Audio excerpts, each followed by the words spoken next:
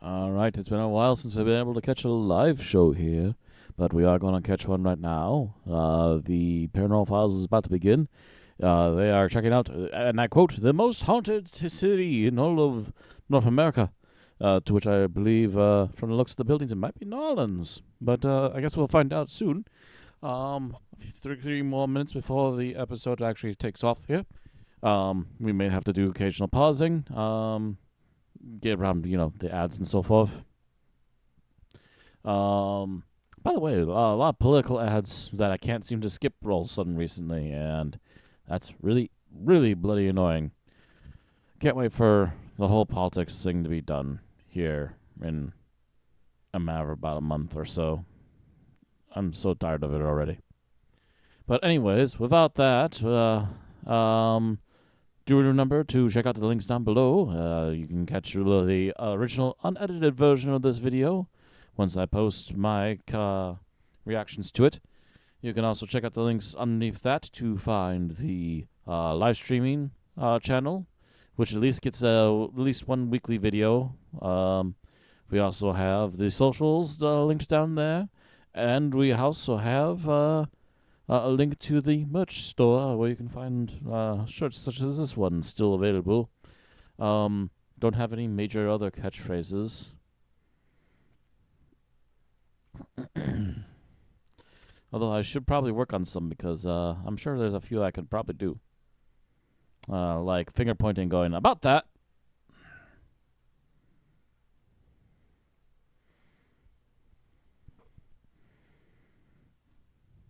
Actually, I just thought of one that I could try and act as something I could easily say too, but I'll hold that one in. We'll see if that becomes a thing or not. But anyways, yes, check out the links down below to find the original videos, all the other good merch and other stuff. And thank you very much again for joining us here. We are at, I believe, somewhere around 85 viewers subscribers until we hit that 1K button. So again, thank you everybody joining us, and I hope you continue to enjoy the content as we continue to put it out for you. The reactions, the music, the video, the let's plays, and so forth. With that said, we are down to just about the last minute here, so I will at least get ready to unmute the video. So again, thank you all very much for watching, and let's prepare ourselves. I think it's going to be New Orleans, but haunted city for paranormal activity. Join us on 3 different spooky haunted places. The city of Galveston, known as not Galveston. I don't know what Galveston is. So maybe it is somewhere near that area. I guess we'll find out in a little bit. Oh, I should also probably close the door just in case we get any back noise here. So unmuting the audio here, and I'll be right back. Dun, dun, dun, dun, dun.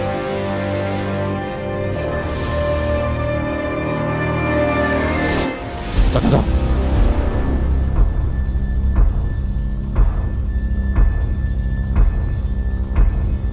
No, no, no, no, no, no, no.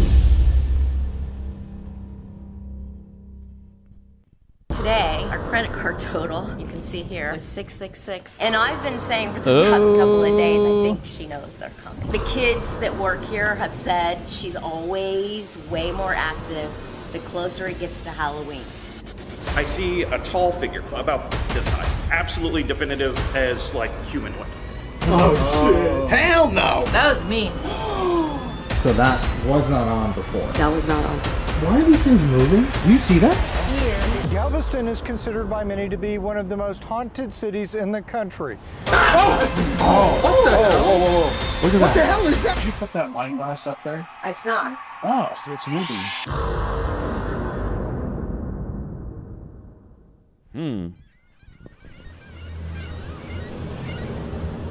Interesting.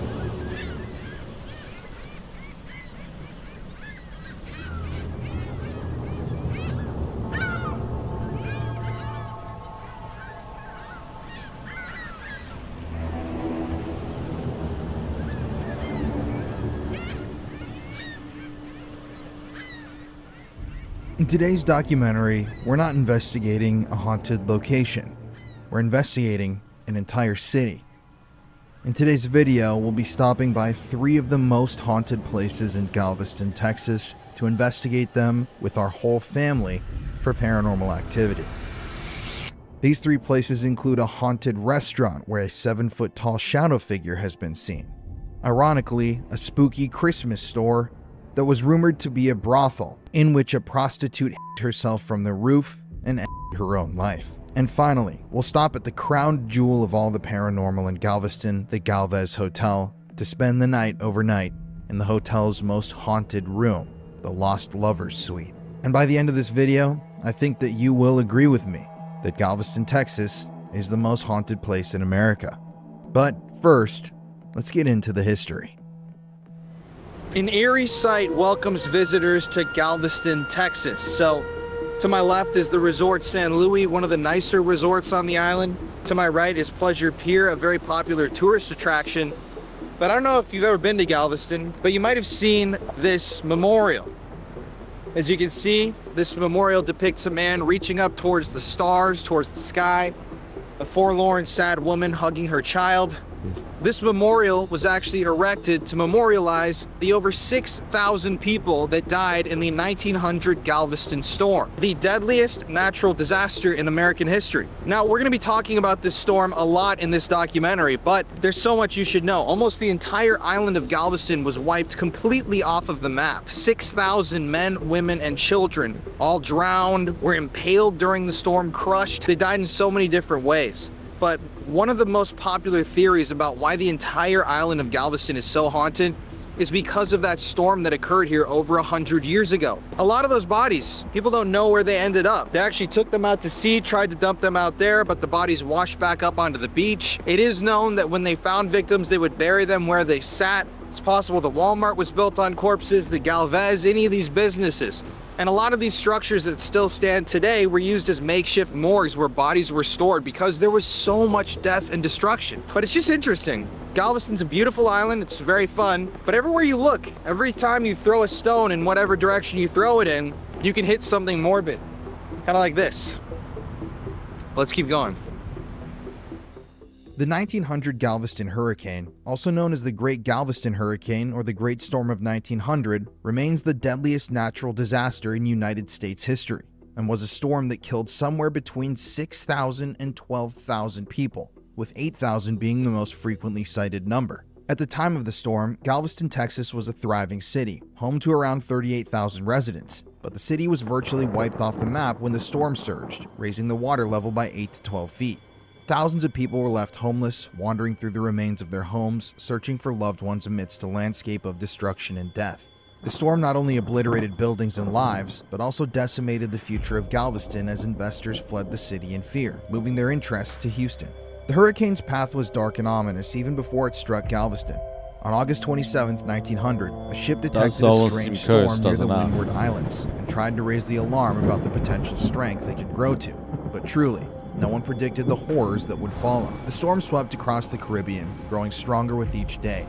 By September 8th, it had become a full-blown Category 4 hurricane, with winds reaching a terrifying 145 miles per hour. And when the storm finally hit Galveston in the early hours of September 8th, 1900, few realized that death was already creeping in. The waters began rising, trapping people inside their homes, burying them under debris, or washing them out to sea. At the time of the storm, the city of Galveston was an extremely prosperous trade hub and very ill prepared for the disaster. At the time that the hurricane struck the town, Galveston was known as the grandest city in Texas and was known across the United States for its opulence and concentration of wealth. Galveston at the time was full of money, and the city was littered with elaborate mansions, high society clubs, and fine dining. In the year 1900, Galveston had the busiest port in Texas, the largest mansions in Texas, the most millionaires in Texas, and some of the first electric lights and telephones in the state. But all the money in the world couldn't have helped prepare those who lived in the grandest city in Texas for the megastorm that was headed their way. You see, the residents in town had become complacent, lulled into a false sense of security by years of minimal storm damage. "We've seen worse before and nothing ever comes of it," residents would say. "Don't even bother preparing. That storm ain't gonna hurt a fly." In fact, this lackadaisical attitude towards storms was such a problem that local meteorologist Isaac Klein, a meteorologist who himself had assured Galvestonians in the past that a severe hurricane would never strike, rode his horse through the streets as he noticed the imminent signs of disaster, warning people on horseback of the incoming hurricane. But it was too late. Many local residents refused to evacuate, unwilling to believe that the storm would be as destructive as it was. They'd been told for years that their little town was practically untouchable. But by that very evening, entire neighborhoods had been washed away, leaving nothing but mangled ruins and the sound of screams trapped beneath the rubble. The immediate death toll of the hurricane was absolutely staggering. As the storm raged across the island, entire families were crushed by falling homes, trapped in the debris and wreckage, or drowned as the waters filled their streets and living rooms. Children, mothers, and fathers disappeared beneath the waves, their dead bodies then carried off to sea by the surging tides. Some Galveston residents were trapped in their homes for days after the storm, waiting for rescuers who sadly would never arrive. Survivors of the storm later recalled hearing the haunting cries of those still alive, buried beneath piles of wreckage, screaming for help. But unfortunately, rescuers couldn't reach them in time as there were just too many people to save. And even though help was so close, those trapped beneath the rubble had already received a death sentence. The storm also turned buildings themselves into deadly projectiles, sending massive chunks of wood and concrete flying through the air. And even those who were lucky enough to survive the initial onslaught often succumbed to their injuries days later, either lying in a makeshift hospital or trapped in the remains of what had once been their homes. Among the most horrifying stories was the fate of the 93 children and 10 nuns at the St. Mary's Orphans Asylum. The nuns who managed the orphanage complex had no idea what was coming. And as the storm began to hit Galveston harder than they had anticipated, they moved all of their faculty and all of the children under their care into the girls' dormitory building, as it was a newer building with sturdier construction.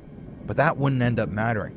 You see, as the water levels surged around the building, the nuns tied the children to themselves with clotheslines in a desperate attempt to keep them all together. The orphans sang Queen of the Waves as the nuns tried to calm them, but the water just kept rising and rising. When the building finally collapsed, only 3 of the children survived, and they actually survived by climbing a tree, while the rest of the 90 children and 10 nuns were swallowed by the storm, their bodies quickly lost in the swirling waters. It was a scene straight out of a nightmare, and the orphanage became a symbol of the profound tragedy that befell the city. The hurricane itself was also horrifying. I mean, just imagine for a second. Wind speeds of over 100 miles per hour, bricks and wood flying through the air. At one point, the water levels these rose days it would be 4 devastating. feet, Back then, 4 that would have feet been in horrifying. just 4 seconds. During the hurricane, the city, with its highest point being at only 8.7 feet above sea level, was completely submerged by storm surge. The flooding began early on the day of September the 8th, and by that evening, water levels rose dramatically, surging, like I said, 4 feet in just 4 seconds at around 7:30 p.m.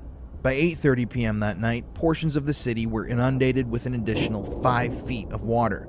The hurricane also unleashed a record 9 inches of rain within 24 hours, and winds were recorded at 100 miles per hour before the powerful winds destroyed the Weather Bureau's instruments. But estimates suggest that they reached 120 miles per hour or higher, propelling debris through the air with deadly force.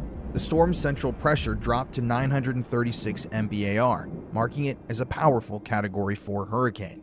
After the storm, Galveston was practically a city of ghosts. Dead bodies littered the streets, rotting in the bright sunlight and steamy Texas heat, tangled in the remains of buildings or floating in the waters pooled throughout the town. Even the city's cemeteries weren't spared. Coffins were ripped from the ground, their contents scattered or carried away by the storm. Bones littered the landscapes from decades-old tombs, and full coffins broke out from the earth and made their way out to float in the ocean. Even the grave of actor Charles Francis Coughlin was not immune. His coffin was washed out to sea and disappeared somewhere in the Gulf. The stench of death hung thick in the air as rescue workers struggled to recover the bodies of victims, many of which were never found. As you can imagine, the scale of the devastation was absolutely overwhelming. All bridges connecting Galveston to the mainland were destroyed, and with them, the hopes of many survivors for immediate help. For days after the storm, the city was cut off from the outside world. Survivors, dazed, confused, and injured, wandered through the wreckage, searching for food, shelter, and their lost loved ones. The dead, as it turned out, were so numerous that burying them became impossible. Instead, workers began piling bodies onto ships and barges, transporting these corpses out into the ocean and dumping them at sea. But the Gulf refused to keep the dead. Many of those same bodies washed back ashore, and soon funeral pyres were set up all over the city to burn the corpses. I mean, literally, imagine that. The beaches were covered with hundreds, So many thousands all of gone at dead, once that rotting, you can't decaying even put them away bodies. properly. I can't even begin to imagine what that must have looked like. The task of collecting and burning these bodies was grim, made even worse by the trauma experienced by those who were quickly hired for the job. It seemed at the time that many weren't up for the task. They were either injured themselves, they were grieving the loss of their own loved ones, or they just weren't up to the task of scavenging and burning the rotting corpses of their family and friends. Dead gangs, as they were called, were formed overnight, groups of men that were ordered to roam the streets of the city, collect the bodies of the dead, and bring them to the beaches where they would either be shipped out to sea or burned. And performing the most gruesome and undesirable task of them all, a group of 50 black men were forced to load those corpses onto those stinky ships at gunpoint, forced by other locals to do the dirtiest of work. In order to keep these dead gangs going, the men in each of the groups were given free whiskey by local authorities, just enough liquor to keep them drunk enough to keep gathering the dead. The corpse fires burned day and night on the beaches of Galveston for weeks on end, a macabre spectacle lighting the night sky over the rubble and ruins of the destroyed city.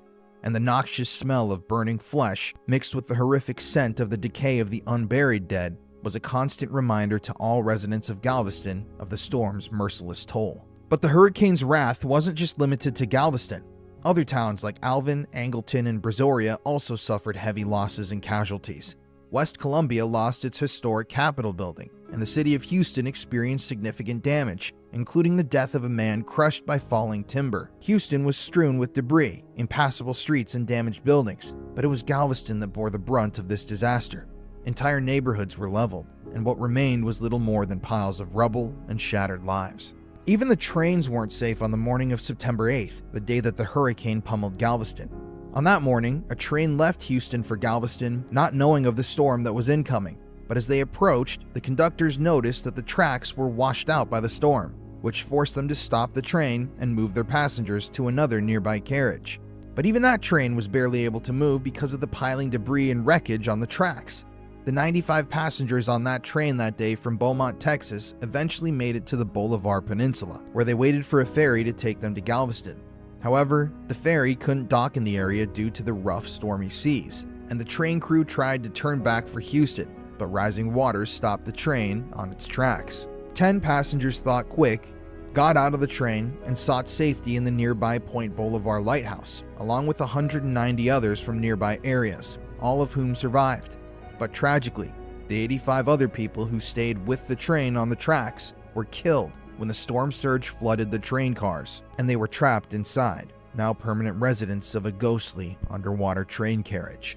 When rescuers finally reached Galveston, days after the storm, they were greeted by an absolutely apocalyptic scene. A 3-mile-long wall of debris stretched across the city, and survivors on the island were few and far between. The waters had carried away entire communities, and the corpses of the dead outnumbered the bodies of the living. The once thriving city was now a wasteland, its population reduced by thousands, 20%, in one night. A survey at the time later revealed that it was believed 8,000 people had died, though many thought, like I said earlier, that the true number was much higher. The survivors, those lucky enough to have escaped the immediate destruction, often died slow deaths in the wreckage, their cries for help unanswered. In the aftermath, the city tried to pick up the pieces. Relief committees were formed and efforts were made to rebuild, but Galveston would just never be the same. The golden era of the city was over, its future washed away with the thousands of souls who had perished in the storm. Investors, who had been eager to flood their money into Galveston just weeks before the hurricane, fled the area, fearing that the city was cursed, and Galveston's status as a major port city shifted to Houston. Even the dead weren't After allowed that, to rest in peace, as their bodies were typically hastily burned or buried in mass graves, even to this day. locations of which are still unknown to this day, their lives reduced to ash in an instant. Despite the best efforts of rescuers and relief workers, the dead were just too numerous to account for properly. Even today in 2024, a true and accurate death toll to attribute to the storm isn't known. The storm claimed so many lives and destroyed so many historical records and census papers that the exact number of people who died in the hurricane may never be clear. Entire families and generations were wiped out, their names lost to history, buried beneath the rubble or lost at sea. For weeks, those body fires burned, and the survivors struggled to make sense of the devastation. Galveston, once a beacon of prosperity, had become a city of the dead. And to put all of this into perspective for a modern audience, we all know Hurricane Katrina. We think of Katrina as the pinnacle of deadliness when it comes to natural disasters in America. But let me tell you, it wasn't. It's estimated nowadays that a little over 1,800 people died during and in the wake of Katrina. But over 6,000, with some claiming as many as 12,000, died during the Galveston storm. That's just absolutely insane to think about. The legacy of the Galveston hurricane remains a dark chapter in American history. To this day, it's not just remembered for the staggering loss of life, but for the grim methods required to deal with the aftermath. The burned bodies, the floating coffins, the cries of the trapped, all serve as reminders of nature's ability to inflict unimaginable horror. The storm marked the end of a prosperous era for Galveston, and though the city eventually rebuilt, it was and is haunted forever by the memory of the thousands who perished in the Great Storm of 1900. So, could this traumatic event be why Galveston itself is so haunted? I don't know. Let's keep digging. So right behind us right now is one of the most haunted places in all of Galveston. Now, you guys who follow me on social media might recognize this location, but this is the Walmart on Seawall Boulevard here in Galveston. Now, this place has a very, very interesting history. Back in the day before that 1900 storm that wiped out almost the entire city of Galveston, back before that storm on this very property sat an orphanage, an orphan asylum as they used to refer to them as. When the storm hit, the nuns that were overseeing the orphans and the orphan children were trapped. There wasn't much forewarning given behind this storm in anticipation of it. So when the storm hit, the building was decimated, and in the carnage afterwards, the bodies of children were found tied together in a big centipede-like string attached at one end to one of their nuns who was trying to save them. But all of that history, all of that haunted, horrific stuff that happened here has given rise to rumors that this is one of the most haunted spots on this entire little island. And I think it's interesting.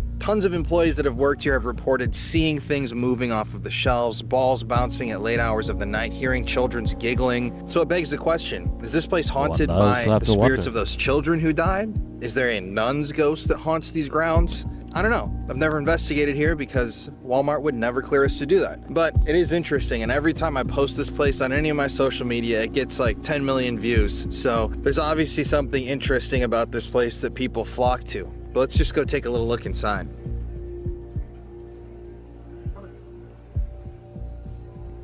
This is Halloween. Gotta love some good Halloween decorations, right? Oh, yeah. That's such a woman. That was cringy. Jeff, put one of these on.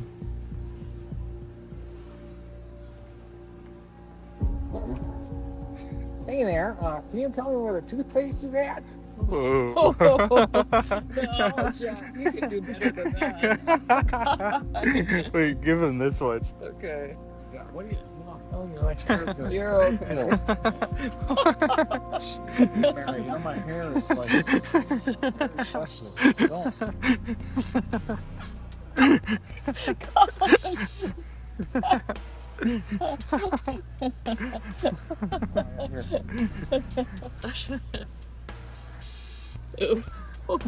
Oh.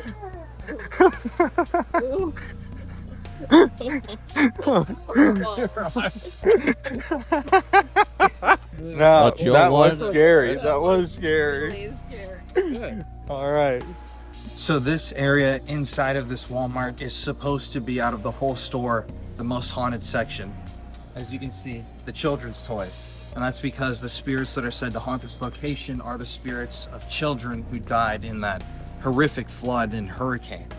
Remember, their bodies were found tied to the bodies of nuns. So employees have seen toys flying off of shelves. They've seen balls bouncing by themselves in the new snow hallways. cone machine. Nice. And late at night, this area is reported to just be very spooky.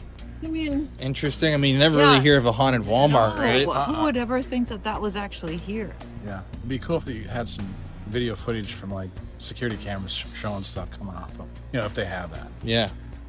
It's interesting. I bet you if Walmart Something even else had that's that, they interesting would about still the bury it hurricane just is the because they don't fact want the that negative it press. was That, reported what they that think whenever would be they negative found press. these nuns' bodies or the bodies of children, they buried them exactly where they found them. So the Galvez itself is rumored to be almost built on top of a mass grave of children's bodies. That's one of the rumors why they have children haunting the place.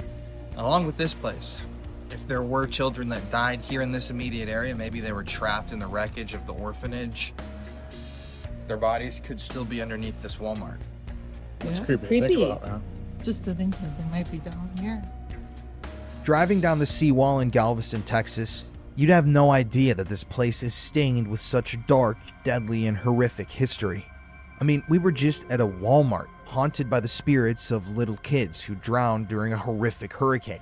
And we were now on our way to one of Galveston's most infamous haunted landmarks, the ghost face of UTMB.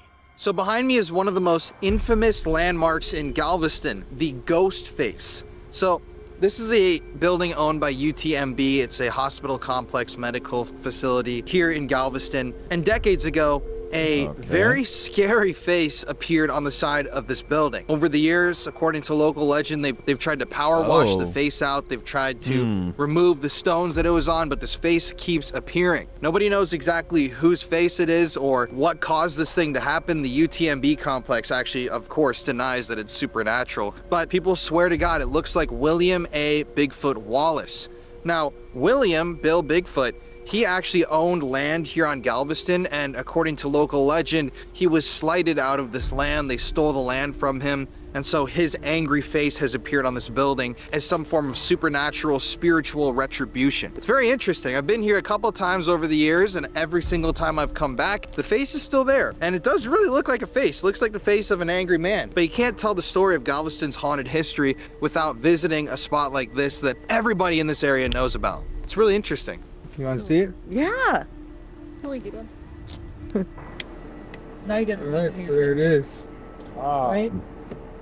So, interestingly enough, we were just on the wrong side of the building, and a security guard for that parking lot pulled up, informed us that you got to drive over here so you can see the ghost face. But there it is, and it looks a lot like William Bigfoot Wallace.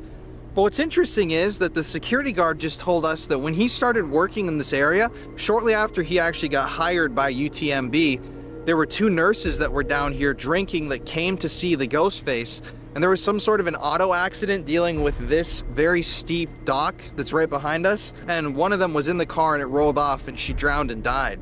So there is some weird history with this thing. I mean, it's really weird that a ghost face drew in these nurses, and then one of them unfortunately passed away in pursuit of seeing this thing. Yeah, I mean, you can really, it looks like a face, right? What do you guys think?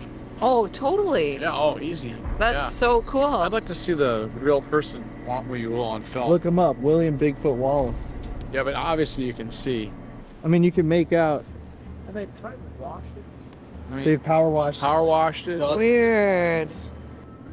You can really see though.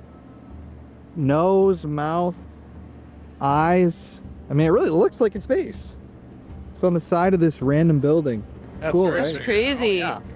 It's so cool. Just another part of Galveston's haunted history. And just to think they tried to power wash it off. I know, right? Well, the And interesting. that's like the shoulder, and I mean, it's a face. I think it's interesting, like you talked, like he told us, he didn't want to be on camera, but how these girls came here and then they backed, somehow the car went in reverse or they backed I up. think and they didn't put it in park. put it in or park, something. and then it fell over here. The one girl was trapped and drowned. Yeah. Never know. It's Scary. weird, right? Ugh. I didn't even know that. But that face, super cool to come Here we see. go. Even his mouth. I know. That's But those dark eyes, look at the eyes. Look how dark up there they are. Yeah, I know. And that's the guy who they ripped out of money in Galveston Wow. Oh. because he had the land here and they stole it from him. I think Interesting. it's revenge.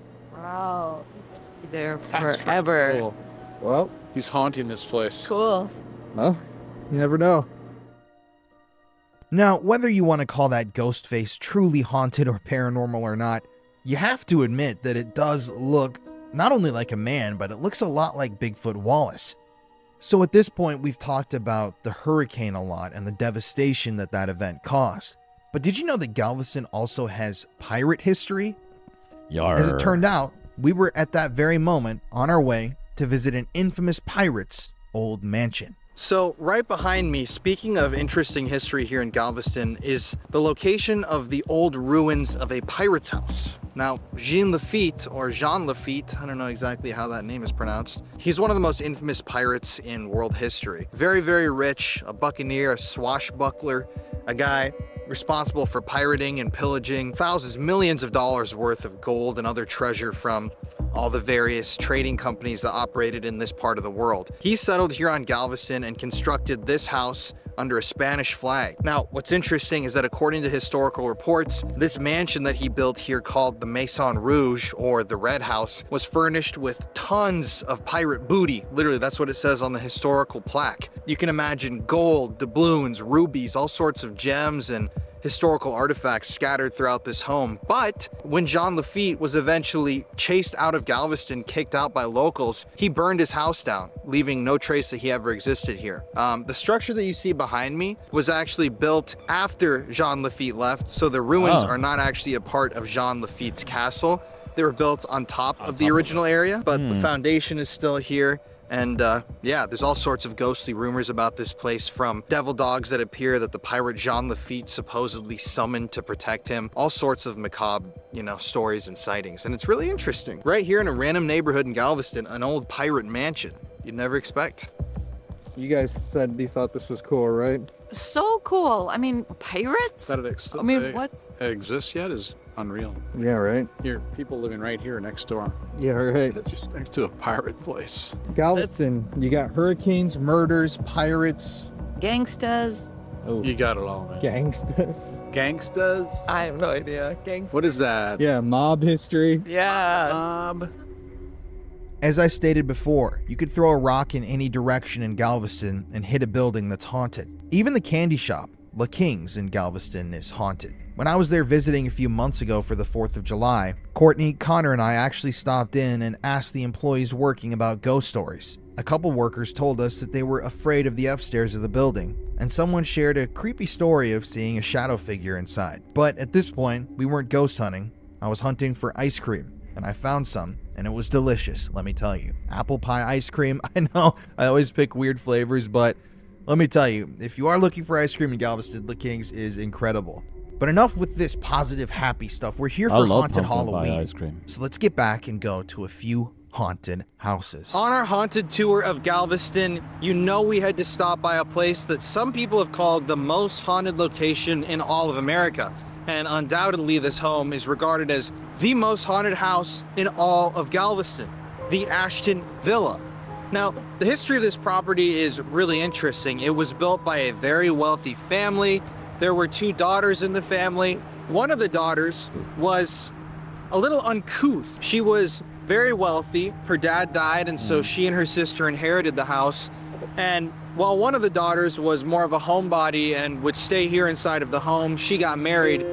The other daughter decided that that wasn't the life that she wanted. So she would race carriages down this street right in front of us. She would smoke huge cigars out in public. She would travel around unchaperoned. Keep in mind, this is in the late 1800s, early 1900s, before women had the rights that they do today. So she was a real boundary pusher. Her spirit has been seen multiple times inside of the home, and people have seen everything in here, from a woman floating around with blonde hair who's thought to be the sister, to even hearing the noises of a phantom piano player echoing through the halls late at night.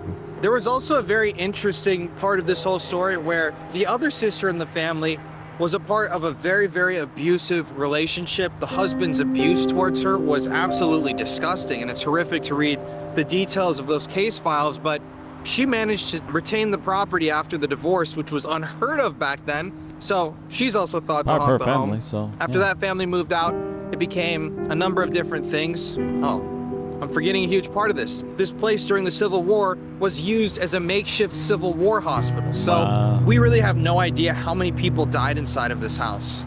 And yeah, so it was a Civil War hospital, an opulent private residence. Afterwards, it was sold and it became a Masonic hall. So the Freemasons were in here. It eventually went abandoned until the 1970s when restorations were carried out on the building. You used to be able to do tours there. I actually went on a tour. It's beautiful inside, but nowadays they actually claim that this place is not haunted, which I think is very interesting. Some businesses who have haunted locations and operate inside of haunted locations, I've run into this many, many times. You'll call them and ask for information about trying to investigate or getting inside of this building, this beautiful historic property that's known to be haunted. And they'll laugh at you. They'll say, oh, there's no way that that place is haunted. Oh, there's no such thing as ghosts. That's happened to my mom, my dad, Connor, and I. We've all experienced that. So that's just a funny little side note. The most haunted house in Galveston, according to them, is apparently not haunted. So make of that what you will, but we still had to stop here because of the incredible history of this building and the ghost stories. So just a short drive down the street from the Ashton Villa is another one of the most haunted places in all of Galveston, the Bishop's Palace. This ornate chateau-style home was built in the 1800s by a railroad magnate named Walter Gresham. And before this place was known as the Bishop's Palace, it was known as the Gresham Castle. Now, Mr. Gresham, he died eventually, obviously. His spirit has been seen all around this property. Rumors say that his ghost is very protective over his home. He's actually seen all around the outside, pacing along these balconies, making sure nobody breaks in and that all is good and calm. It's also interesting that there are a number of ghost stories that emanated from this place from times before, during, and after hurricanes. Now, that's interesting. Apparently, Walter's ghost has been seen the most right before a hurricane or during a hurricane. It seems that even in the afterlife, he's protecting his prized castle. Now, you're probably wondering why it's called the Bishop's Palace. Well, that's because after Walter died, this place was sold to a local bishop. He lived in here. There's a lot that you can unpack there, but that local bishop, when he died, he was a very beloved figure here in Galveston. He actually had 8,000 people attend his funeral. And after he died, the place changed hands a few more times, and now it's just a private venue, a place where you can take tours. And yeah, it's beautiful. But another really interesting part of this is Walter's wife, Josephine. She traveled all the time, and she would always write postcards to send back to Walter when he was here at the castle. Now, there's a box inside of this home that is filled with her personal postcards. And according to employees and people who've lived here and stayed here, that box of postcards moves all throughout the house at all times. It's one of the most infamous ghost stories from this place, the moving box of cards. And yeah, I mean, just looking at the exterior of this home, you can tell, you get the vibe that it's haunted. I'd kill to be able to investigate here one day. Maybe we will. It just looks haunted, doesn't it? Oh my gosh, it's so cool. I want to go in. I wish we could investigate. The Gothic architecture. Oh my gosh, it's beautiful. It's so ornate. It is. All the details. That's really cool. Well, maybe one day. Yeah. Notice anything about this grave? This one right here? Alberti? Well, she had a lot of kids. 94. And Oh, they all died? yeah. Oh my Wow. gosh, they all died? When they're In the dying of same fire? year? Fire or flood? The flood? She murdered all of her kids. What? She's buried with her victims. Dorothea? No, wait a second. Elise. Elise? She poisoned all of her children. Oh, my wife. Oh, this is the gosh. husband And the wife. and the She's the one wife. who poisoned all of them. And then she lived another 3-4 years after they died. Terrible. Wow. You don't ever really see not only the graves of murderers, but all their victims in one place. Yeah, Oh. interesting. So we're here at the Broadway Catholic Cemetery in Galveston. This is one of the most picturesque, most beautiful cemeteries in Texas, especially in May, June, April, when all the flowers here, you can still see some of the yellow flowers. This whole cemetery is blanketed in flowers and it's beautiful. But like I just pointed out to Mary and Jeff, if you notice on this tombstone, there's 5 children of Elise and Louise who all died in the same year. And at first people thought that it was some sort of weird coincidence, but something was off, and eventually they discovered that the mother, Elise, had poisoned her entire family, all of her children, and killed them. So we need to talk for a second about Elise Alberti. She's the most infamous resident of this cemetery, and in local newspapers at the time of these murders, she was referred to as the Demented Mother. Now, according to reports, Elise Alberti began to change after the loss of her firstborn in 1884. As it turns out, her son Louis, or Louis, had died of lockjaw at the age of 7. Newspapers at the time reported that Elise Alberti was acting queerly or unwell. Shortly afterwards, she lost her 15-year-old sister to lung congestion, and people have suspected that Elise suffered from postpartum depression amidst the deaths of her son and sister. But when Elise Alberti's second child died, that threw her over the edge. According to reports, she became volatile, unpredictably daft, deranged, and violent. The people in her life at the time decided that she should be sent to her parents, who could oversee and perhaps help her overcome her bereavement. But after a few weeks spent with her parents, Elise returned home, and friends and family reported she still wasn't acting like herself. And so on December 4th, 1894, Elise called all of her kids into the kitchen in their home in Galveston and gave them a few sips of wine. Back then, it was a chilly winter day, and this seemed completely normal. In fact, Elise's husband was completely unapprehensive, and he even requested a bit of wine for himself. Elise's husband, Louis, also remained completely calm as he watched his wife pour his glass of wine from a completely separate bottle. Even as his children cried out that the wine contained morphine, Louis was unbothered. He didn't believe them. He thought they were just acting up. Afterwards, he returned to his workplace, completely unaware that Elise was in the process of murdering their children. Shortly after the wine incident, the 4 children were sent to their bedrooms, where they began to complain of cramps. In their beds, the 4 children began to screech, twist, shriek, and writhe, their bodies uncontrollably convulsed. And Louis, who ran from his workplace inside of the home, was absolutely shocked and terror-stricken when he noticed all 4 of his children writhing throughout their beds, screaming in pain. And eerily enough, according to Louis, while all 4 of the children sat screaming and writhing in pain, he looked up and saw his wife, Elise, remained calm, with her hands folded neatly above her lap, sitting, watching everything unfold. And when Louis asked his wife, Elise, what had just happened, Elise replied that simply she had poisoned the wine. She even told him that she herself had been planning to drink the wine as well, but she had been interrupted by his early arrival home.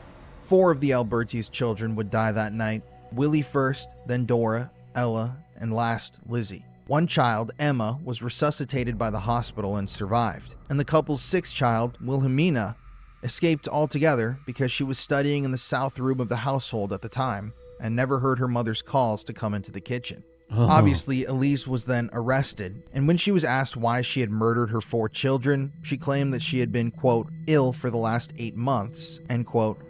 And she also said, quote, I could not fill my obligations to my babies. They are better off, end quote. Afterwards, Elise Alberti was sent to the San Antonio Asylum, where she spent a few years rehabilitating. Strangely, she was actually eventually released, and she then returned to Galveston, Texas, where shortly afterwards, she took her own and was then buried with the bodies of her victims, her own children. What a horrific, shocking story. It's really interesting because it's just another side note in the bizarre, creepy history of Galveston, Texas, but you also never see murderers' graves like this, especially buried with their victims. We saw that with Lizzie Borden. You know, we went to her grave earlier this year and she's buried with her parents. Also in nearby Houston, there's Dean Coral, who's actually buried in a public cemetery like this. But yeah, this is just something you don't really see often, and it's really interesting, especially eerie. When you just see 1894, 1894, 1894, 1894, 1894. She didn't poison them all at once, or was it over time in that same year? No, I think it was all at once. All at once. Oh. Yeah, there's no days on there. Very interesting. Yeah. Wow, very interesting. And this place obviously is supposed to be haunted. Oh, it seems like it. The snails on the graves. You guys pointed that out? Yeah, isn't that weird? Yeah, I don't think I've ever seen that. Whoa. No. Interesting. Snails on the graves. It's that warm climate. Oh, look at all the snails on that. Oh, wow. Weird. Huh. What? Look at this. What? Oh my god. Oh, look at all of them. Weird. What the hell? Very Look, interesting. there's a race on that one. That guy Whoever gets to the top. winning up there. I like that. Departed this life. Look at, do you see that Mardi Gras one right there? I wonder whose that is. Oh, wow. Let's go look at it.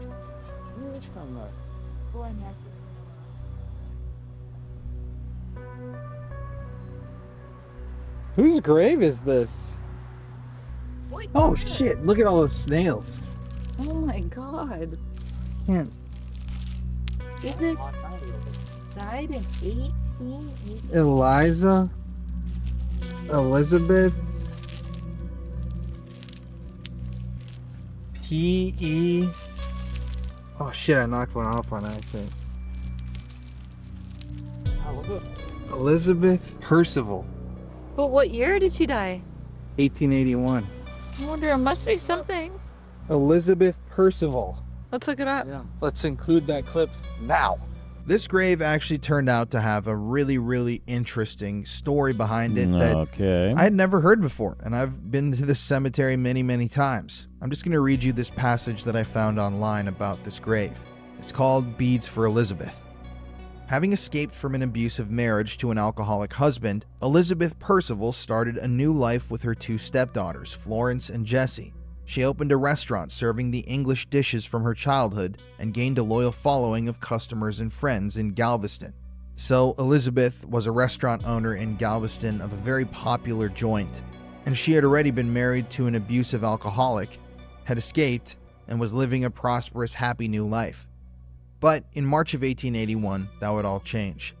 That March, Elizabeth and her daughters invited their friends to join them at their restaurant, which was right on Galveston's Mardi Gras parade route, for a night of fun, food, and fellowship. But they had no way of knowing that this night of revelry would end in tragedy. You see, someone was plotting something dark. As Elizabeth, her family, and friends ate, dined, and laughed inside of the restaurant that she owned and operated, her ex-husband, the abusive alcoholic, approached and hid amongst the floats and marchers in the Mardi Gras parade that was passing by the front of the restaurant. As the parade passed the restaurant with its loud colors and huge floats, Elizabeth's abusive alcoholic ex-husband emerged from between two floats, took aim, and shot Elizabeth in front of everyone who loved her. Her stepdaughters, who she had rescued from their natural father, were grief-stricken as they watched their mother bleed out and die right before their very eyes. So, as it turns out, Wow. Elizabeth Percival was murdered during Mardi Gras festivities, and to the present day, during Mardi Gras season, people leave beads on her gravestone as a show of respect and remembrance. All of that from a tombstone, a story I'd never heard before. Really, really interesting, right? See mausoleum here. Mausoleum. You can see in there. Look at this one. All the fish, nautical stuff. Isn't that like coral? Or no, it's a reef. I'm stupid. Oh, it looked like it though, especially with all the Snails. snails. Weird. Called Snail Cemetery. Snail dome. Nailsville, USA. All right, I think we're good. You know, Now, Galveston also isn't a stranger to serial killers and horrific murders. For example, there's the Texas killing fields, which we've investigated on our channel before, which, according to some people, involves the Galveston seawall area. For example, there's serial killer Edward Harold Bell, who was the first fugitive to be featured in the Texan rendition of America's Most Wanted. Edward Harold Bell is considered to be a very strong suspect in the murders of several young women near Galveston in the 1970s.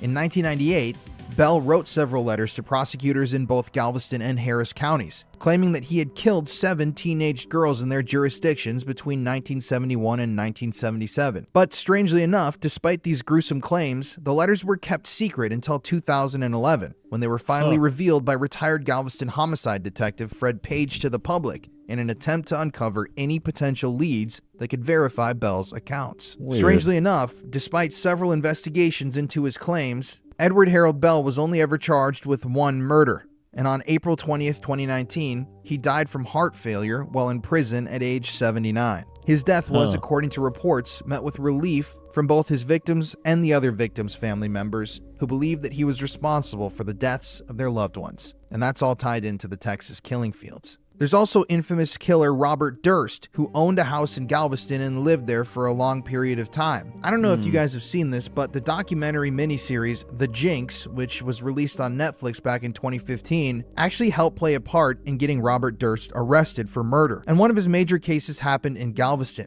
While he was living there, his 71-year-old neighbor went missing. And shortly afterwards, Robert Durst was arrested in Galveston after body parts belonging to his elderly neighbor, 71-year-old Morris Black, were found floating out in Galveston Bay. Now, we could talk a lot about Robert Durst, but I actually visited his house a few years ago, so let's just check this out. Looks like they're midst of cleaning up. Or reconstructing the inside or something.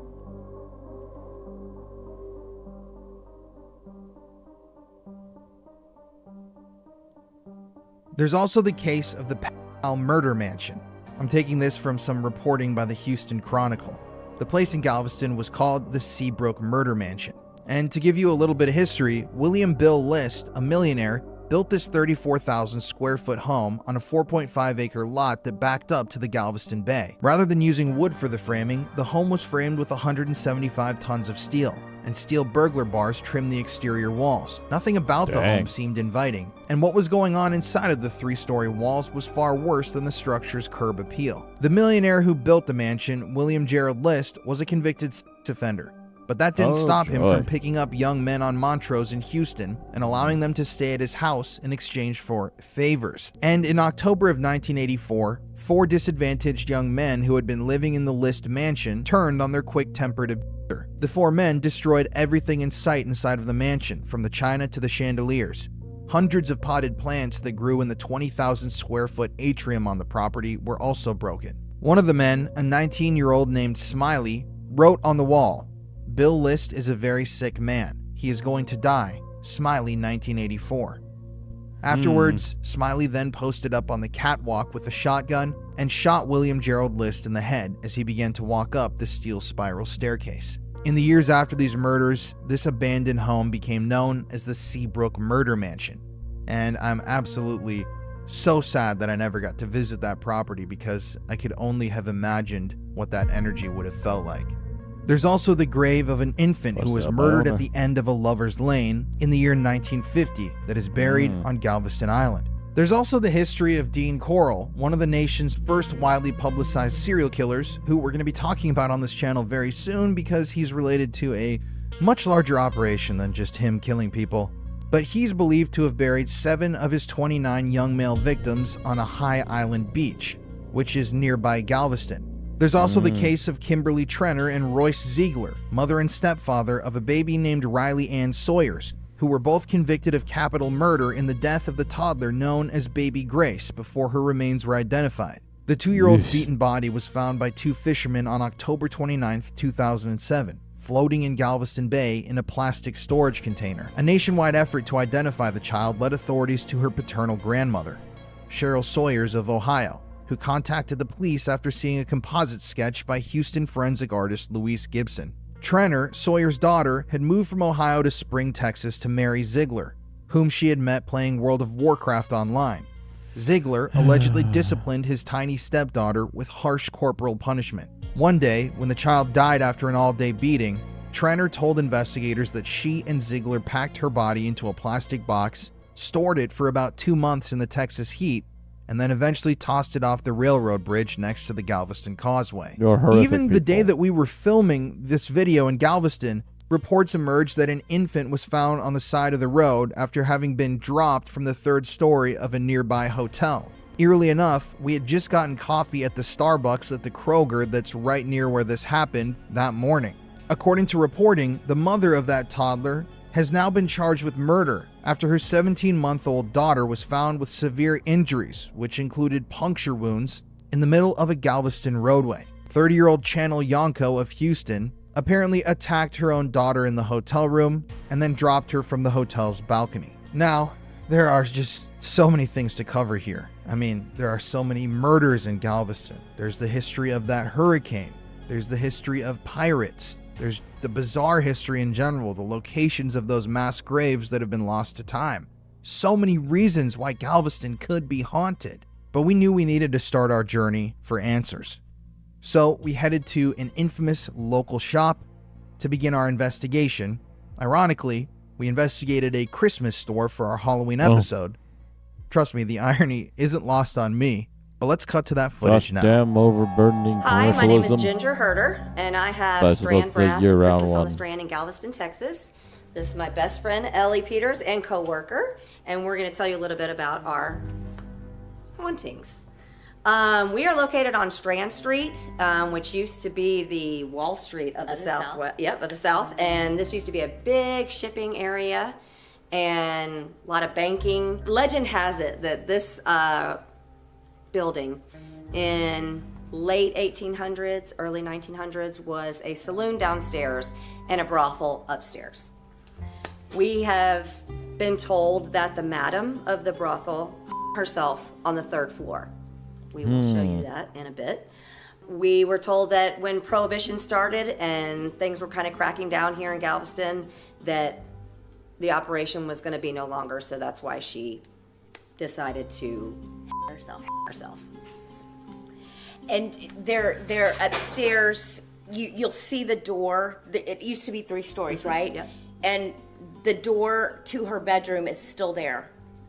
That's the only thing left on the 3rd floor. With a few stairs just going to it. And we were told that there are marks on the wall of the number of clients that she had. The customers. Yes. Really? Yes, we are. Yes, so And hopefully we can get up there and see The that. previous owners of this building renovated it, and the floor was higher, and they Tore out the floor to make it To street make it level. street level. And found hundreds of wine bottles under.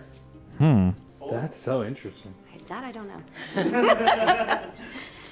What do you think that was from? Like Prohibition? I would think so. Or Most I mean, likely. who knows what their trash situation was back then? That Maybe too. they just, who knows? Yeah. Who knows? It's a lot of wine, A lot of wine. A lot of wine. especially wine that you're gonna bury. Right? And if it was a saloon, I mean, I would guess that they were empty. yeah, I would guess it. That would be my All guess. right. Well, you wanna walk around? Sure. Oh, yes. Oh, Yeah, so some yeah, vintages so- if they weren't. Today, our credit card total, you can see here, was 666. Does that happen very often? No, no. Never. And I've been saying for the past couple of days, I think she knows they're coming. Yeah, that is really, really bizarre. I know. You know? Isn't it And crazy? you know, we say it's a she. We know the story, so we assume it's her. Right, but we don't know that. Well, I was just going to say, I have not had that many experiences. The only one I can truly account for that I really felt it made my heart beat fast and felt really weird is this was probably 9 years ago, maybe, and just one other employee and I were here. And I clearly heard someone walking down the ramp in the back. So much so that I'm like, hey, Casey, do you need some help back there? And she was in the front of the store. And it literally made the hair on the back of my neck stand up. That's the one I have really can't explain. It's always creepy when you hear stuff like that, like footsteps. Like yesterday, Sunday, I was upstairs, and it was the end of the day, and I heard a ruckus in the little corner, and it just your whole body gets cold. And I got out of there really quick. I think we've all felt the Something. chills, the look over your shoulder, there's a shadow behind you that shouldn't be there. And several customers have felt and told us that they felt someone standing right behind them and turning around. Interesting. And in the back, we had a customer say that, I mean, just randomly said, we feel a presence back there. They didn't know the history Had no of the idea. building. Had no idea. So none of these people know the history. Zero. No. They're all No. experiencing stuff. Yeah. It's We interesting. put it on our sign about a week ago, ask us about our ghost Helen. So people are asking and they're very interested. We've told them about your YouTube channel and, given them the name, and people it's piqued their interest. Yeah, but people that see stuff and hear stuff come to us not knowing a thing, and they're like, something's strange, that they feel something strange. That would be And very don't look freaky, good. I gotta Yeah. say. It's interesting. I don't think we've ever done, or I've even heard of a haunted Christmas shop. It adds just a unique element to Well, the whole thing. and you just wonder, does she not like it? Does she like it? Does she want to hang out with us? Does she like? Following you around, maybe. I mean, I don't know. And then, so, like, some days when there's a lot going on in the Consuela bags or when things are coming off the back of the counter, we're like, what do we do to upset her? What's different today?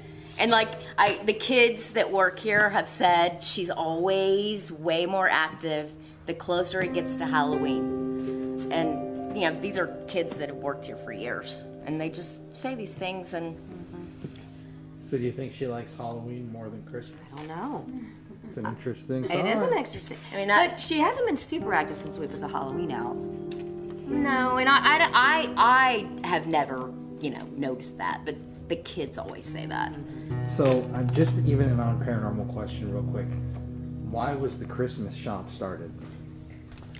There were 2 previous owners before us, and the original owner had a very small store called it's Occidental Trading Company, and it was nothing but brass, it was nothing but nautical, and she did that for years, and then she decided that Galveston may be missing out something, and she added a small Christmas store to the back of her store. It was a But very small area. It was next door. Yeah, we were next door for 25 years. We've only been here going on 9.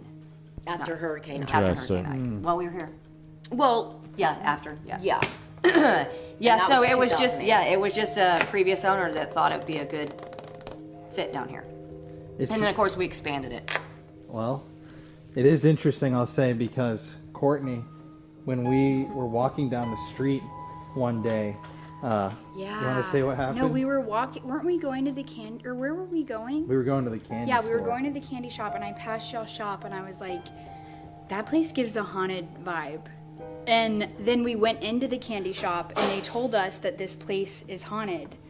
And so I was like, that's so weird that when I was walking past it, I literally said it kind of gives a haunted vibe. And I was next door earlier today, and I was telling them that y'all are coming, and she said, "Oh, we feel things all the time," and they think their ghost is a child, but I didn't get a story. So. Yeah, I'd never heard that from them before. So Huh. interesting. Yeah. It's funny because I really do think that with all the stuff that's happened in Galveston, I mean, you have Native American history, you have pirate history, you have hurricane. I mean, the storm, it killed over 6,000 people in less than 24 hours, and then pretty much every building that was still standing was used as morgue.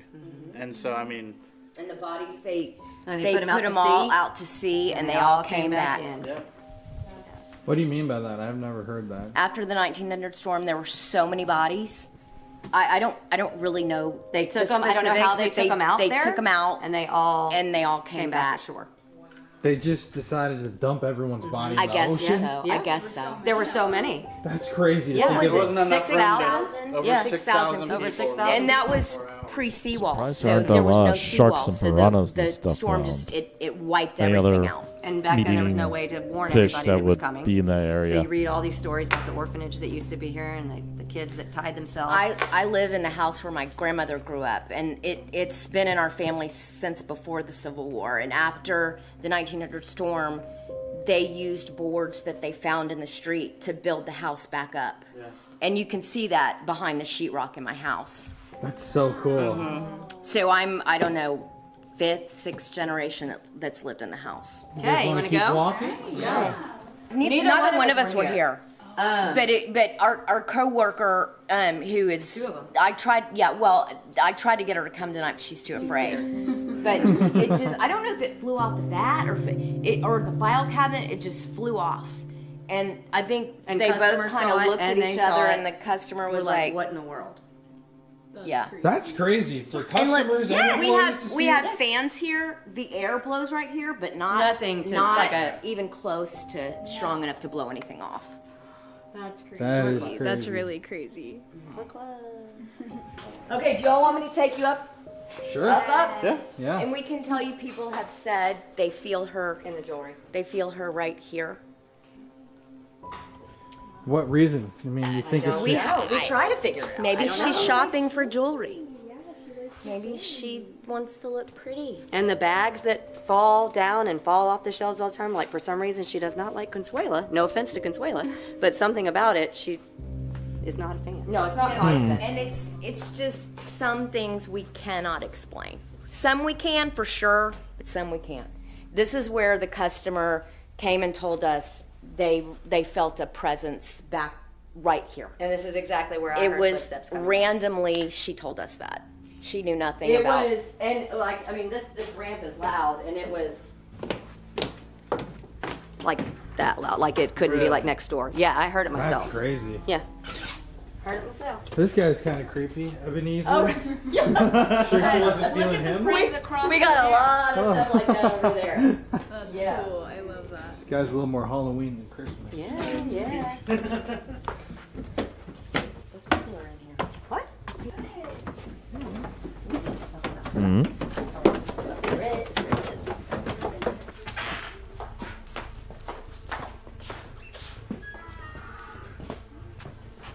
Oh. Oh, wow. Oh, that's crazy cool. What the heck? So I don't know where. Go ahead. I don't think I've ever seen something quite like that. Oh, There's the door, interesting. right? And there. Oh, and see the stair. Where are the stairs? Well, I guess I'm crazy. I Yeah, thought no, there I were a don't few think there steps. are I any thought stairs. I guess there were a couple. I guess I don't But know. I didn't know that about The notches. Uh-huh. And I don't know if that was. I don't know if that was marked up there. This has obviously been painted over with some sort of silver paint, so I don't know if you would be able to see it. And what Allison said, it sounds like that part might be there still, but I can imagine. But that is. But this is where she hung she's herself. supposed. And you see the doorknob. Yes.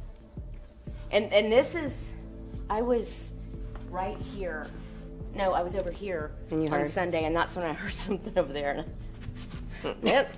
Nope, I'm out. Because the darker it gets, the scarier it gets.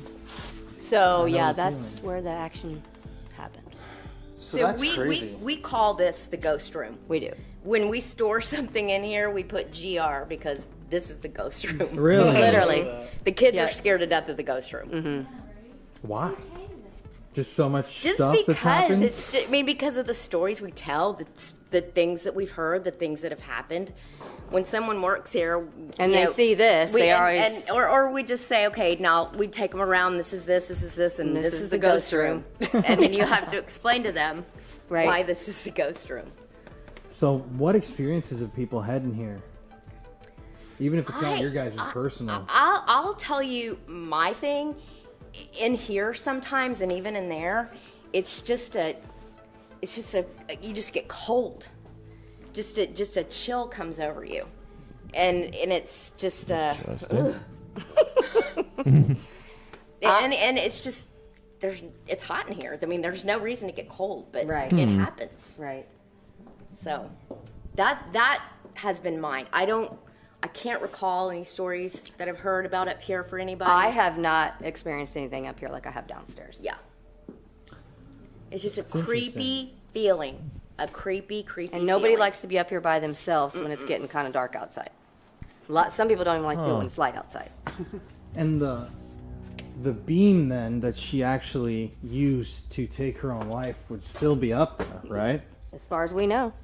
Because all that wood looks to be. Oh yes, like Ellie said. I mean, at most it's been painted.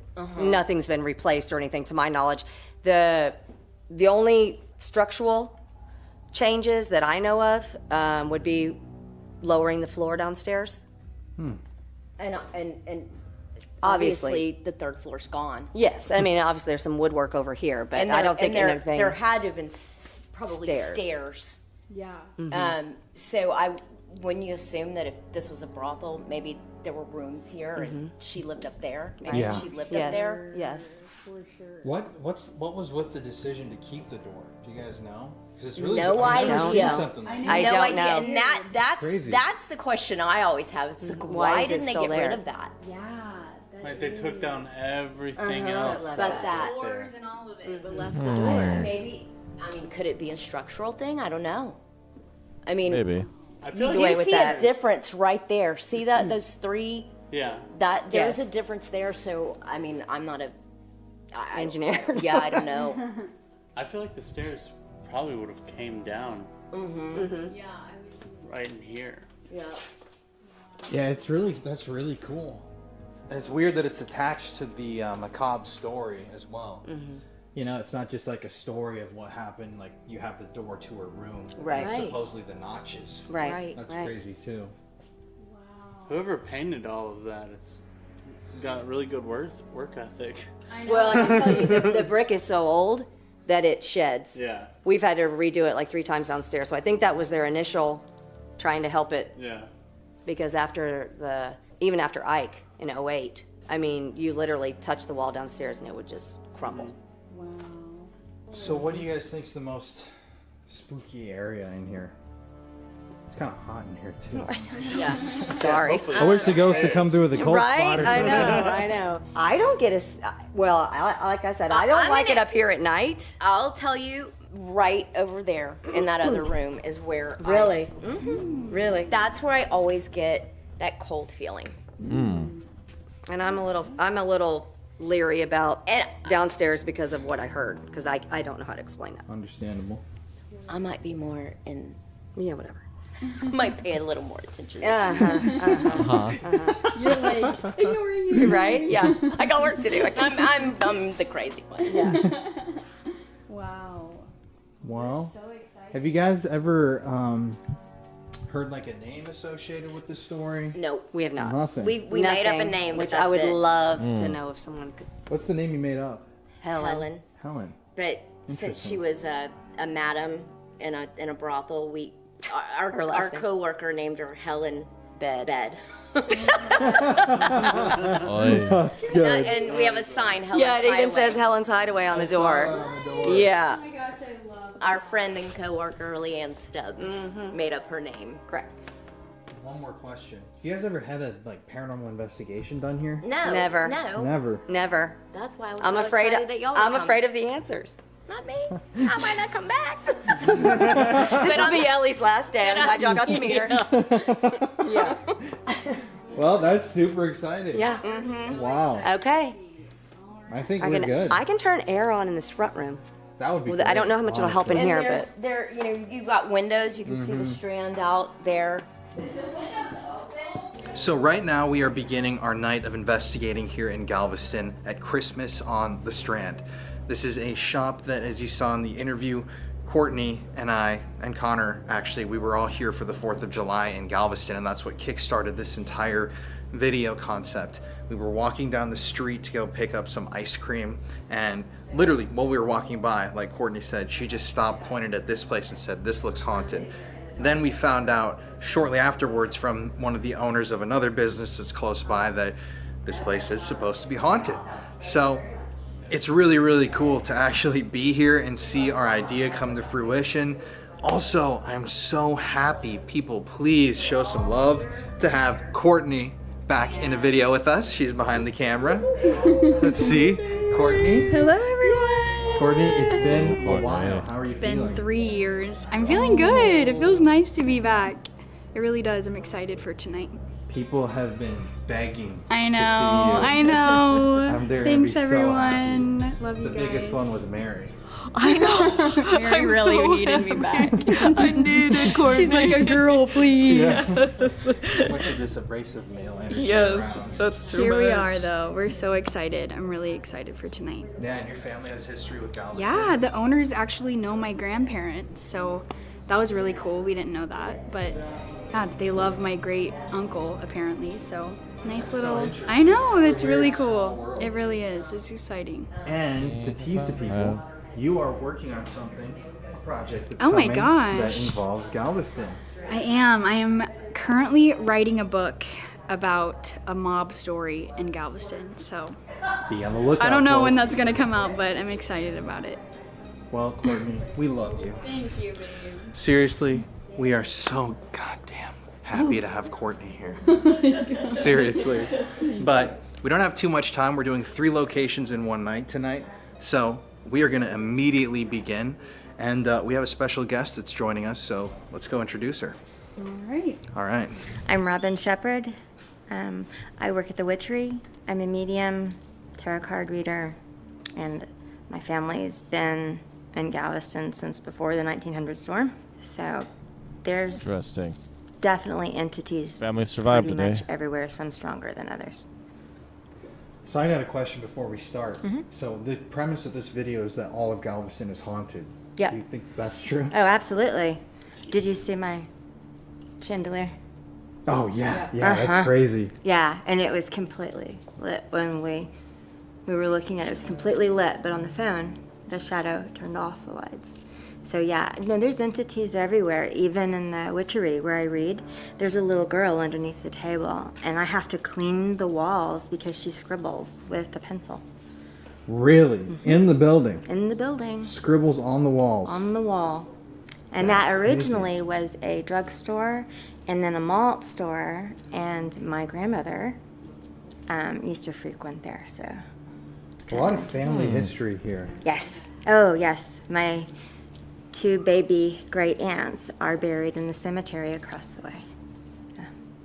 Well, do you think that most of the energy here is relating, or just a lot of it, to that storm? Yeah. Oh, yeah. Because I mean, so many died. So and many when you have died and that so much energy stuff got that uplifted and leads turned all around. together, and those were soul groups. So, in my belief system, we make a contract, before we're born, and what we're gonna do, what we're gonna achieve, how we're gonna evolve, and then we come down to, unfortunately, my lifetime. I guess I chose a chaotic world, but you can learn more in a chaotic world than you can in a peaceful world. And so I have to believe that those soul groups chose to be born knowing, before they came to be born, that they would be in this tragedy. But I think energy's always left behind, especially if it's emotional and attachment. So there's something definitely here, all the way up through the top. Well, we are going to combine your walkthrough with an investigation. So when you start picking stuff up, or, whatever happens, Okay. let us know, like, oh, this is definitely an area, and we can quickly set up some devices and see what we can pick up on.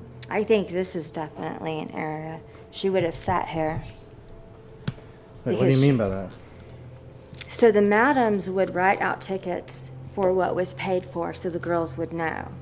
And Galveston still has some, tickets for prostitution. So I've seen those, I know. But she would want complete control over this area because I believe that this is where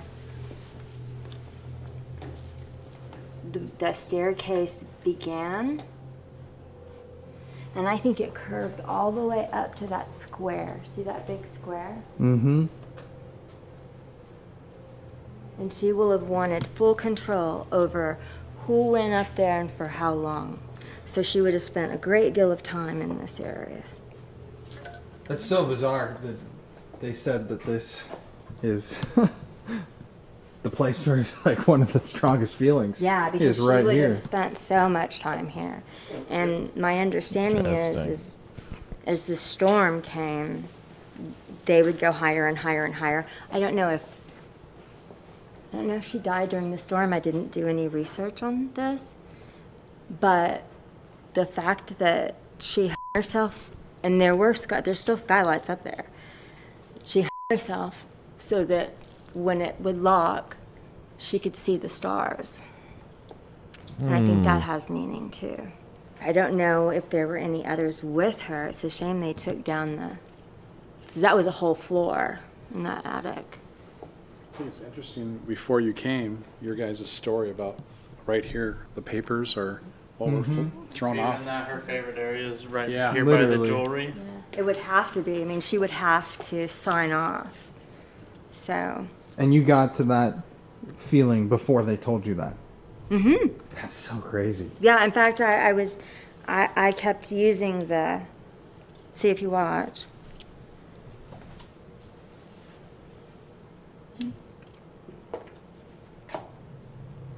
See, it gets closer. And I can't manage that. I can't.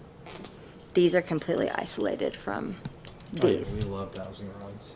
So there's no. Oh yeah, she was sitting right here. Well, I think since this is a hot spot, Right there. maybe we should set some stuff up real quick. Sure. Right there. Okay. Yeah. Right there. I'm gonna put the REM pod there. By the way, to whoever's here, I want to introduce myself. My name is Colin. I'm Jeff. I'm Courtney. I'm Connor. I'm Mary. We're just here tonight to talk to you. Oh, she liked that. Slow. She said slow. You like to know who's here? My name is Robin. Spirit, do you want a spirit guide? Choices. I thought that said Christmas for a second. I was about to freak out. I'm really interested in trying to figure out what her name is. George?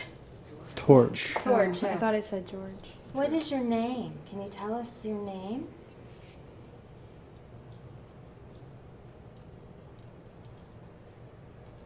Why did you hear yourself? Silent. Did you hear that back there? I heard something back there. Travesty. Silent Well, travesty. you just said yourself. That's a travesty. Yeah. Silent travesty. Benjamin. Benjamin. Benjamin?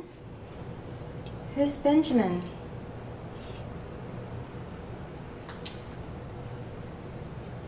Is Benjamin a child? Yes.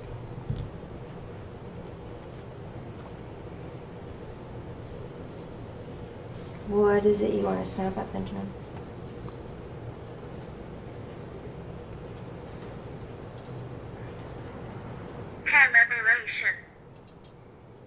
Collaboration. He was raised by everyone? Here? Benjamin, if you're here, if you see these red lights, these little red balls, you can go touch them. It's me making sounds. Right there again. Right there. Yeah, we heard a sound over there. And just another. Hear that knock right now. Threat. Threat. Do you think we're a threat to you? Judicial. Judicial legal threat. So maybe they think we're Cops. No, I'm not a legal threat. Yeah. Do you think we're here to send you to help you through and you don't want to go? Yes. Found. Let me ask real quick, if there is somebody or some energy that is here and you are back there towards the back of the shop, could you make some sort of a noise, a knock? 18. Denise. Denise. Maritime. Maritime. Oh my gosh.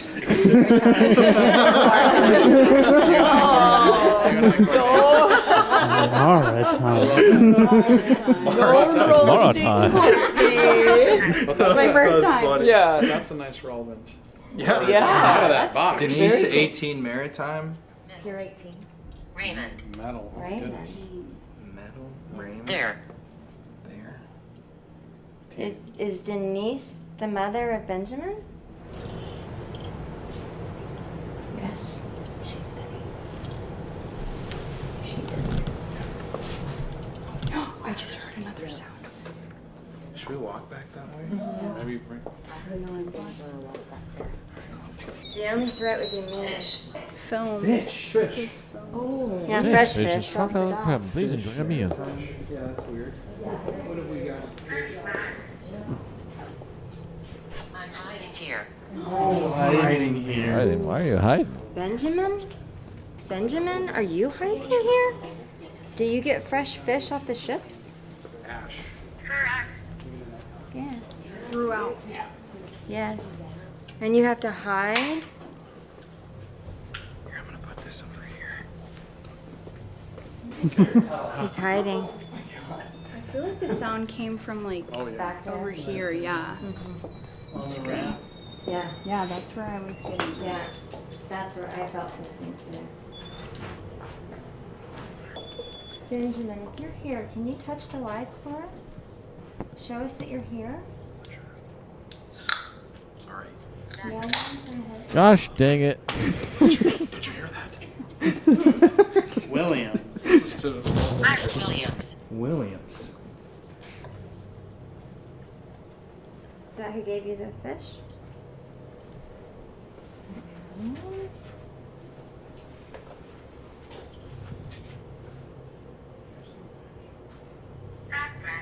Mock. Mock. Mock. Like we're mocking it. No, Benjamin, I'm not mocking you at all.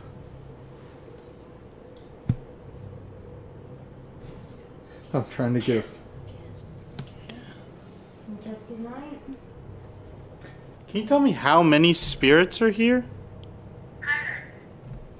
What is it? Pirates. Pirates. No way. What was I just talking about There we earlier? go. Maritime pirates. Fish. Oh. So maybe it's an older ghost. So, Could be. is this a pirate we're speaking to? I mean, Benjamin's kind of a piratey. Not sound like stupid, but kind of a piratey name, right? Could be. Sure. What's Bluebeard's name? Older kind of name. Bluebeard? Or Blackbeard. Black. I don't know if it's Benjamin Blackbeard. William. William T. William T. Benjamin's a boy. Oh shit! We got William! We occupied. That's a pirate name too. We occupied I this still land. visit my family. Maybe indigenous. Where? Did they die here? what do you make of that pirate thought? You think that's Benjamin's a child. He may be a child of a pirate. John Lafitte is. Maison Rouge is here. I mean, the foundation's still here. And his family, visiting his family, yes, absolutely still here. Benjamin, are you alone or are there people here with you? Touch the light, please. Benjamin, please touch the light.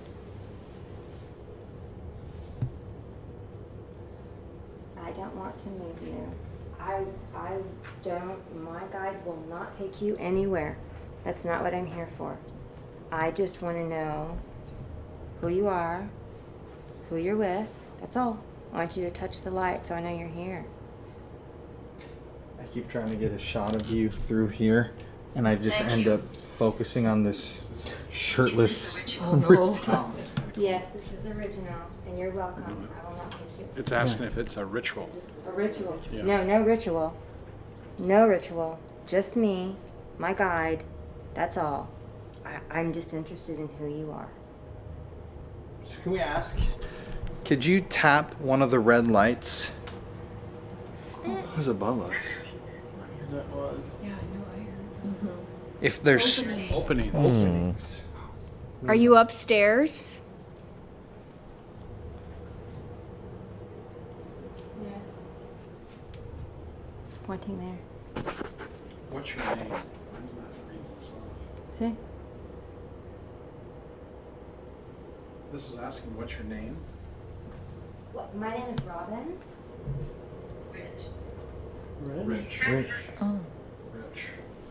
Decade. Rich. Rich decade. Rich decade. Yeah. Back when Pirate booty. I don't. We're I'm not talking about the booty.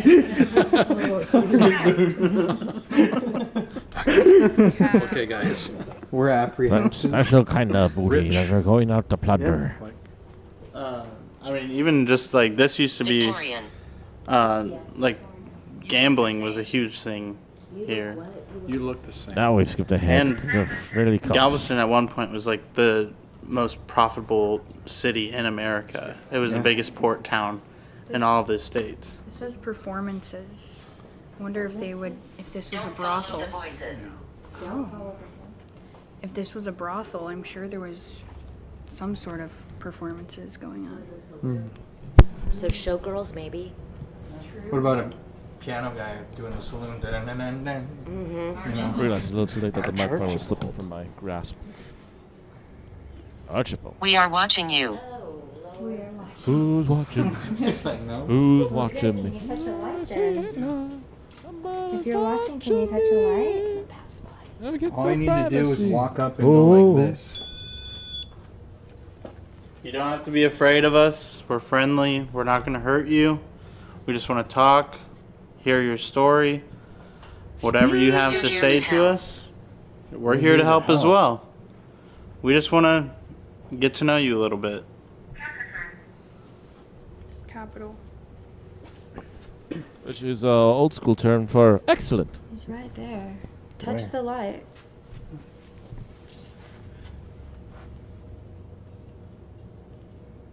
I know you're afraid of that light. Budgets. Wait, why are these things moving? Do you see that? Right here, this ornament. Dude, she just said that he's standing right here. And these two are moving. And the other ones are. No, none of these other ones are moving. And she said, Not even a nudge. Look at that. But that one's going. I mean, that's kind of crazy, right? that is very crazy. Thank you, Benjamin. Can you touch the light for us? I know that feels uncomfortable, but We made the noises. We make the noises. I mean, that's like really trippy because none of these are moving at all. Those are more loosely hung there. That one you said you've never really noticed I have moving Not. I have not. Is that the at the top. Wait, is this a fish? Look, it's a fish, dude. Like it was talking about fish. Like a mermaid fish. those are all mermen, and we have Very few ladies. women. Do you believe in us? We do. Yes, we do. Yes, I do. and look, she's And fancy. it's dressed like a showgirl. Yeah, she Oh sounds my like so she's fancy. Wow. Oh, that's so weird. Accident. Accident. Was there an accident here?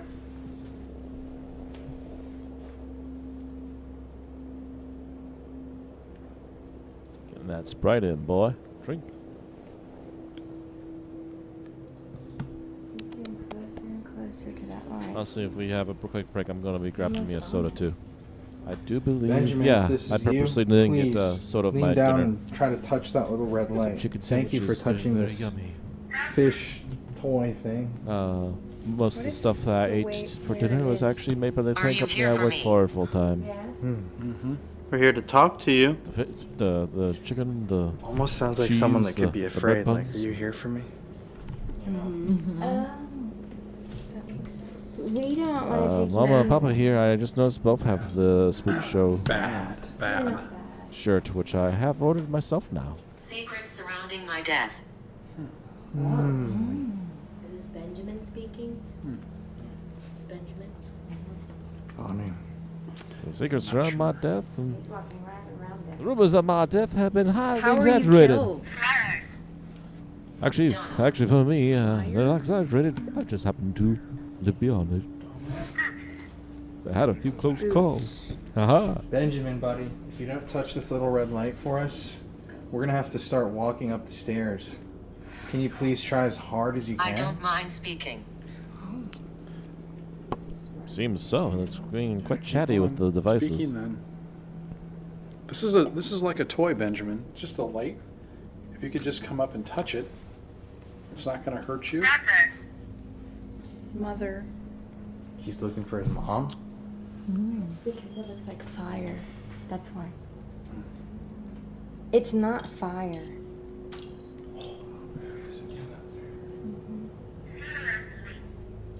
Seriously. You think Benjamin could be the son of the woman who hit herself? I think he was the son of one of the women.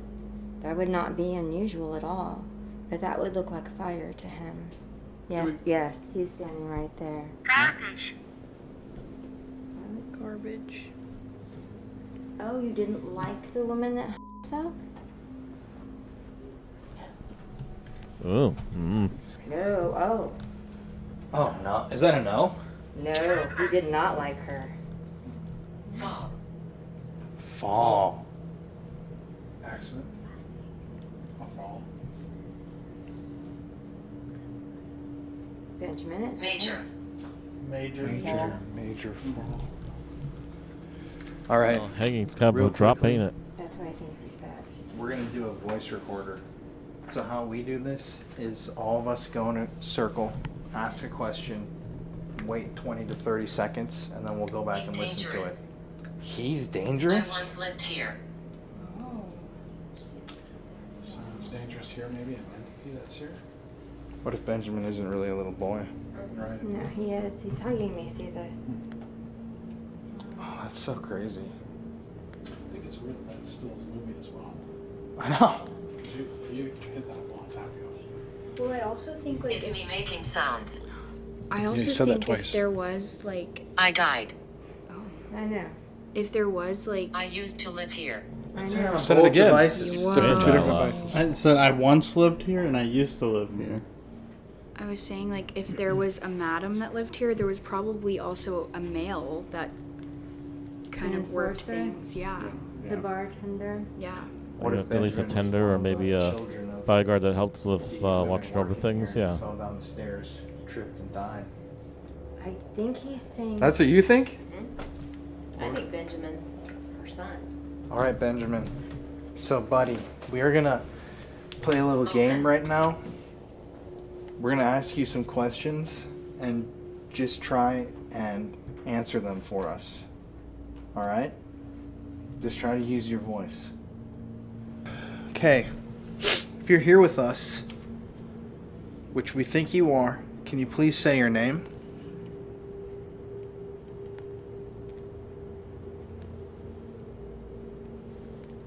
Can you tell me how old you were when you died?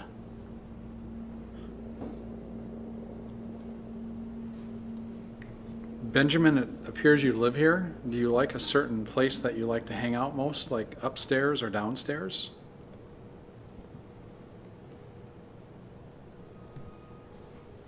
What did you used to do when you were here?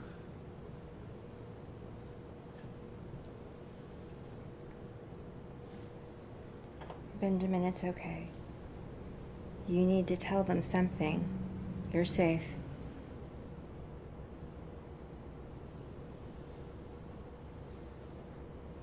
It's okay. Did your mother live in this building?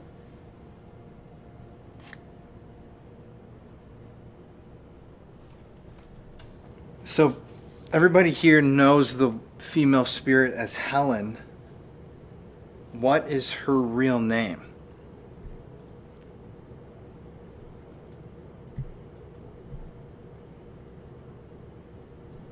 Very good questions. This is apparently a new spot for Did investigations. something bad happen to you?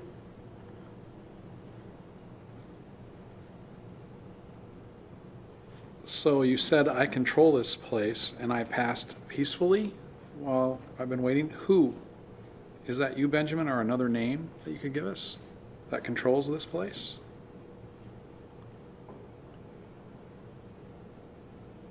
Whoever is here with us, did you experience a lot of negativity while you were here? Do you like her, Benjamin? You're peeking at her. Do you like her? Does she remind you of your mother?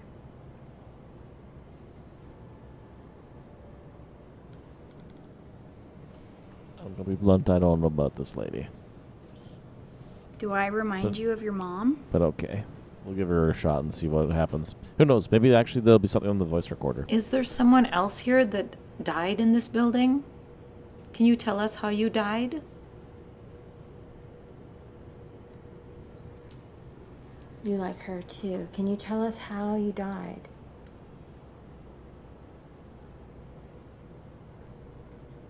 Is there maybe a client of the brothels here?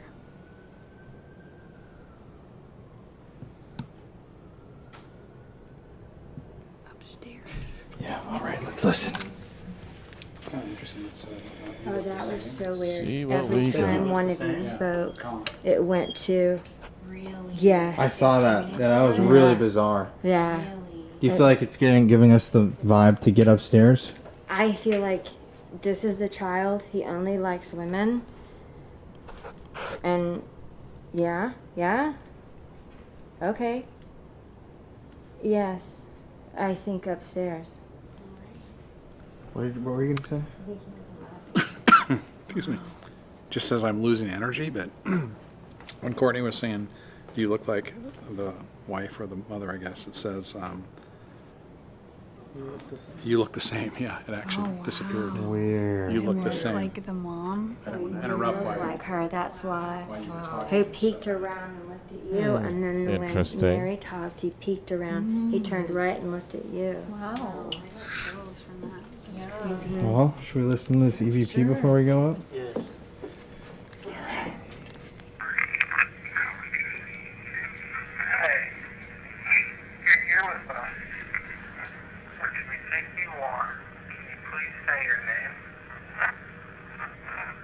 Oh, that's very clear.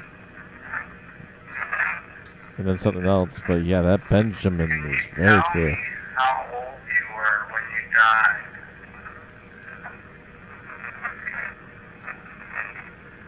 Ooh.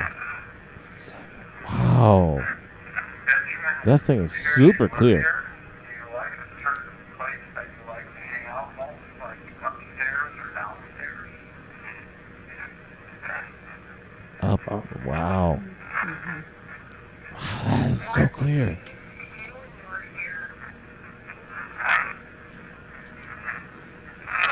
Oh, look garbled that one.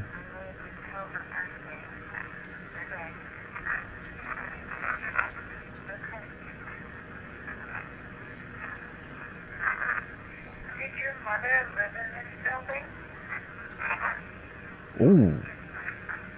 Wow, yeah, this is like super clear. Everybody here knows the female spirit is Helen. What is her real name?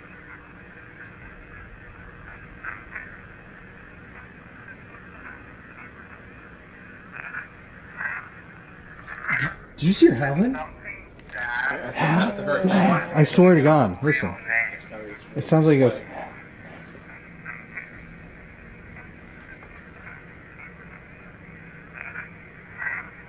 Right there. Yeah. Did something bad happen to you?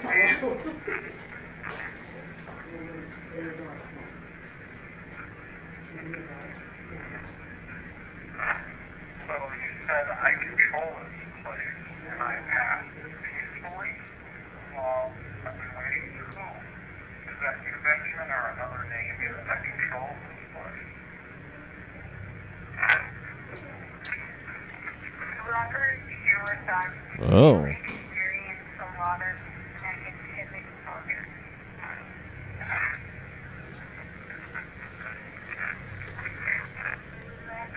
What's that? I don't know. A lot of the stuff I've been hearing. Do I remind you of your mom? Ooh.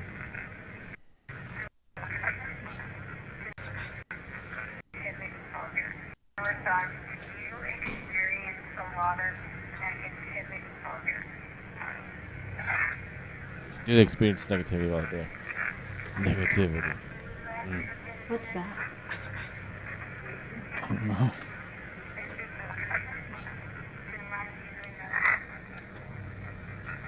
Do I remind you of your mom?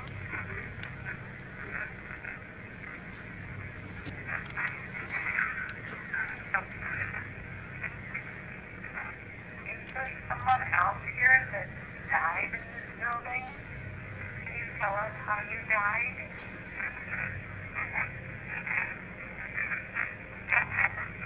Banging. There's a bad woman hanging. Holy smokes. He really did not like her. He thought she was the worst, apparently. These are all moving and I didn't catch them. That's what I was gonna ask. Filming. Look at all of them. He's listening. There a client took the brothels here? He's right there.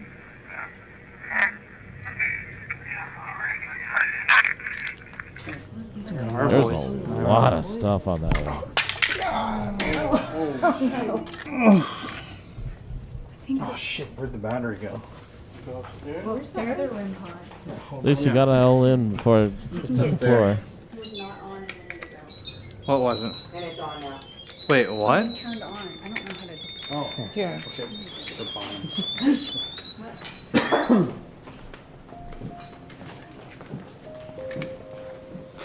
We've all been up here in the dark, and that was not on. That? Oh my god. Oh, what? That just turned on? Just walked up here, it was on. It was not on earlier. What hell? was it? That light Did it right there. without the I don't remember seeing that. Do you? It wasn't on. It was not on. Wow. Whoa. And this is where Wait. she hangs out. Ran out of batteries 3 days ago. Things have not been working. It has not lit up Really? for, yeah. In 3 days? It has been very weak and it's hard to make it come on. Wow. It's maritime. Well, that's actually It is the insane. ocean. Maritime, Yeah. ocean, fish. It's crazy we got pirates. So, just real quick before we go upstairs, just to get you, make sure we have the audio. So that was not on before. That was not on. I've walked back and forth here several times, and I was just heading back to y'all, and it's on. And it hasn't been on. Interesting. It literally It's- just turned we on. have we've been out of As a batteries for revision 3 days, and EVP, that listen. one is very hard to get to turn And it's on been sometimes, hard to and get it's on. Never that bright. Oh, recently. That's really Very bizarre. interesting. Maritime, ocean, fish. That's where he was. Yeah. Mhm. True. In the same area too, where you were saying this thing is. Yeah. Wow. What reason? I mean, you think it's We, just, We try to figure it out. maybe I don't she's know. shopping for jewelry. Maybe she wants to look pretty. And the bags that fall down and fall off the shelves all the time, like for some reason she well, guys, go up. let's walk upstairs. Little girl sings. Take yours. Well, how long, guys? Y'all, remember I told you when I went next door earlier, she said they have a child. Their ghost is Maybe a that's child. here. Because I was telling her that y'all were coming, and she said, oh, well, our ghost is a child. That's all she said. So Benjamin. Which I've never heard of Ma- them ever having a ghost. And you know, there's a hole in the wall upstairs Really, that goes to their place? next door. I She said believe it's there's a one back child. here too. Remember it all said open. Could slip right there. Oh yeah, huh? it did say that. No, ma'am. Because back here, I thought. I think you guys said that on camera during the interview, right? Yeah, okay, maybe I did. I don't But I mean, like, just that's so weird. It really is pointing to a child. Especially with what you're feeling this whole time. Oh, he too. was hugging me and then peeking behind me and looking at Mary and the other, the pretty brunette. He really liked her. And I think that reminded him of his mother. But I don't think he liked the madam. I think that he would come sneak down here to see his mother and probably some of the other women that took care of him. But upstairs would be where he... And we did ask him to touch something. What was the other numbers that you asked? You asked how old he was and he answered 7. There's 3 ships there blinking. Does that have any significance to what you asked? You said how many people are here, but there would be more than 3. I don't know, but that's freaky. That's so bizarre. Like, I should turn this light off so people can see. That. What does the sign say? Nothing. Oh, it looks like there's some. No, but look at the top. Yeah, I see what you're See yeah. the top. It- Thought your light it's just column. the It plastic. looks like there's actually some But writing that's up kind there. of odd because it's a daytime picture, yet you can still see the lights from the ships. Oh, Right. that's true. That is a little odd. You know, that is an intriguing Yeah. concept. Mm-hmm. Well, he thrives on fear. He thrives on fear. Okay. I don't think that's Benjamin. I think he's talking about someone Different else. person. Yeah. I mean, seems like It there's could a be. lot of It spirits could be. here. Yeah, Yeah. that's what I think. Well, you want to walk up? Yeah. Okay. As long as you don't give it that to whoever that is, you should be fine around here. After you. Just the other guy is. Oh,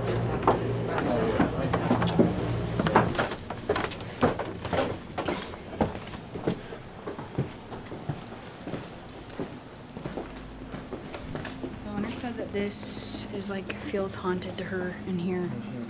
But only on a certain amount of time. You want to turn the lights off?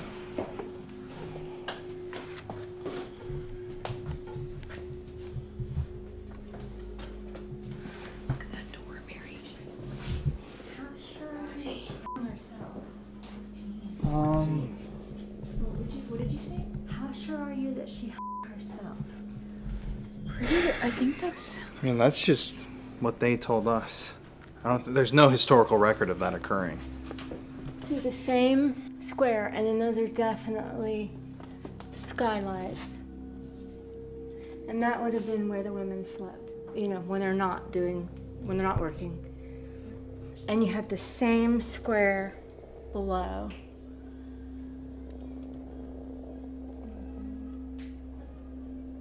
That's a bar across the street.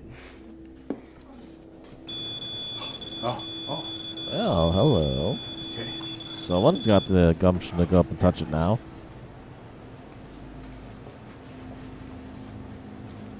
Were you just touching that red light? Can you show up on my camera for me? This is just, again, like a toy. It's like having fun. What am I supposed to say? Hey, I'm a little rusty. It's been a while. Oh, what the hell? Please show up. Please show up. Maybe it likes when we laugh with it. Yeah. Do you miss people laughing? Should we all try laughing again? Yo. Oh, what? Don't go back there? Don't go back where? There or there? I'm gonna assume the creepy dark room right behind you. Oh, stop. Don't move. Okay, wait. Don't move. Colin, if you see this? Okay. Grandmother. Okay, Colin, if you want to, you got it, Connor. We got a figure that's over to your, that way. On the wall. It's next. Yep, your hand. Okay, can you touch her hand? Oh my gosh, it did. It went right to your hand. Right there. Do you feel any sensation? Oh, look at that. Do you see that? Can you touch her hand again? You can touch it. I shouldn't be dead. Oh, look at the hand. Oh my gosh, look at this. I'm so sorry. And it's hanging actually, right? Connor, would you say or what? I mean, its Courtney? head's above the door. Look at, it's long. And its legs are off the ground. Who is this touching her hand? Florence. What? Oh my God. Okay. Hello. Look at that. It made a green circle around her hand. It's joined by you. It's joined to you right now.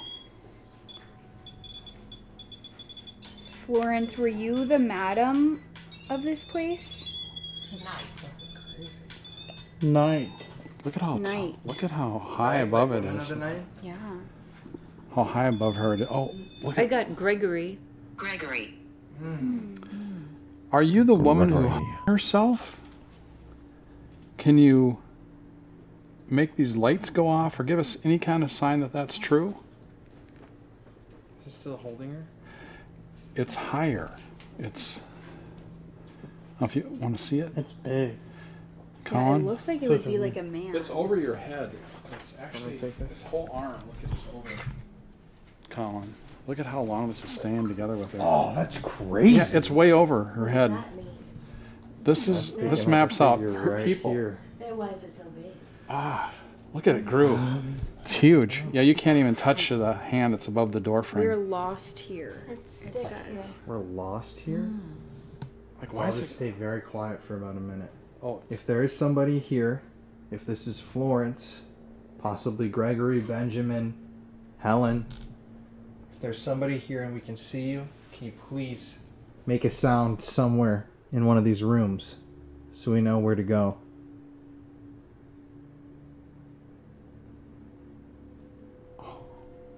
Always. oh gosh! Look, it surrounded her. Of course, it said. He said, "Can you make a sound?" And then, of Courtney, look at this. It's surrounded. Look at, oh, it's on top of you now. Oh shit! It's on your it's body. literally on top It's of on you. you. I don't know if you sense anything, but It's inspecting me. It's okay. wow. You're safe. I like to play games. I've got like total She shivers does. here, man. Should we try laugh again and see what happens? Maybe they wanted that. Jeff, All right. tell a joke. Yeah, Jeff, get us a good joke. Well, there's a man. Oh, it wants it. Oh my god. It really wants it. It does, apparently. Give us a good one, Jeff. Booty coming down the plank. And, hey, you want the story? Come on. Oh, it's gone. Look at Shit, it disappeared. Maybe you didn't like you didn't like the story.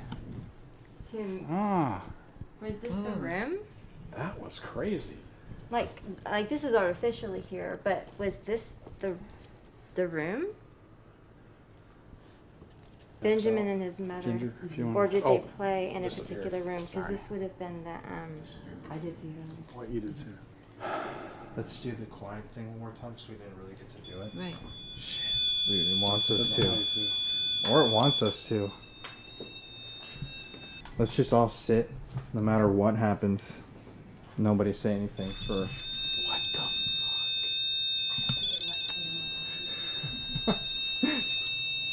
All right. My name is Mildred. Hmm. My Aunt Mildred? Oh. That's the madam. Is your Mildred? My Aunt Mildred that lived in Galveston? Oh no, I got Martha. Martha Mildred? Mildred and Martha. It was very like my name is like it not just giving us a name but telling us. My name is Mildred. Right. Is that Mildred who's in the room with us?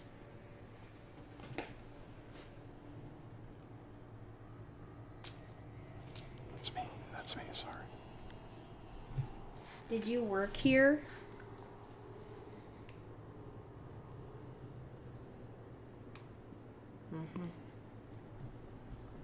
No. Just looking directly at you. So what is that? What do those rods mean when they I point? will talk to you. Oh, did you hear that behind you? I will talk to you. Wow. See, they're back. What do you mean? Oh shit! Look. Okay, look at it. It's on. It's on. It's in between you and Connor now. Oh, it's right. Look at. Look at. Mom, you heard that, right? Yes. Abandoned hope. It's almost like abandoned ship. I like it says I like using this. Mm-hmm. Oh, maybe. Do you like Maybe talking with us? Maybe he likes this. Like abandoned hope too sounds like something like a pirate or somebody who's stranded. Abandoned hope. More all than ye one who enter person here. Isn't that the ghost of the Galvez? She looked out and Yep. they died at sea a lot. Oh, she herself too. Oh, she Yes. Oh, that's interesting. They Connection. they lost hope because my great grandfather sailed a ship to Mexico and came back and forth. So that was the thing. Interesting. So then that makes me want to ask Helen or whoever's up here. Actually, since it wants to talk to you, Courtney, why don't you ask if somebody that they loved went out to sea and never came back? Maybe that's why she hit herself. Okay. This thing's jumping. Oh my Yep. gosh, you see it? Yep. Look at it. It's down below your. It's at your feet. Can you get that, Connor? Is that Benjamin? Look at that. It's really small below you. Nope, no, it's perfect. Oh. Did you hear that in there? Oh, that might have been the dowsing rods. Do you sense anything? Yes. It's on your body again. Yeah, on down on the lower, and that's come up towards your midsection. He wants you to hold Walk forward. Into the room. You, Courtney. Okay. Why don't you ask her? Did you have a loved one that died out at sea? And that's why you yourself? Did you yourself because a loved one died at sea? I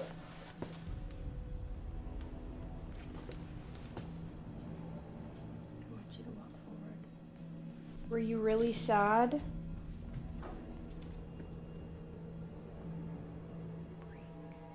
What the fuck was that? Jeff and Connor sharing content.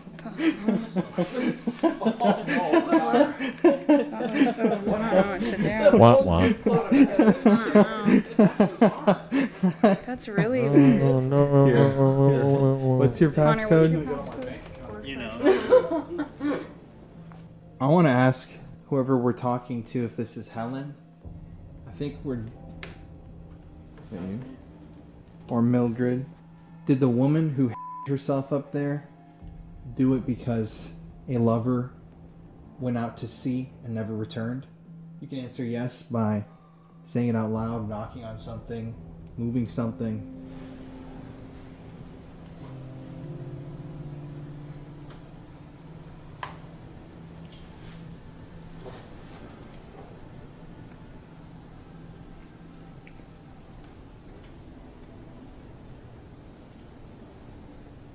Can you come and touch one of us? Grab our hand. Make a noise so we know that you're here with us? Look at these. Look at this. Look at this. These. There are like these he's black hiding from me. lines. There are these black lines that are gone. Did you see those? Like coming out like spears. There it is. Colin. They're like that. Are there any women here that used to work up here? I just have to wait. Heard that. No.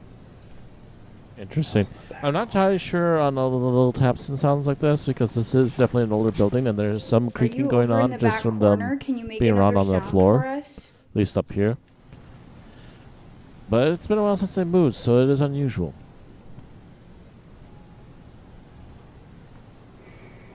We have to go soon, but we were just curious.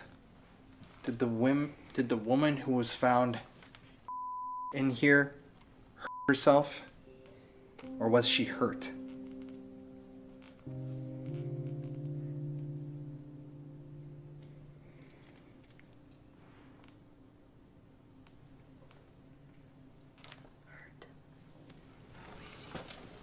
Why do you say that? I feel it. Like she was... At first I thought that she was away with the skylights so that she would see the stars, but I'm getting from my guide, it's like not for the stars. Not for all the stars. Like, no, not for all the stars or not for all the money in the world. And then she was there, I think, as a warning to the girls, because that's where they slept. These were where these were the bedrooms decorated for where they would do their business, but that's where they slept. So I've always had the feeling that she's sad. Mhm. She's not happy. Really? Mm-mm. Yeah, she's not happy. Anna. Maybe these are all the prostitutes. Mhm. Anna, Mildred. Yeah, that makes sense. There hasn't been a ton of male names. Just a Like, little yeah. boy. Interesting. A little boy who likes pirates. Or Edward. Oh, what? Edward Weird how Teach. I just said that. There's not a lot of males. All right. Pirates. Yeah.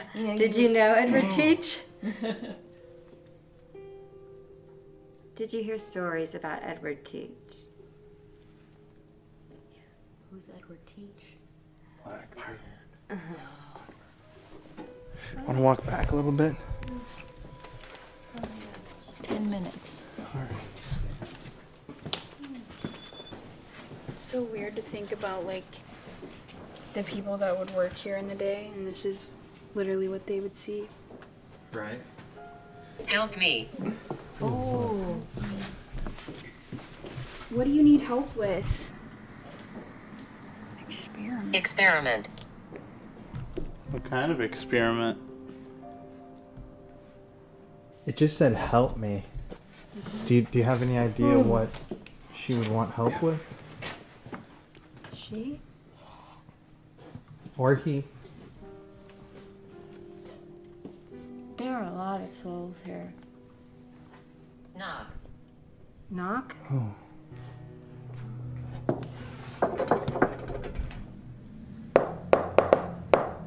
Oh, is there a hidden hideaway? Yeah, I did. What was that? Like a dog. Yeah, like a Yeah. like a So in a whimper. lot of these buildings in most houses in Galveston, there are, especially if they were captains or seamen of the first class, there would be little hideaways in the houses.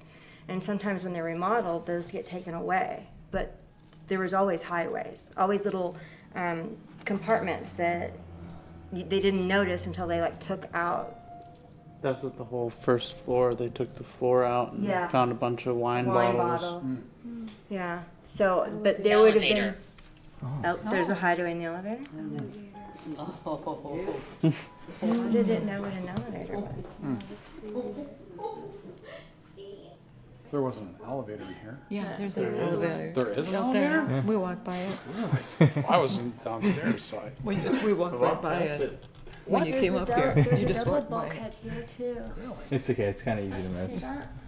So maybe the children were allowed here because that would have been for them. Skeletons. Skeletons. You think there could be a body buried here? We have to leave here soon. Is there anything else you want to tell us?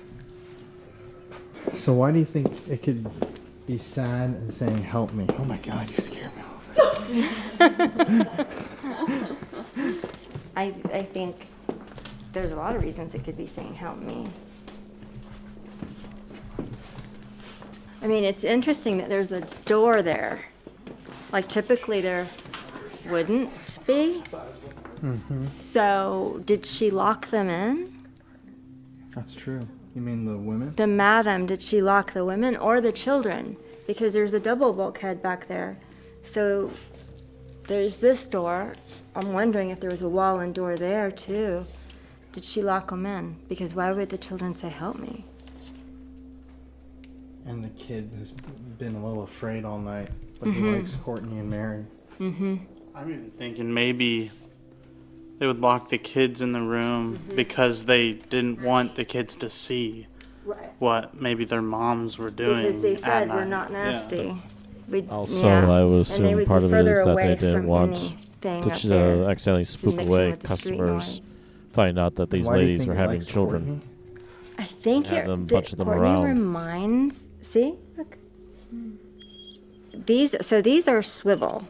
Like there's, I can't make it turn around, right? I'll get you. What? I don't get you. I'll get you.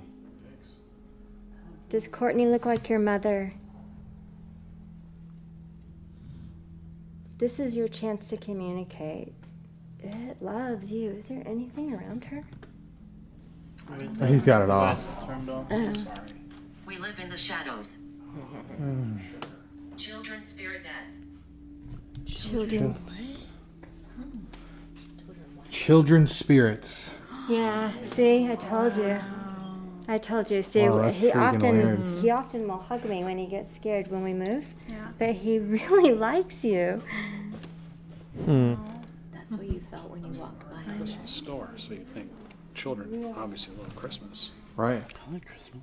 Well, you're a child. Connor's just a big kid. He never really grew up.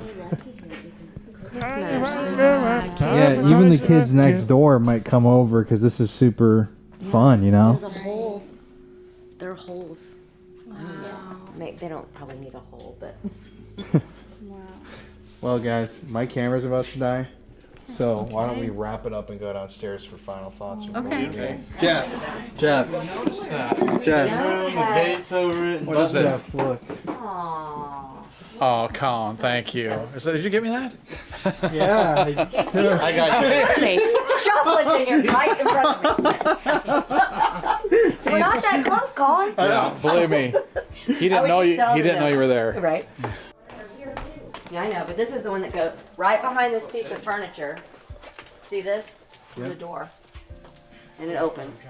You can crawl right in there to the elevator. What did you just say to us? You heard the elevator thing? I heard the elevator and I heard the compartment, or I don't know what the other word was, but there is a door behind here that opens and you can actually crawl in right under the elevator.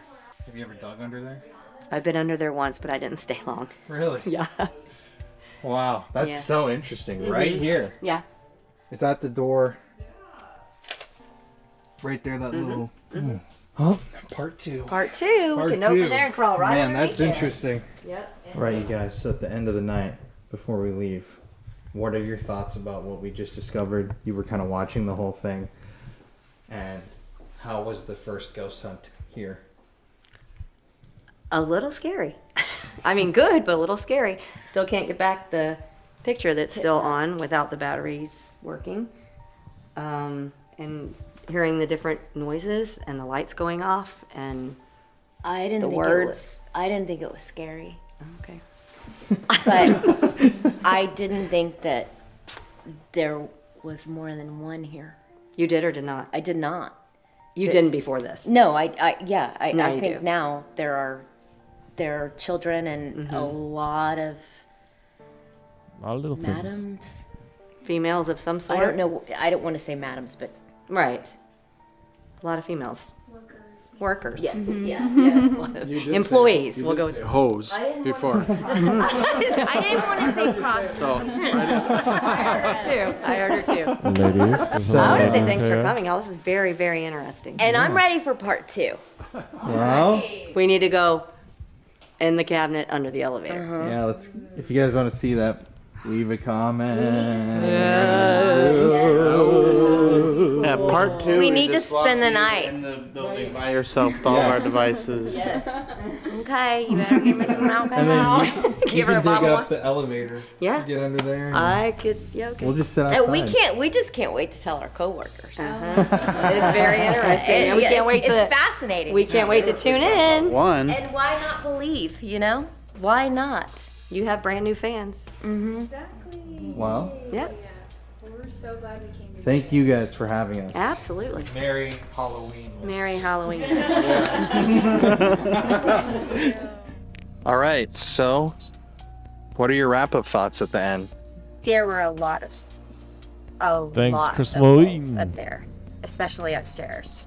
But the little boy Benjamin, he came across so strong. He was probably the strongest spirit, and I don't think his mother was up there as a spirit. I think there was a part where he said, "I'm with my family," and I could feel that, like there was the women took care of him, and he missed his mother, and so that's why he kept looking at Courtney. That's so interesting. They really did seem drawn to Courtney.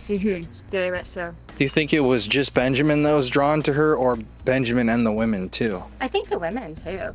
The women were drawn to Benjamin. Benjamin was the strongest soul by far.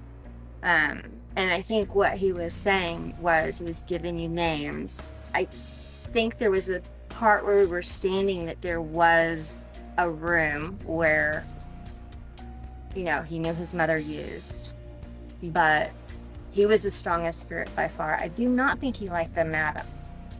I think that he did not like her, that he probably was locked up by her, I felt. There was something that shifted when we moved upstairs. So I felt that too. And then I guess last question would be, you think, based on what you were feeling plus the other evidence, it was less of a and more of... I think it was a murder. Absolutely a murder. I think that I kept hearing for all the stars, for all the money. Can't quite get that phrase right. I know it's for all the money in the world, but, you know, not for all the money in the world. But also something about not for all the stars in the sky. And I know that sailors made up songs about the, you know, the astrological signs so that they could guide. But it sounded like he was telling me no. She said absolutely not. And the man hung her. Weird that it didn't seem to like to interact with men. Mm-mm. It was funny to you, my mom, to Courtney. I think that's why he was afraid. I think he was afraid of men in general because of what he saw. And that phrase of "we're not nasty" was so very much him. I mean, we're not. Like, she told him that we're not nasty. This is our job. It's not bad. So he was a good spirit, restless, just like a 7-year-old boy would be. And who wouldn't want to be in that store if you're 7? Makes sense. Well, thank you so much for coming out. We really, you added so much to this. Yeah, thank you. Seriously. I'll have to do it again sometime. Yeah, anytime. You guys are awesome. Hey everybody, it's Colin here. Thank you for watching today's video. Hello to all the new subscribers and hello to the rest of our beautiful, wonderful, spooky family. As you know, every single week here on the channel, we give away a free gift bag to one lucky viewer of the show. And this week, to enter the contest, all you hello boost up a it little helps bit the here. feel. I love you guys so much, and stay spooky. So after investigating the Christmas shop, we knew that there was something there. We knew that there was energy. And we seemed to be making incredibly intelligent contact with something or someone that was in there. Seemed like even multiple spirits. But we were in... Really quick, actually, we're going to go AFK for just a moment here. We are halfway through. I'm going to go get myself a drink. So I'll be right back.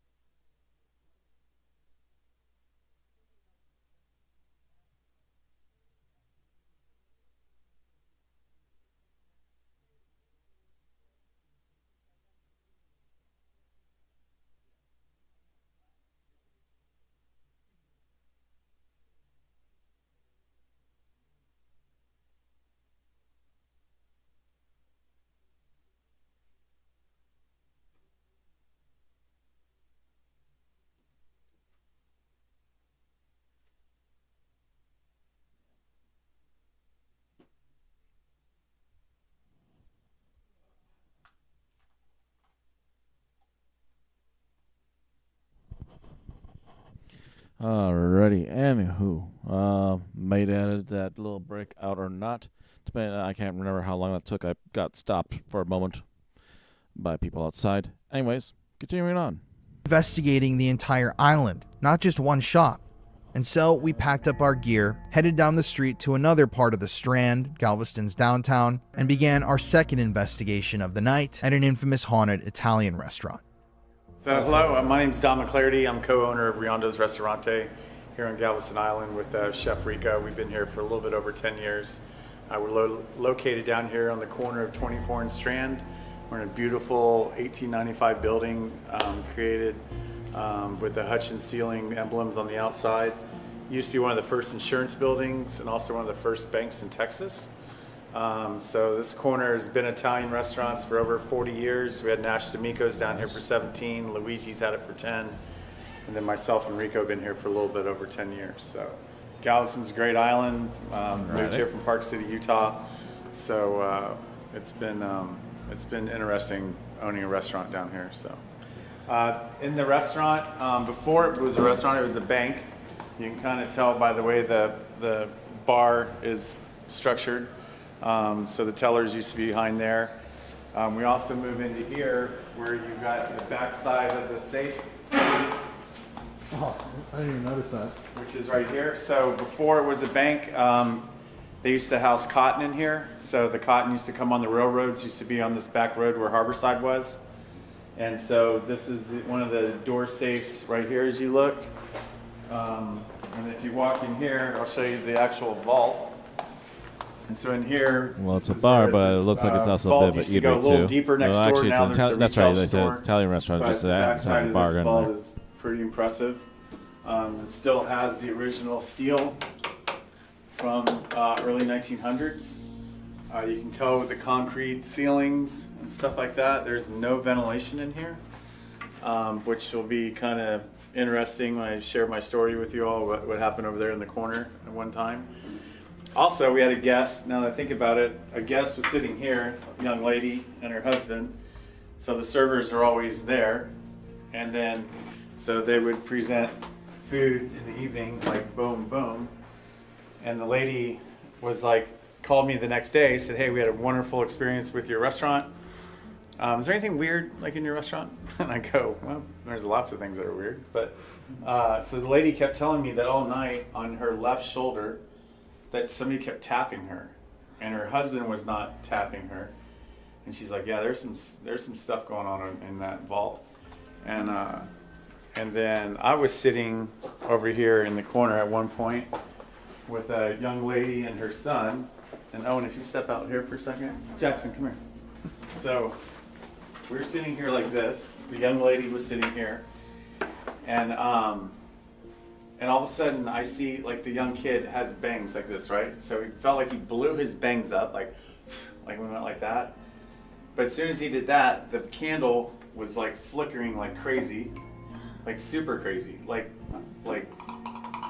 that almost. But not the glass wasn't shaking, but the candle was like flickering like that. So I'm like, how did you blow with the candle and flick your hair up at the same time?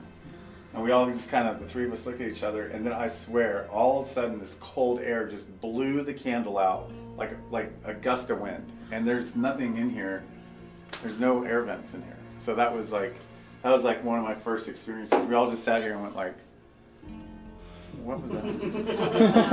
That was wild. Because it literally, like, his bangs went up. The candle, like, was flickering super hard. Gust of cold air. Candle went out, and we're like, all right, that's cool. And it had to be coming from different directions to blow the hair up and the candle out. I was just impressed without even thinking about a ghost. Like, dude, how'd you do that? How'd you go like that and then blow the candle at the same time? Because it was exactly time. But then the gust of air came through, and it was like, and this is the other side of the vault.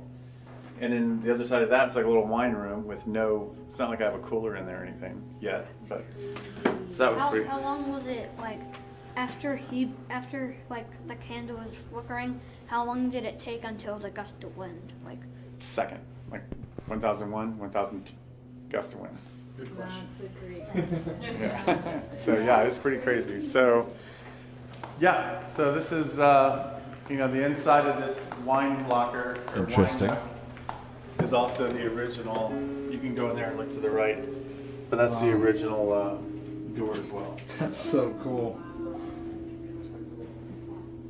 So yeah, we just there's a lot of people have little stories in here, and I just went upstairs to turn the lights on for you all, and of course you always get goosebumps when you're up there by yourself. And so we've had wine dinners upstairs, and we've had ghost dinners up there. So they've done little summings, that we call it. Yeah. Summoning. Thank you, sir. Appreciate it. And so we can go up there and take a glance. Yeah. For sure. Okay, cool. Yeah, come on upstairs. So this is the. Sandals? I keep hearing neat stairwell. If you can see, Jackson, step to the right, please. Nice little architecture, design work on these are slate stairs that actually are warped in from the constant walking up and down the stairs. People come on the ghost tour to shoot up this hallway, and people have seen little white dresses like in premonitions and stuff. One time I was walking up and something grabbed my ankles, and I'm joking.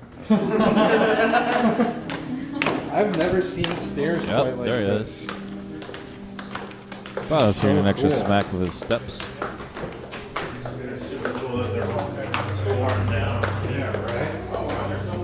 Yeah, this feels a little spooky. Yeah, I get like. So another lady came in one day for lunch downstairs, and she was like, "I totally feel something in your restaurant."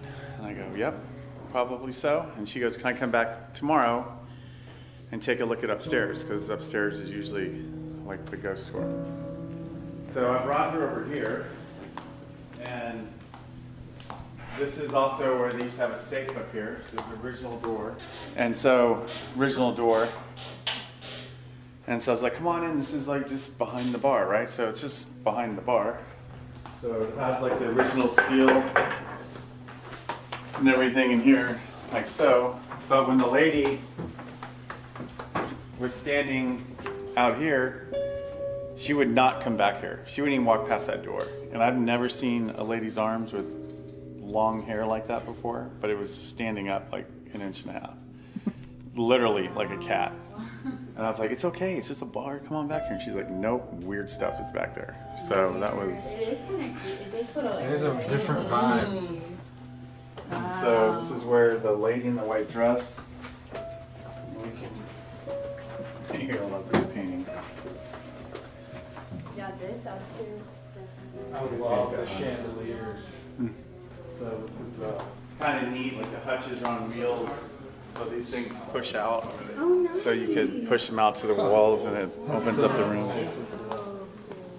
But in here is where the lady, I'm sure she has a name, but was pulling bodies through the windows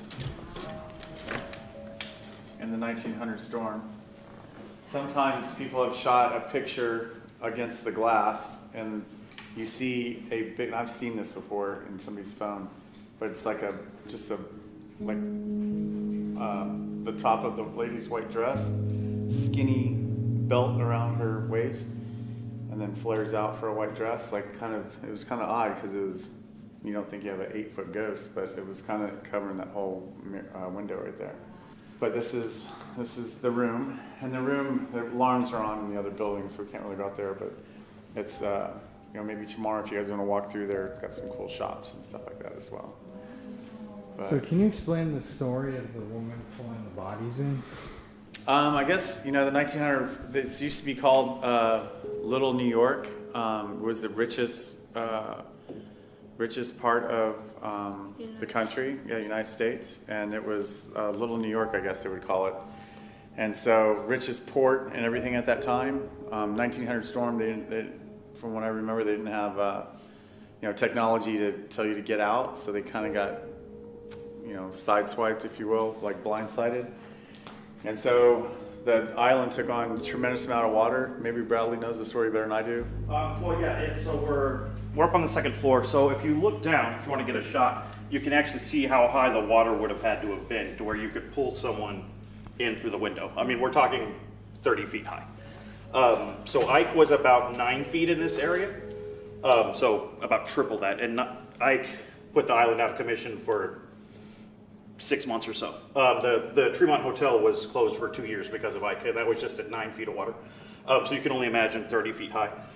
It was absolutely crazy. And that's the seawall wasn't built then, so the water It just came right in, right over the seawall, and then you've got the ship channel on this side, where it just came on this side too, and it was just there was nowhere for the water to go.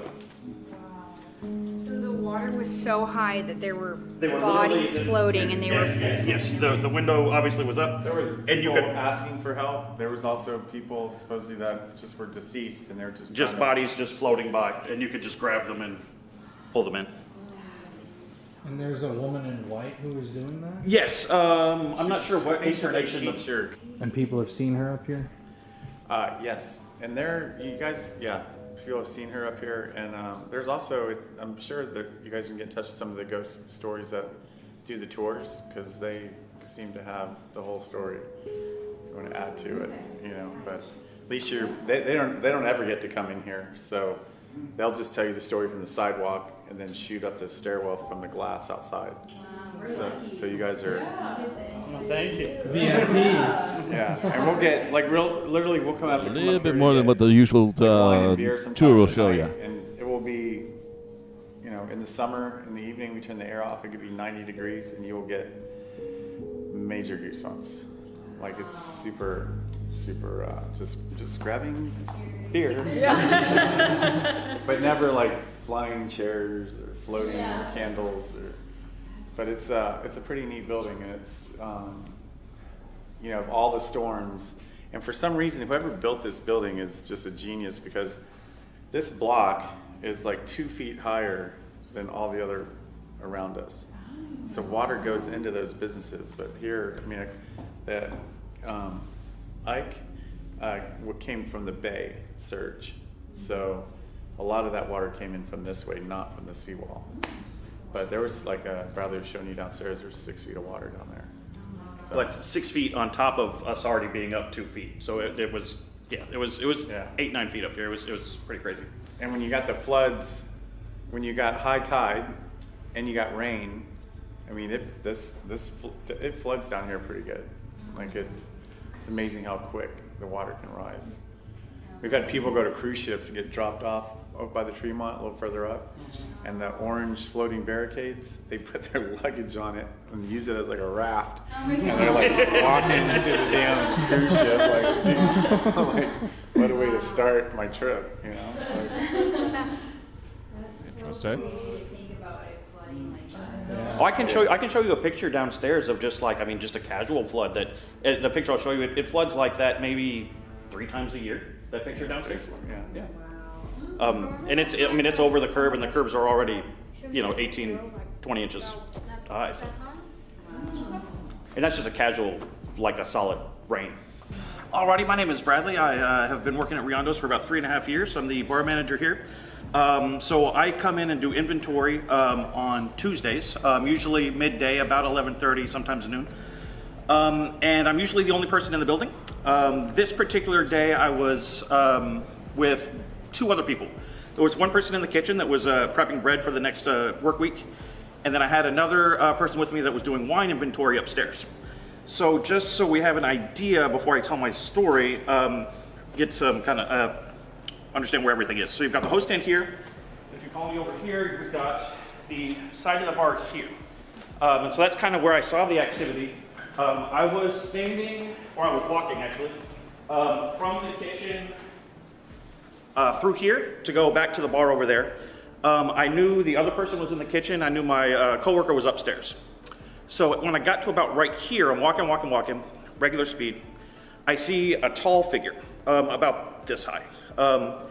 And it was absolutely definitive as like humanoid. It had appendages, it had legs, it had arms, it had hands, feet. And I saw it walk directly from the host stand over to that side of the bar. If you turn around here, you can get the full perspective of where I could show you exactly where it was.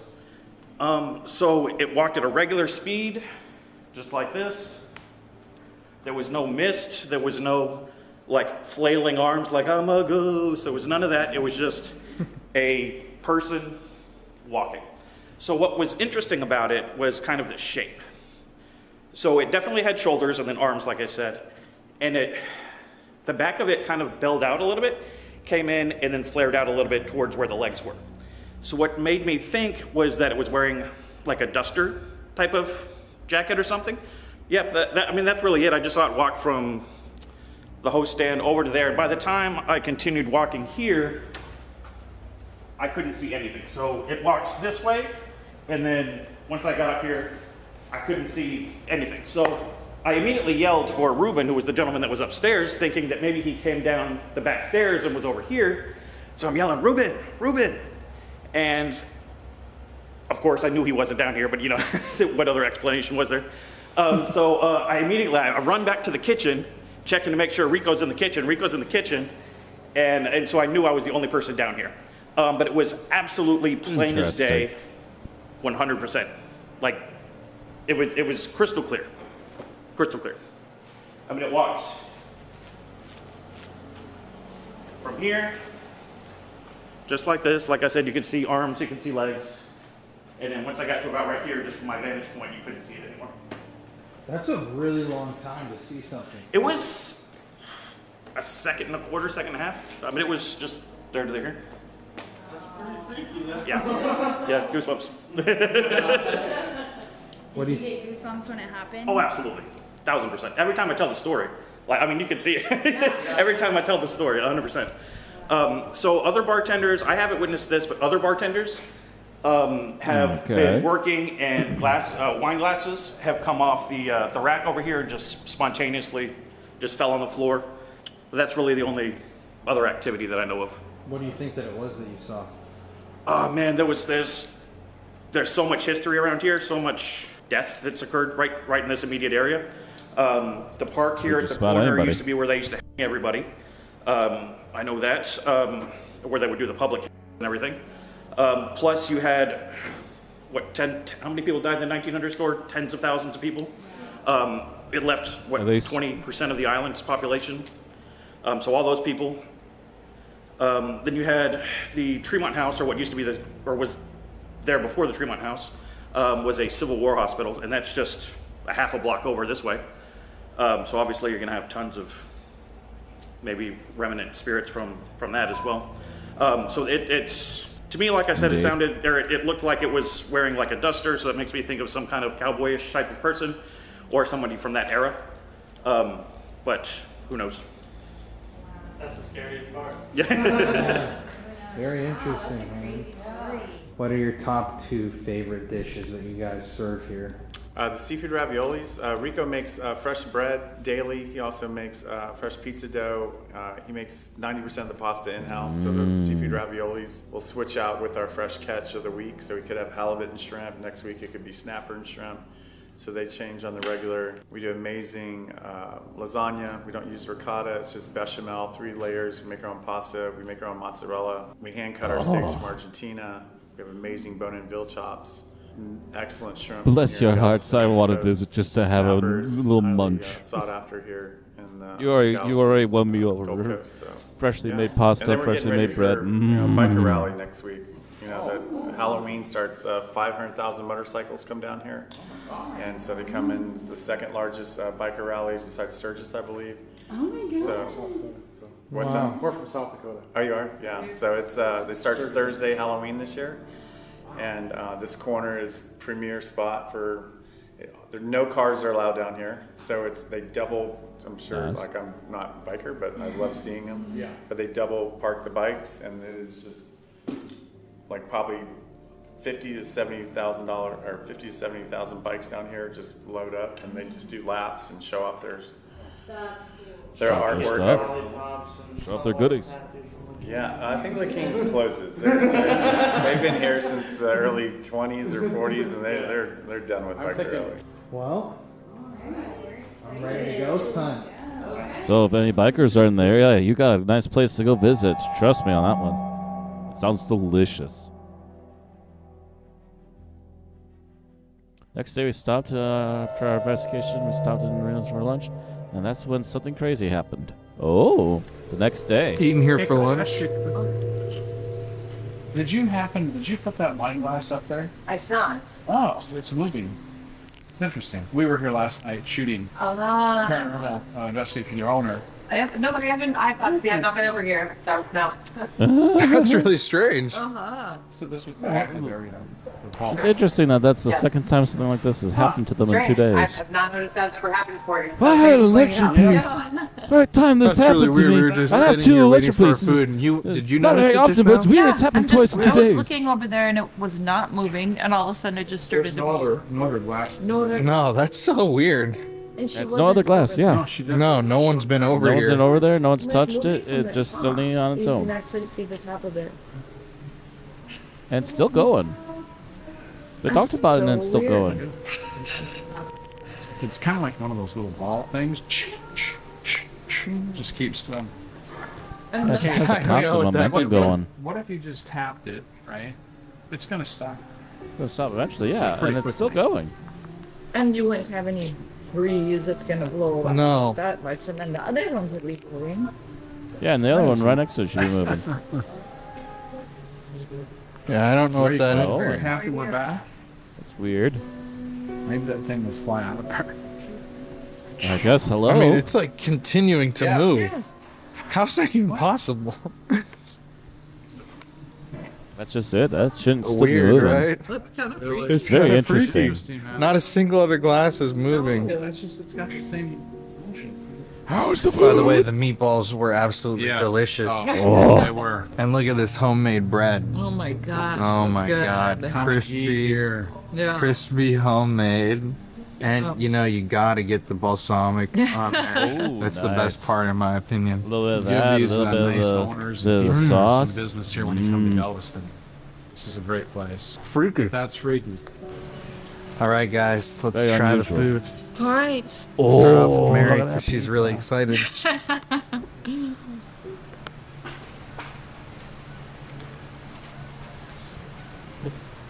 It's really good. What'd you Homemade get? pizza crust, margarita pizza. Mmm. It's good. It looks good. It's delicious. Not my kind of cup of tea, but Papa solid Scoops. choice. Solid Okay, I choice. have my gnocchi. Ooh. Yep. Little peas, pea action. It's a nice looking seafood in there. Ooh, that's good. Good? I'm good. That looks, those both look good. I got the sausage sandwich, peppers. Ooh.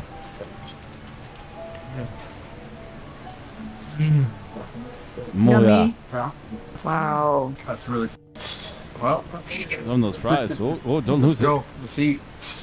Yep, try a couple nachos. I bet you it's homemade ketchup too. Okay. The way they treat things there. Oh. Man, that looks delicious. Window. Anyways, back to the ghost hunting. You got me hungry now. I've already had dinner. And it's by the With the window. window? And it's by the window. That's like the first word. Well, it says it's here.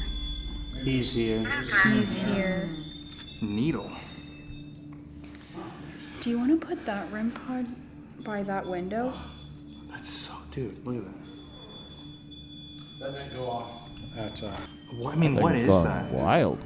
That's I mean, look at that. It's actually going crazy with the weird. I mean, listen to those hits. I mean, what is that? Like, I don't think we've ever gotten a signal like that. Knife. All right. Even if they use radios inside So this we're building, upstairs they right wouldn't now be using the radios right in now. the Like, the restaurant. place is closed. This is like going off in such a freaky way. Like, just listen to the patterns. And the fact that it's by the window where they said that they were pulling bodies in. God, I It's wonder. interesting. And the first word that we got, or one of them, was window. What's he's here window? Old chest. Whoever's down there, can you show up on my device right here? Let us know you're there. Hidden old chest. I'm gonna turn this bell on. Ooh, there it goes. On.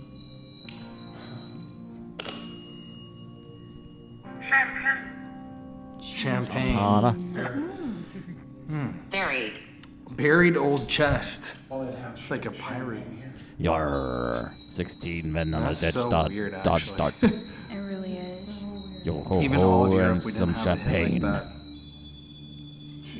REM pods are my favorite devices too. I love the REM pod. I think it'd be good to have before. Lunch? Lunch.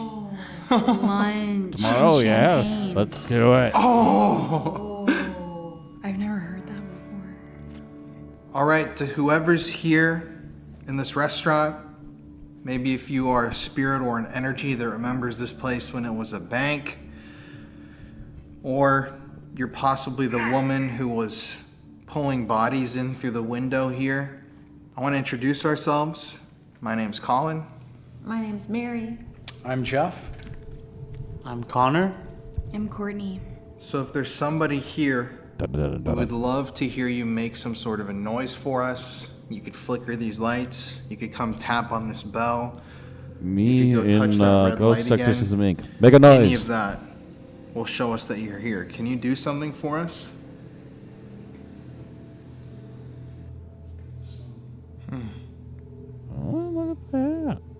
That's a pretty strong hit.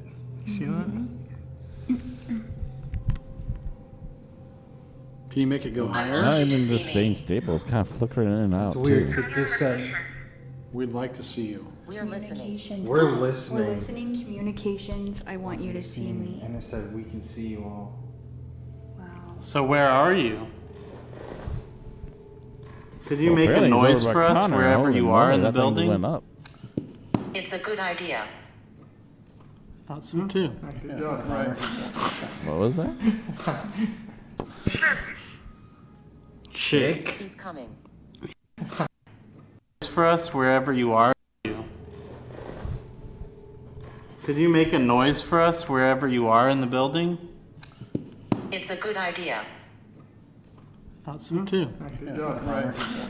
Yeah. Chick. He's coming. He's coming. He's here. He's coming. There's chicks.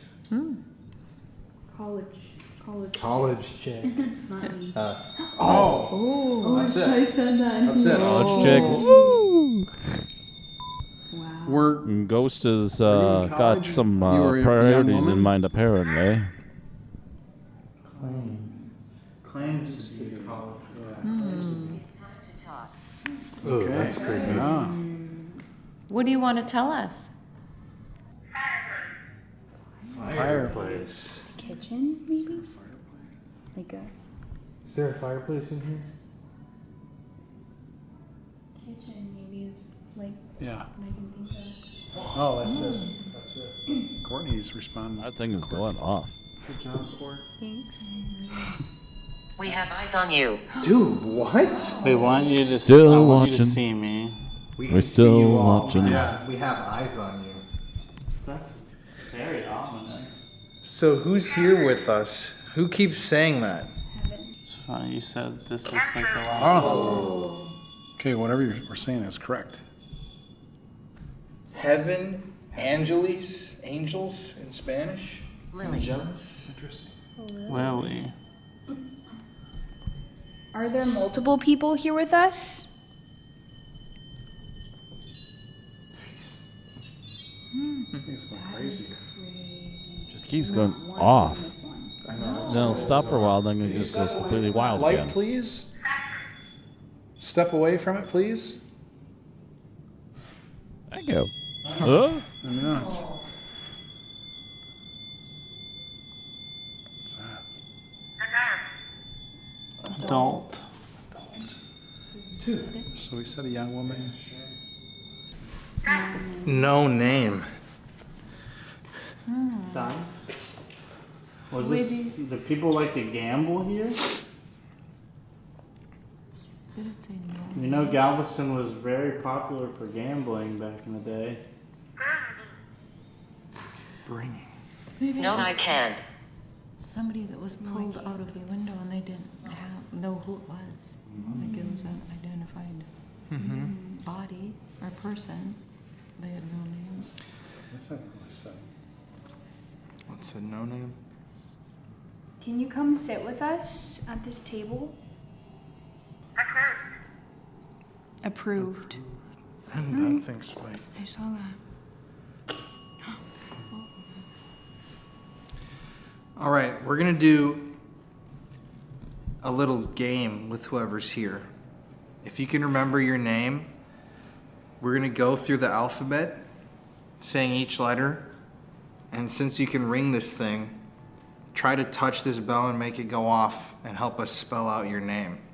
A, B, C, D, E, F, G, H, I, J, K, L, M, N, O, P, Q, R, R.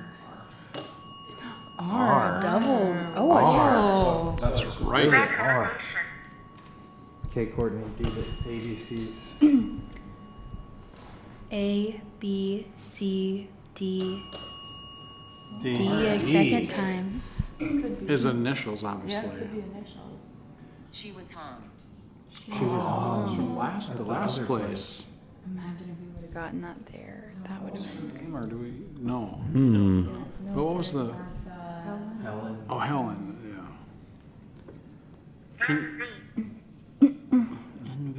Can you spell out your first name for us? We're going to go through the alphabet again. Just ring the bell when we get to the second letter. A. Oh, okay, right there. R-A. Okay, Jeff, keep going. Okay, just as Connor said, A, B, C, D, E, oh, D. Okay, what do we have? Rad. Ronald. Okay. Oh. Ronald. Maybe that's his first name. Oh, yeah, okay, we got to go with Ronald. Oh, there we go. It's slightly out of order, Right. but yeah. Right. Oh, There it is. starts with R, ends with D. Ronald. R-D. That's pretty crazy, actually. Yeah, it is, actually. Lunch Ronald, again. lunch. Okay, lunch and what other? Yeah, breakfast or what was it? You said lunch, Lunch. twice. Lunch twice. Yeah. Remember I told you too Yeah. that we should have lunch here tomorrow. Yeah, you did. Yeah. They want you over, man. Oh, They like talking to you. I wonder if Ronald has worked here prior, maybe in the past. Ronald, did you come here to eat lunch before you died? You can ring that bell if that's true. Maybe it was something you loved doing.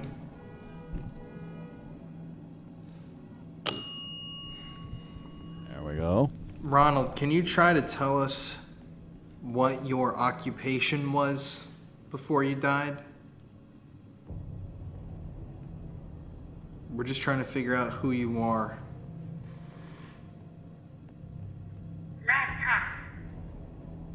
Laptops. Well, That's weird. Computer repair. computer technician. Are you happy that we're here? Laptop tactics. Can you tell me how old you were when you died? Can you tell me if you were in your 20s, can you ring the bell? Well, there we go.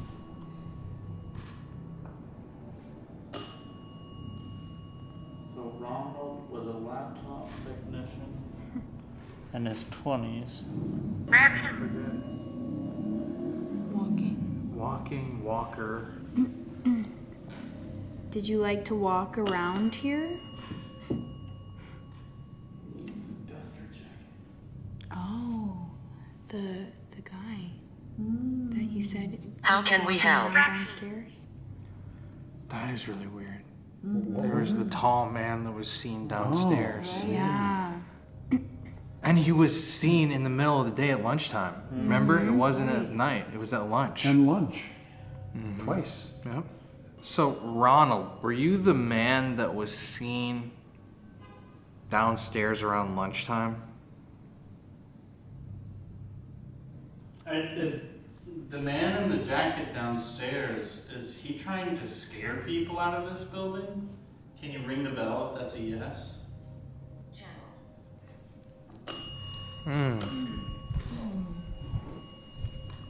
Why doesn't he like that people are here? Urban. Jesus. Urban Jesus? Is that a bad thing or a good thing? Maybe he doesn't like he said if he was from like Urban really Jesus hero. if he was from like really old times, maybe he doesn't like that it's like all these buildings and that it's kind of urbanized. Or even if it was during Prohibition times, he wouldn't like that He there's doesn't a like bar there's right alcohol there. and everything there, yeah. May I touch you? Sure. Whoa, Courtney. I'm getting too excited about it. What the? Fine. We're married, buddy. Sorry, anything for the vid. That's the way, that's the spirits. All right. Just use your voice to speak to us. Who is Ronald?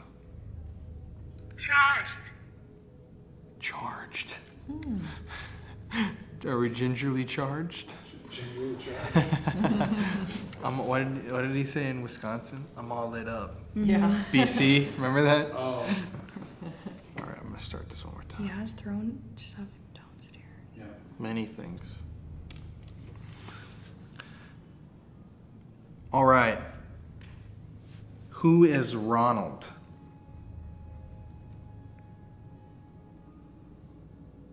What do you like to do here? Do you like that people come and eat at this place? I bet you love the smell of this place. What's your favorite dish that you order here?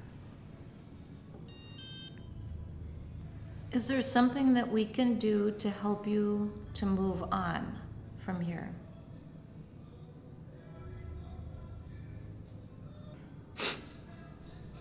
Okay. This is gonna be in the audio. It's gonna be so loud. God damn it. This is the bar. Okay. It's just a car. No. Just the bar across the way is real obnoxious. What do you like to do here? Do you like that people come and eat at this place? I bet you love the smell of this place. What's your favorite dish that you order here? Is there something that we can do to help you to move on from here?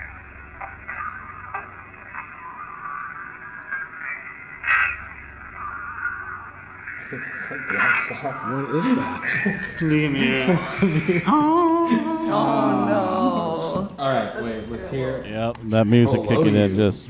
The vault. Ugh. Yeah. It is interesting. Bar across the street's a bit obnoxious late at night.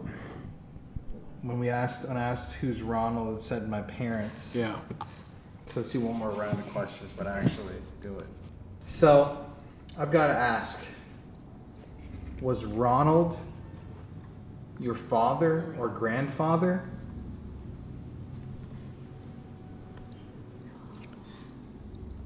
Also, I'm going to state that was the second time it said Lily. So we got Lily and Ronald.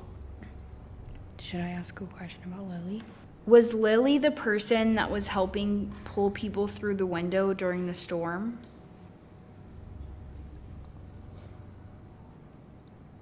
Is the spirit that's here happy?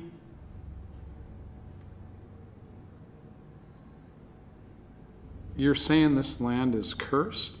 Is it because of the floods that come here, or what else would it be? Can you tell us how many spirits are here?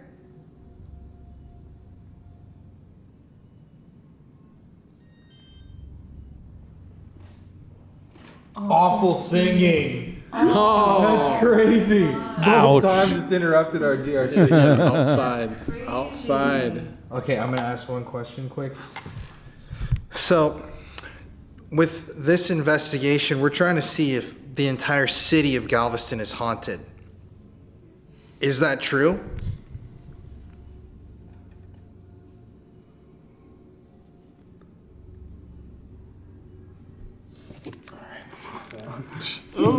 Yeah. Why would it be so loud on a weeknight? That's Right. Galveston, baby. Apparently. This land is cursed. By bad singers. Yeah, right. Cursed by That's obnoxious crazy that music. it said this land is cursed right after we're asking about the flood. Right? Sun. Son. So it said granddad and son. So, who's Ronald? There's 3 of us, it says. Oh, and I asked how many were here. Wait a second. There we go. Granddad, Right. son, and Ronald. Okay. Oh, shit. Don't drop it, don't drop it.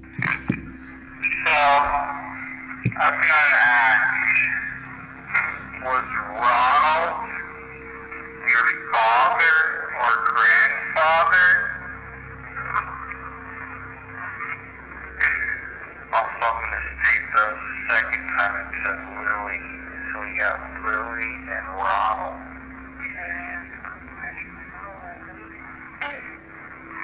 Was Lily the person that was helping pull people through the window during the storm? What was that? Play that back. Oh, that was you. Oh, yeah. Person that was helping pull people through the window during the storm? His voice. It's so nice, his voice. happy. You're saying this land is cursed. Is it because of the flood that come here, or what else would it be? Can you tell us how many spirits are here?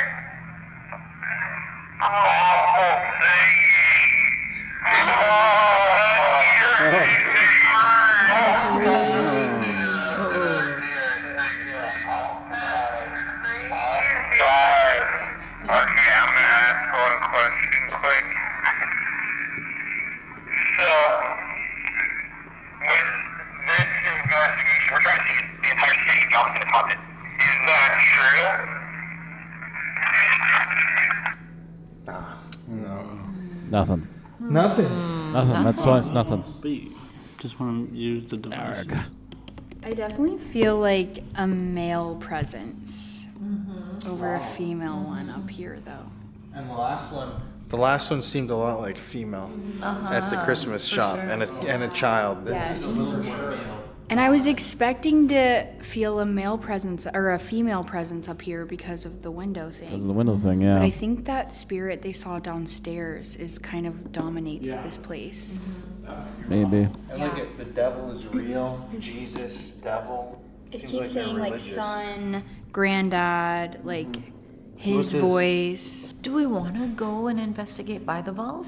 Oh yeah. Maybe we should go down there. I mean, Oh, yeah. it's kind of, I feel like it's kind of drawing us down there.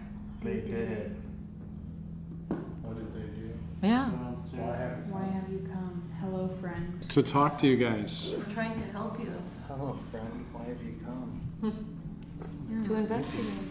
You want to see what you're doing here and who you are. I kind of agree, like Courtney, I think it's the male that he saw walking downstairs is what I think. And I think they're drawing us downstairs at the end is where we should go. And I think that bank vault area, that's kind of that area I think that feels kind of like more active. For some reason the kitchen too, just since he said it. And this just feels kind of more friendly. Mm-hmm. Not Yeah. anything like scary or evil. Or... Yeah. Let's do it. Okay. All right, guys. Since we had somewhat limited time here, we're going right into the Estes session. This is in the vault area, so I think we should talk about Ronald. Yeah. See who Ronald was. We don't have a blindfold with, but I'm just gonna close my eyes. Just...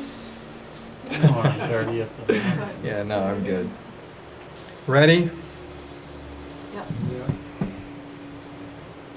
Ronald, are you here? Hello.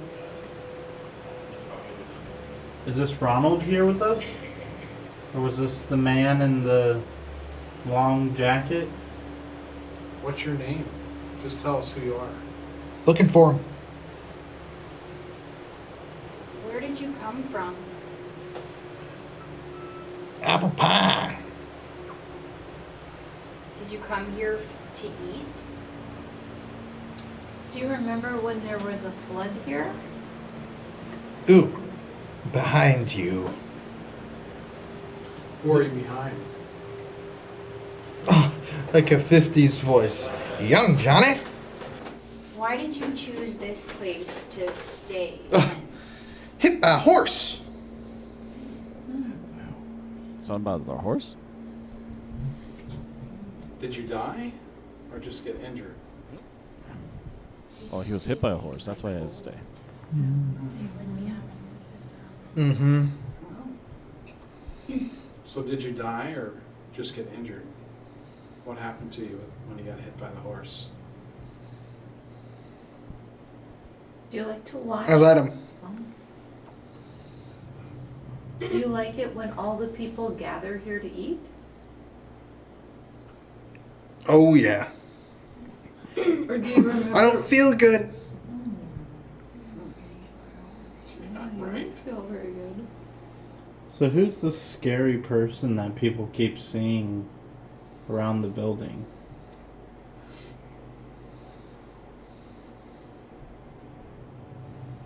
Are Are there spirits from the people who Yep.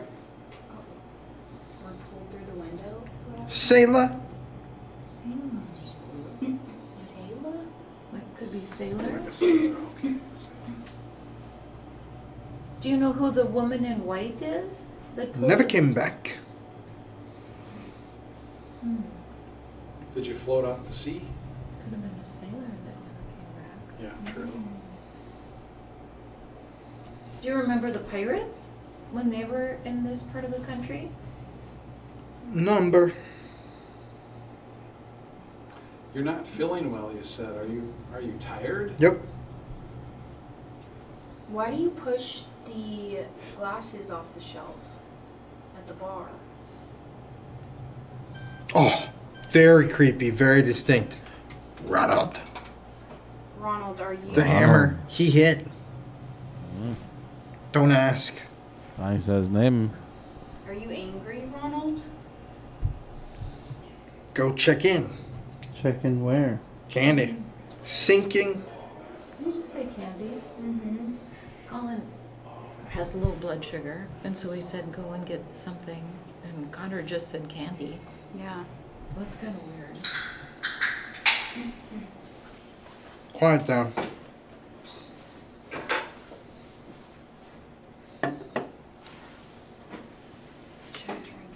I think so. Colin, take a drink because you're like going low. You're 64 and going low. Huh? You're 64 and going low. Your thing keeps going up. And then Connor said, there's some candy in the car. Because I said, how about some pop? And then it said, and you said candy. This is driving you low. Yeah. That happens a lot of times. Yeah. Very interesting. Yeah. It is Anything known good? that once in a while Yeah, his it's kinda just blood quiet, sugar but does it's- spike. You're responding right. Nope. So, Ronald, you were the one that was upstairs with us. Did you follow us downstairs? Mm-hmm. What do you want to tell us? Can we do something for you? Shh. Do you not like that we're here? Don't go digging. What would we find if we dig? A door. That's weird. What's behind the door? Ain't no chicken. Ain't no chicken.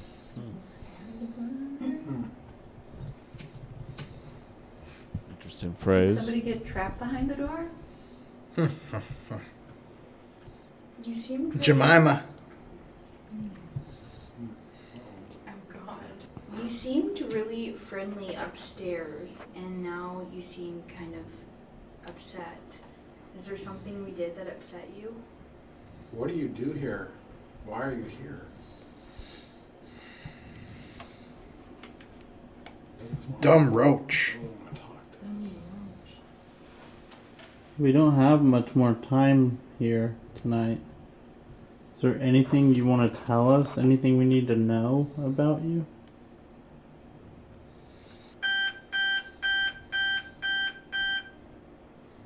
Are you affecting Colin's blood sugar? Begone. Do you want us to leave?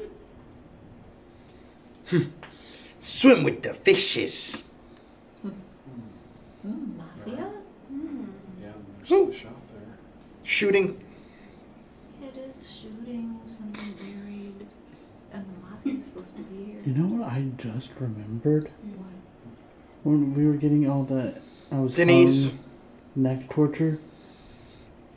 That was the square they used to hang everybody right next door. That's what Oh the... I completely forgot he told us that. I just started going back through stuff. True. Who said that? The bartender. bartender said right next door is where they used to do the public hanging. Oh my god. That's right. That's weird. On the money. Is it... Are you someone that got... How did you die? Again, a kind of 1950s sounding. I'm all tied up. That'd be a yes. What did you get for? Did you do something bad? Hanged is a bad word on YouTube. Stolen peaches. Oh, that's weird. In that voice or accent. I know. Did you leave behind a family? Still some information, hey? He kind of sounded like a pirate. Baby's dead. What happened to Help. What happened to your child? Are you happy here? Why do you stay here? Hell no! Literally, that one was especially clear. That's kind of nuts. So he's kind of trapped here, maybe, or something. Is there something holding you here? Do you want to leave? The door. Woman's voice, though. Door again, right? Little Sally. Maybe that's like Is this why he's here? pulling through the window thing. Yeah, that could be. Tentacles. Reading again. I'm so screwed. Why can't you leave here? Why are you screwed? So screwed. Look, Mama. Am I telling us there's a child that you leave behind? Or I feel like there could be a child. Even maybe someone that got pulled through the window. yeah, it could have been. I definitely feel there's a male presence and then a female.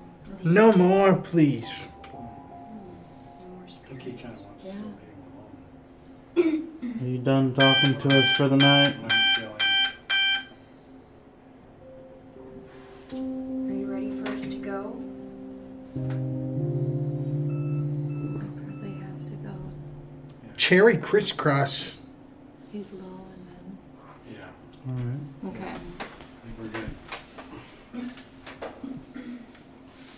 It's still making you go low, and then it's 11 o'clock, and we have to leave at 11. But he's got, the owner has his little kids. After investigating that Italian restaurant, which was interesting, we knew that we had one more stop to make. And this was the biggest, baddest stop of them all. The most haunted hotel in Texas, a place that some call the most haunted hotel in Texas, and others claim is the most haunted hotel in America, the Grand Galvez. But before we investigate, I need to tell you a little history. The Grand Galvez Resort and Spa, originally opened in 1911 as Hotel Galvez in Galveston, Texas, is a historic and famously haunted hotel. Built on the site of the former beach hotel, the Galvez was created to draw tourists back to the island after the devastating 1900 hurricane, which killed thousands. You see, after that hurricane, there were no tourists heading to Galveston. Not only had the island's industrial connections and ports been devastated, but its tourism industry had been as well. The hotel opened at 6:00 p.m. on June 10, 1911, and was reportedly built for an estimated $1 million, which would be over $33 million today. Designed in Mission and Spanish revival styles, upon opening, the Galvez offered luxurious accommodations to weary travelers in the area, and quickly became known as the playground of the Southwest, attracting celebrities, politicians, and wealthy travelers. Throughout the years, the hotel's popularity has endured, though not without various renovations and changes in ownership, especially as the local economy shifted away from tourism during and after World War II. And it's interesting to see the way the world changes from century to century. You see, in 1918, you could get a room at the Galvez for just $2. Nowadays, rooms cost upwards of a few $100s per night. But almost immediately after it was built, rumors of the hotel's dark history began to swirl. Over the next few decades after the hurricane hit Galveston, the town saw a massive resurgence, and a lot of money flowed into the beachfront properties, casinos, and hotels that opened up there. And for a while, Galveston, with its casinos, attracted acts like Frank Sinatra to perform in local clubs, and the town got the nickname the Vegas of the South. It's a pretty interesting slice of history. You see, even though gambling was technically illegal throughout all of Texas, Galveston seemed to have sort of an informal open city policy, where law enforcement officials and public officials just looked the other way. This paved the way for numerous casinos and gambling clubs to open up, and also attracted the mafia. Over the years, the Galvez Hotel, with its opulent exterior and interior, has hosted many notable figures, including U.S. Presidents Franklin D. Roosevelt, Dwight D. Eisenhower, and Lyndon B. Johnson, as well as General Douglas MacArthur and celebrities like Frank Sinatra and Howard Hughes. The grandeur of the hotel is evident throughout the building, and really, I gotta say, it is such a beautiful hotel. When you're inside of the building, it feels like you've been transported back to the ritzy 1920s, where gangster ghosts could be lurking around every corner. But something interesting to note is that during World War II, the U.S. Coast Guard took over the Galvez for 2 years and transformed it into a wartime headquarters where suites became barracks and the lawn was used for drill practices. With the hotel closed to guests, even the finest, most lavish suites were converted into those makeshift barracks and military situation rooms. Drill practices were held on the front lawn, and a boxing ring was erected for sparring. Interestingly enough, as opposed to the lavish jazz that used to play throughout the Galvez, during this time period, taps, the military tune, was played every day. Imagine that, a period of 2 years where nobody could rent out rooms at the hotel, where the hotel was used for all sorts of confidential activities relating to World War II. I'm sure that the hotel has some secrets to share. In another interesting twist, the Galvez became known as the Summer White House in 1937 during Franklin D. Roosevelt's time in office, because at one point, he took a 10-day trip there. When Roosevelt embarked on that 10-day offshore fishing trip in May 1937, the White House staff maintained their headquarters at the Galvez. Secretarial pools, Secret Service men, and other officials occupied the entire 5th floor. All official communications to and from the president during those days was conducted through the hotel, including the composition of Roosevelt's telegram of congratulations to King George and Queen Elizabeth upon their coronation. But back to the mafia. Nice. Don't worry, this is related to the Galvez. The biggest names in organized crime in the Galveston area were the Maceo brothers. The Maceo organization, also known as the Maceo Syndicate, was a criminal organization that ran Galveston, Texas politically and criminally throughout most of Galveston's open era. The organization's bosses, Sam and Rosario Maceo, operated illegal gambling, prostitution, bootlegging, and racketeering activities throughout the city. Now, it was a well-known secret that the mob was in Galveston from the late 1920s to the early 1950s, and like I mentioned before, public officials and law enforcement officers just looked the other way. In addition, the Maceo brothers were also able to buy off government officials like the town's mayor, so they were allowed to operate their illegal businesses right out in the open.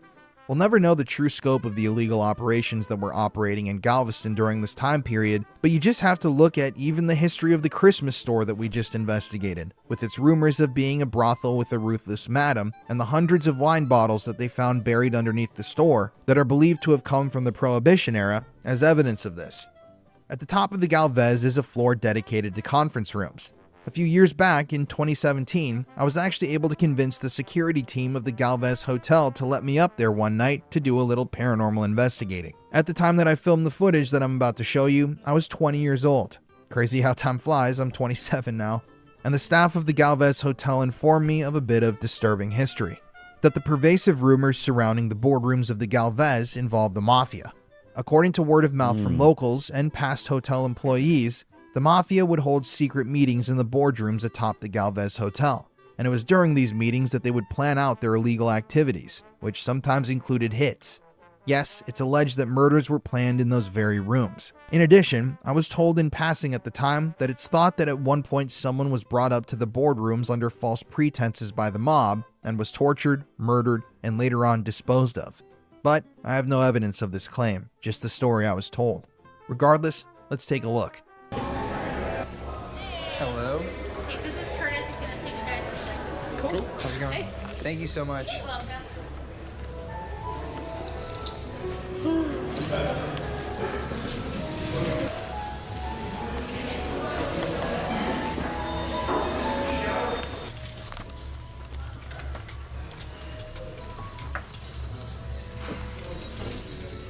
This is the first time at the Galvez? It is. Yeah? Mm-hmm. It's beautiful. Nice. How long you plan on staying? Just tonight. We were here last night too. You ever had anything happen to you around the hotel? No, not really. I don't really work over here. I work at the Tremont mostly. Mm-hmm. I'm probably here like once every blue moon. You've been up to this boardroom before? Yeah. It's pretty freaky, man. Yeah, especially at night. Yeah, because like That's security. We gotta have like we have checkpoints, GPS to make sure we're doing our job.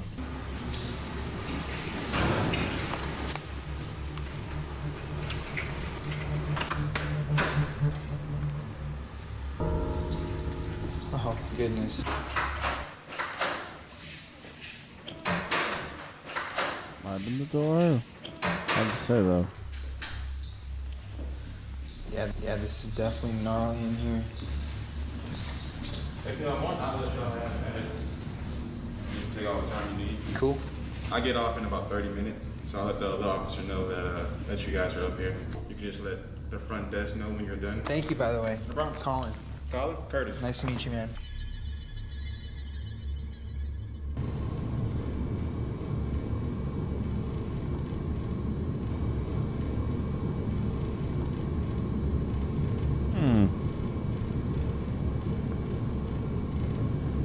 Come over here.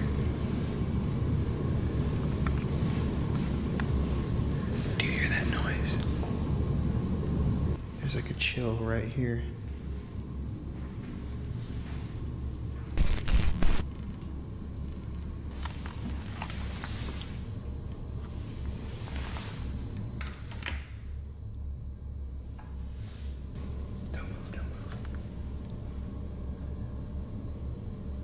That noise is gone.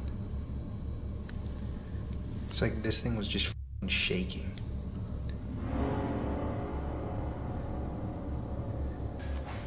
Well.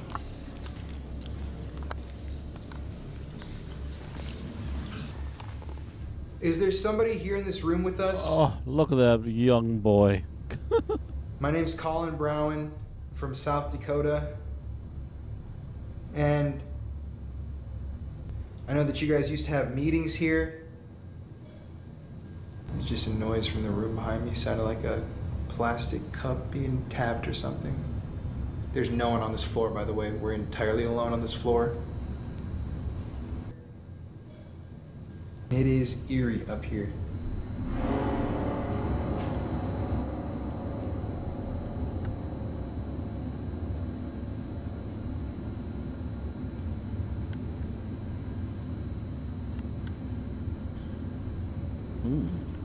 Yeah, for a place that's relatively well maintained and shouldn't be having any major creaks or pops like that, and being all alone, that's very strange. No one should be able to sneak up there very easily either. They had to unlock things to get up there.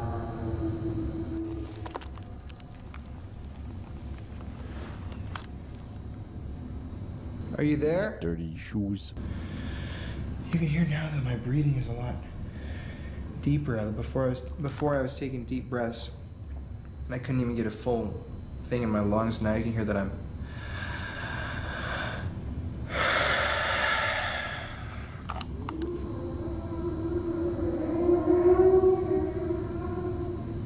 Why'd you make me throw up?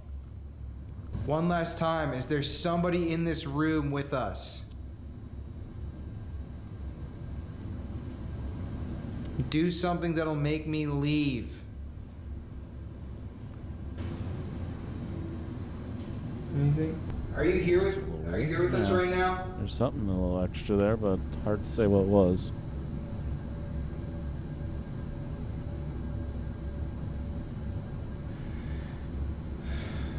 My breathing is super shallow. You can even hear that's me taking a full breath.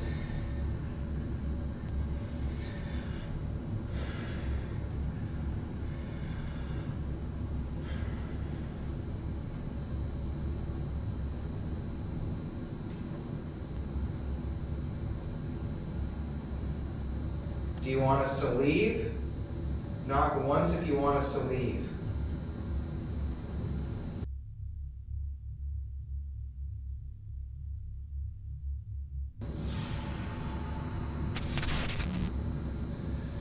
Oh, I just got really dizzy.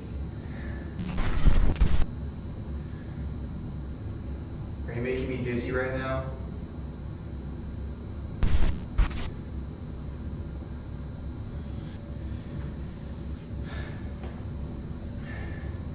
So they're doing that effect just to kind of show that this is all footage. Really bad.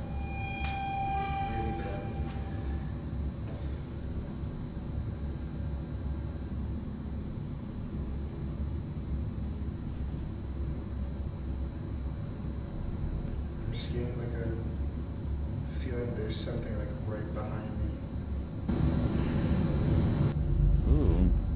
Ooh. Why are you here? Why are you still here? This is no longer your boardroom. This belongs to the Galvez.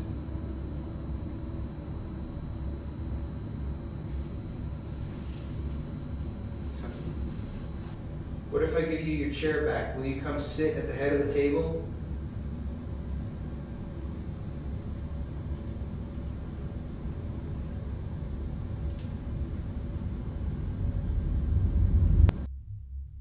Something over there keeps trying to grab his attention. I'm surprised I'm not looking.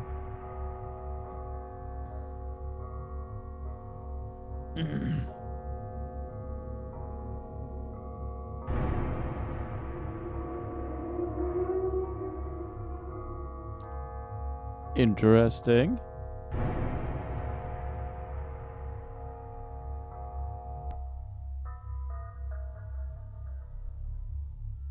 Oh, was this from the original video? So as he was originally editing this, the all of a sudden a voice came over. Very strange. I came all the way from South Dakota to talk to you guys. Why don't you come sit at the table with me?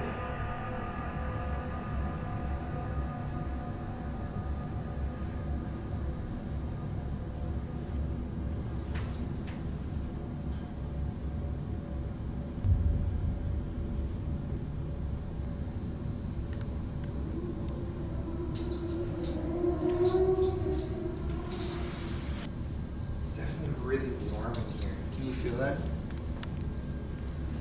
Ugh, I'm feeling really nauseous.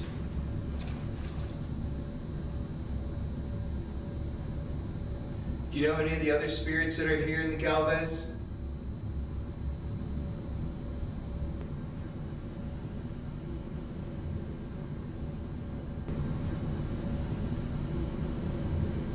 I don't know. Could there also be something in the air system? It's hard to say. Hello?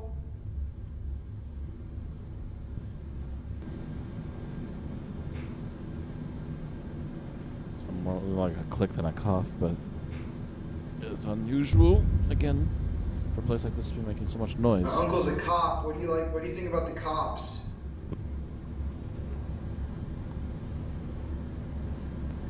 It is so hot in here. Do you feel that, or is it just me?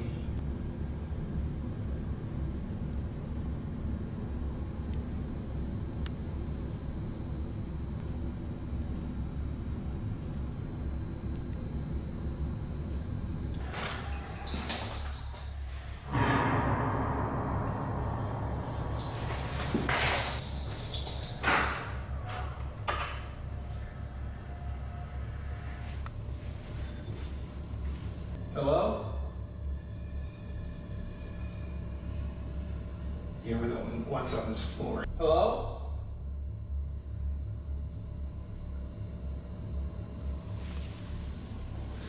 Did the chair actually just move? That's really some crazy stuff, isn't it? I mean, just personally, I look tiny. It's just weird to see that footage, but let's carry on. Back to the Galvez. The hotel experienced ups and downs over the decades, seeing a decline in the mid-1950s as gambling, a local economic driver, was fully outlawed after new city leadership stepped in. A major renovation in 1965 restored some of the hotel's former charm, and when Galveston developer George P. Mitchell purchased the hotel in 1995, he restored it to its original 1911 appearance. The hotel changed hands again in 2021, with new owners completing further renovations, which returned the building to its iconic pink hue by using ground pink granite in the stucco, echoing its original color. Throughout its long and storied past, the Grand Galvez has hosted significant events, including the original pageant of pulchritude, the first international swimsuit competition that became the precursor to the Miss Universe pageant. The contest is now celebrated annually as the Galveston Island Beach Review, where participants don vintage beachwear in homage to the hotel's glamorous past. With so much history inside of it, the Galvez remains a historic hotel on the beachfront and is listed on the National Register of Historic Places, and it's no wonder that it's known to be the most haunted place in Galveston. When it comes to recorded deaths that occurred at the Galvez Hotel itself, it's actually really hard to track those down. one can assume that over the hotel's 100-plus year history, there have been plenty of deaths inside of the building's storied halls, as the Reaper likes to strike, sometimes completely at random. But I could only track down 2 official deaths in my research.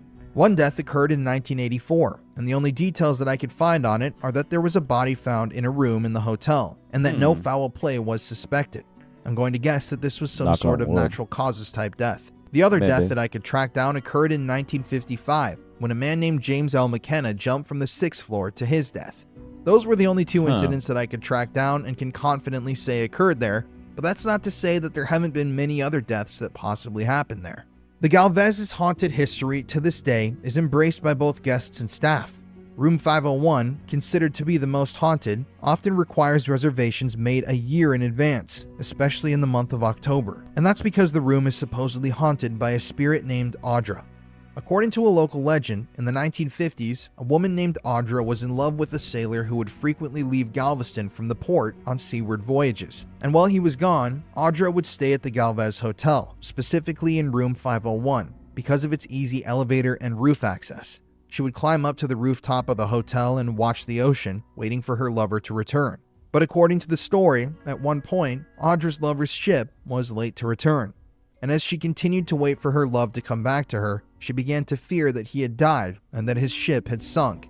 As the days went on and his ship failed to return to port, Audra grew despondent and eventually decided to give up. She then climbed up to one of the turrets atop the hotel, the western turret to be exact, and hanged herself inside of that structure at one of the highest points in the city of Galveston. And according to the story, sadly, just a day or so after she died, Audra's lover returned to Galveston from the sea and ran throughout the town looking for her before discovering that she had recently ended her own life in the turret above the Galvez, waiting for him to return. Paranormal enthusiasts and curious guests frequently stay in Audra's room hoping for an encounter with her ghost or the spirits of other individuals. Some have captured mysterious reflections in the room's mirrors or have reported inexplicable interference with electronic devices used to create room keys. There have been all sorts of reports of paranormal activity inside of that room, including phantom scratches, voices, cold spots, and so much more. But who could possibly tell you a better version of the story than Melissa, a ghost tour guide and employee of the hotel who took me up there back in 2017 to tell me the story. I have a photo, it's in my PowerPoint here. We had a foot that kept appearing on the end of a dresser. I had a couple that was actually staying in room 511. They were from London and they lived in a haunted home. And they didn't know that we were a haunted property. And they said they had a big desk in there and they set their suitcase on it. And they said it flew like 3 feet off the desk. And they're like, instantly, we knew. She's like, I think I'm gonna go ahead and change rooms. And I started shaking. Yeah. So. Audra, you home? Yeah, it's funny. I always think one day she's gonna answer me. We did a portal session in here the other day. Have you ever, portal? Mm-hmm. What came through, it kept coming across as Audrey, not Audra. Yeah. But we kept hearing an Audrey. I wish there's a way we could transfer into this room. When did you check in? Last night. Let me talk to my manager. Probably be able to get you in here. You do a blog? Yeah, I do. So, I'm gonna do my Audra spill now, my 501 spill. Back in the 50s, we had a lady named Audra who would stay with us. She was engaged to a mariner who sailed in and out of the port of Galveston. When it was time for his ship to come back in, she would leave the room 501 here, take the elevator up to the 7th floor, then climb the steps to the west turret, which is what you see here. There, sheltered from the wind, the rain, and the weather, she would keep an eye out for her lover's ship. Word got back to her that there was a bad storm at sea, that the ship went down, and all hands on deck were lost. So in her despair, she took that elevator up that one last time. This time as she climbed the steps up to the west turret, she carried a rope with her. She ended up herself on that fateful day, but just a few days later, her fiancé, very much alive, showed back up to the hotel looking for his bride-to-be, who is no longer in the land of the living, but she is now one of our long-term, non-paying guests. Audra is quite the prankster. She has kind of let herself be known, different spots in the hotel, but in here, she likes to hide things. We had a bottle of champagne delivered by room service. They called back down. They said, well, we got the champagne, but is there any way we could get any champagne glasses? And our room service attendant, knowing that he sent champagne glasses, said, sure, I'll bring some right up. The next morning, they get up, they open their window, the champagne glasses are upside down in the windowsill.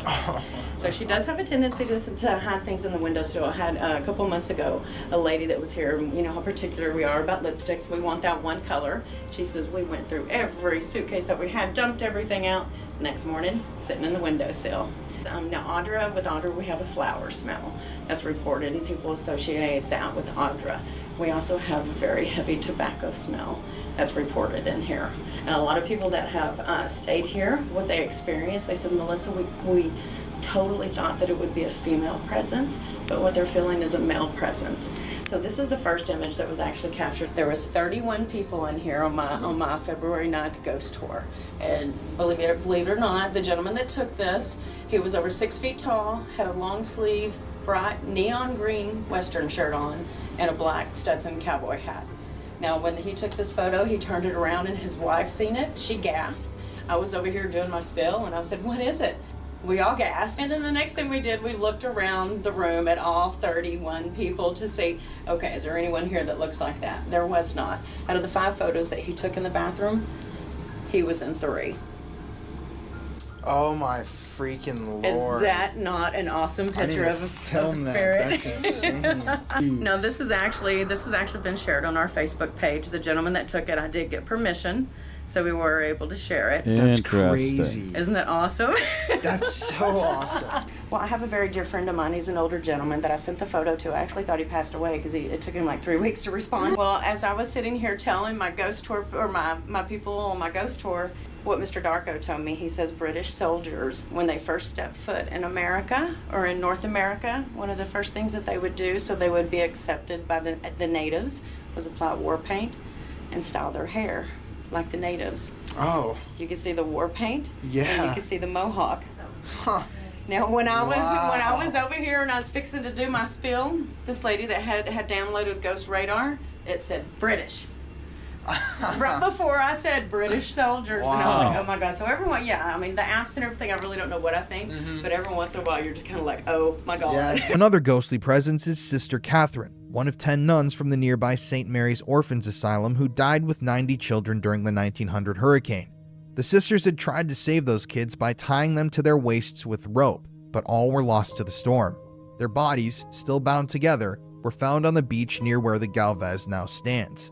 And remember how when I talked about the hurricane, how I told you that bodies were burned and buried wherever they were found? Well, some people have come to the conclusion over the years that they suspect that the Galvez Hotel is built atop a mass grave of orphans, nuns, and other Galveston citizens that were killed by the Great Storm. Visitors to the hotel frequently report seeing apparitions of nuns and hearing children's laughter echoing throughout the hotel's halls, and have experienced a lot of activity, including in the building's infamous music hall, a hotspot in the hotel for paranormal experiences. But paranormal activity in the Galvez isn't just limited to these tragic figures.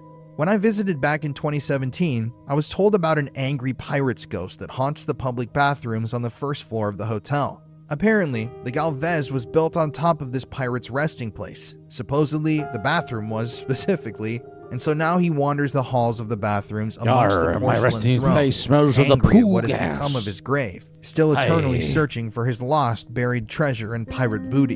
Back in 2017, I actually had the opportunity to investigate this bathroom, and let me tell you, it was a bit freaky. Check this out. This is going to be the ladies' restroom that's closest to the spa. We seem to have a lot of activity down here near the spa. We've had a few different things happen in the ladies' restroom here. One of the latest that I heard, a lady stopped by my desk and was inquiring about the haunted activity that we have known that has happened in the past. And then she proceeded to tell me her story. One of the stories that was reported to us was here in the bathroom as well. It was a group of cheerleaders here for a competition in Galveston. As they all came into the bathroom, they were all excited about knowing that it was haunted. Well, they looked towards the mirrors and they said, well, if you're here, show yourself. And the mirror seemed to come off the wall and come straight at them. They all screamed. They ran to the front desk, scared but excited. I got another call from one of the other engineers that worked with me at night at 5:03. He pulled the power cord off the back of the TV, and the TV came on. And he was all frantic, and I asked him, I said, what did you do? He says, I plugged the power cord back into the TV and told him how to have a good evening, and I left. So, what else are you going to do at that point? They're pretty bound and determined.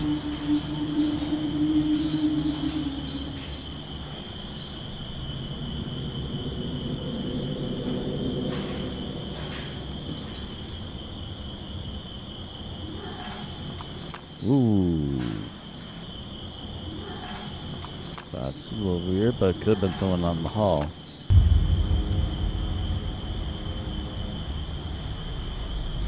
Such a skinny man. Did one of the doors just open? Honestly, this is still a public place, so it could have been anybody outside.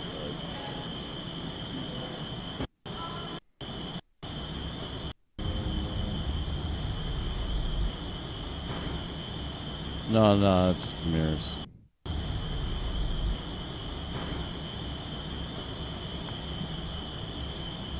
Maybe he just doesn't remember hearing the voices while he was filming.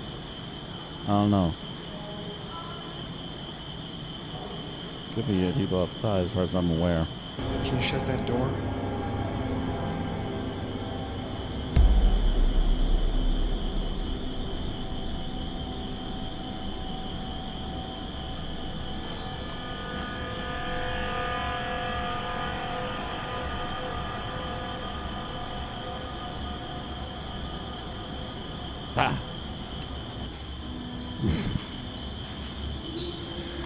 Can you flush one of these toilets or do something? Are you a pirate? Flush the stench away from my booty. Hello? I am buried amongst there? the poo. Yarr, be gone from my resting place. This is a creepy place. And wash I'm your not gonna lie hands to and you. stop squeezing the Charmin. Is there anybody here with me?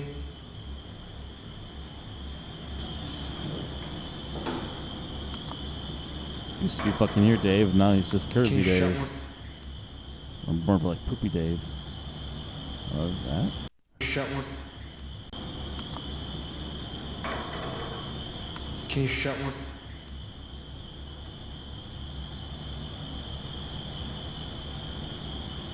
Right when I was asking it to shut the door, it just creaked. Go on, man. Can you shut one? My hand is getting a cold breeze. Really cold. Poopy Dave is haunting the stars.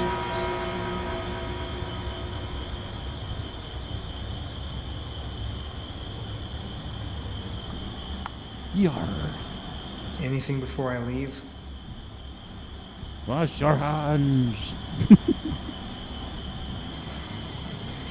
There's also the spirit of a young girl in 19th century clothing who's often seen near the lobby and Sorry, gift but shop, it's just bouncing kinda a ball silly or that asking pirate's supposed to visitors to haunt the there. hotel for ice cream. Some guests have seen her riding the elevator, only for her to vanish when they turn around. It's unknown who this girl is or where her spirit came from. Workers and guests alike have also reported the laughter and footsteps of unseen children in various parts of the hotel, adding to its haunted atmosphere. It seems that every corner of the Galvez is haunted by one or two ghosts, and that these phantom specters, just like the hotel, are here to stay. This is going to be the music hall. It's one of our meeting spaces, as well as our place that we have galas and weddings and just anything to celebrate. As you can see, it's a lovely, beautiful room. We do have tables set out on the other side of these windows. So we do get a lot of passerbys of our guests. They'll walk by and they'll look through and they'll see someone sitting in Victorian clothing, just sitting there, just waiting as if a party was fixing to start. Now, this has happened many times, and not only has staff seen this, but guests as well. Also here in the lower level of the hotel was our spa. We had an attendant one night who was closing up. She was there alone. She heard something, and she listened. She heard the toilet flush. And then she knew she was alone and said, "Is anyone there?" And then she heard the children giggling. She knew she wasn't alone. So I am now here in the music hall, all alone, in the giant banquet room. I'm trying to find the lights to turn them off. And damn, this place is creepy too. Look at these figure things. That's a little weird. I'll give you that. Is there anybody in here right now?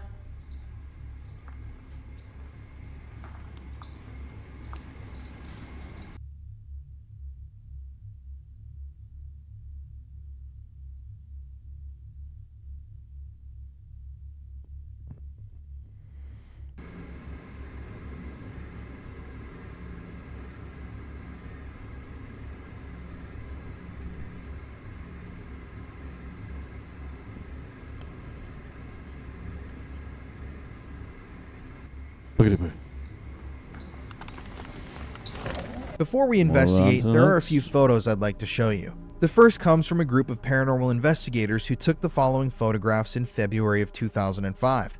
According to the group, they were walking down one of the many hallways of the hotel when they started snapping photographs. In particular, the group stated that they were on the 5th floor of the hotel, the floor supposedly haunted by Audra, the despondent lover who took her own life in the turret.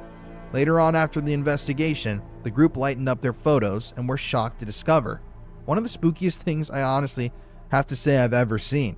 In their photograph of the 5th floor hallway, this group captured what appears to be a 6 to 7 foot tall shadow figure peeking out of one of the rooms, staring at them. To this day, I have yet to find an explanation for what exactly this shadow figure could have been, and this photograph has haunted me.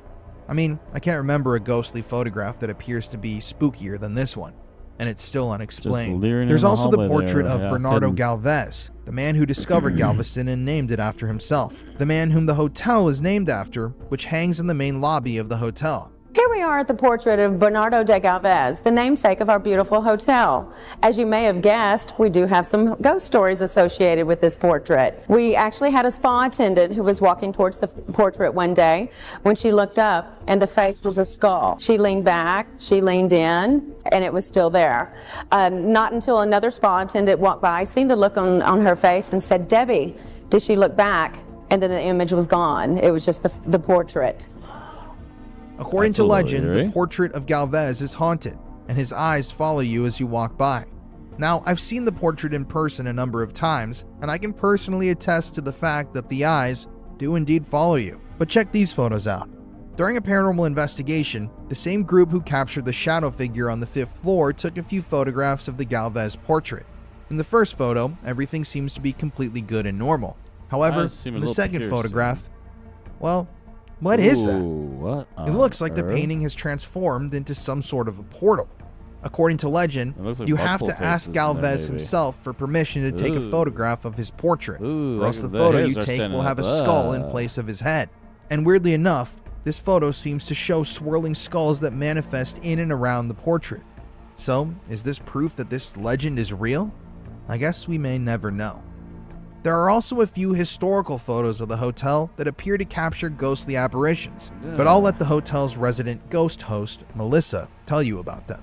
This is one of the photos that was taken in 1911. It was for a promotional book on the Hotel Galvez. Actually, when it was taken, the corridors were empty, but as you could tell, as you get closer, are they really empty? As you could see here at the end of the corridor, you can see distinctively 2 feet and 2 legs. And you can see what looks like to me as a rifle. Some say that they could see feathers, that maybe it is Indian, or others see, like I do, that it's a soldier. And then we also have over here a lady. And like I said, this was with an empty corridor. There was actually, you can't see a face. You could see the hat and you could see the jacket, but there's actually no face there at all. Sitting there in a place and that's here at the top, next to the chandelier on the right, we have an orb that was captured in 1911 and supposedly an empty corridor. Here in this photograph, this was taken around 1915, and the reason that we know this is because there are automobiles present. Across the steps is Murdoch's bathhouse, but what I find the most interesting is this figure here. You can look at it. It's a lady, but you see no hands, no face. No hands, no face, yeah. Just a shadow. Just completely blacked out. She is also present in some other photos here at the hotel. The Mafia. Today, the Grand Galvez, managed by Marriott's Autograph Collection, blends historic elegance with modern amenities, attracting both thrill seekers intrigued by its ghostly legends and tourists drawn to its beautiful architecture and luxurious accommodations. From historic photographs capturing spectral figures to tales of shadowy figures in the halls, the Grand Galvez remains a popular destination for both skeptics and believers alike. And for our investigation, you know that we had to rent the most haunted room in the hotel, room 501. So that night, at midnight, we could try investigate and get into contact with Audra's ghost. So right now, we are in the Galvez Hotel, right outside of room 501, the most haunted hotel room in the state of Texas. I've stayed here before and it was very, very creepy. You guys have not been in the room yet. I brought the bags in, so let's take a little peek. See if everybody gets any vibes. So the woman who was in this room, she walked out of the room, climbed up the stairs right here, according to the story, went up to the turret on top of the hotel and shit. Trying not to say it out loud because YouTube doesn't like that. YouTube seems to be fussy that way. But she did it because her husband, like, she thought her man died at sea, right? But then he came back. And then he came back the next day. What are you significant? Push it over. Oh. Thank God. You're welcome. No. Phew. I saw it. See. Oh my God. It's so pretty. That's so cool. Oh, look at that, a Ouija board in here. No fucking way. That's crazy, actually. That's actually really crazy. That's insane. That's They a just little leave that for wild, guests. yeah. Oh, look at the bathroom. It's very cool. Oh, dude, look at this. Oh my. This ain't bad, actually. Oh, wow. Look at this robotic future mirror. Ooh. Let's see. Oh, This Bloody place is Mary. Bloody fancy. Mary. It's Halloween, you know. This bathroom is really dang fancy. Bloody Mary, Bloody Mary, Bloody Mary. Oh, yeah, there's a nice live Rocky room. Yeah, they too. Oh, what is this? Too. I don't know that was in here. It's creepy. What is this picture on the wall, too? Yeah, that is an eerie photograph. That is scary. That is a little weird. Like this color. You'll wake up and there'll be a sailor.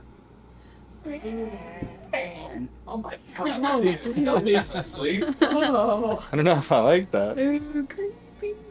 Or you Yeah. wake up and you see this going like this. No. Yeah. So you wake up and you see Corey Feldman dancing. Yeah. now that's scary. It's interesting though. There is a weird vibe in here. Yeah. Wouldn't you say? definitely. Like For a sure. unsettling. It's like really nice, but Nice and fancy, but yeah, like you can really get the vibe that this is a little odd. Like almost like you're stepping back in time when you walk in. It's like what, 10 years old? No. It's really old.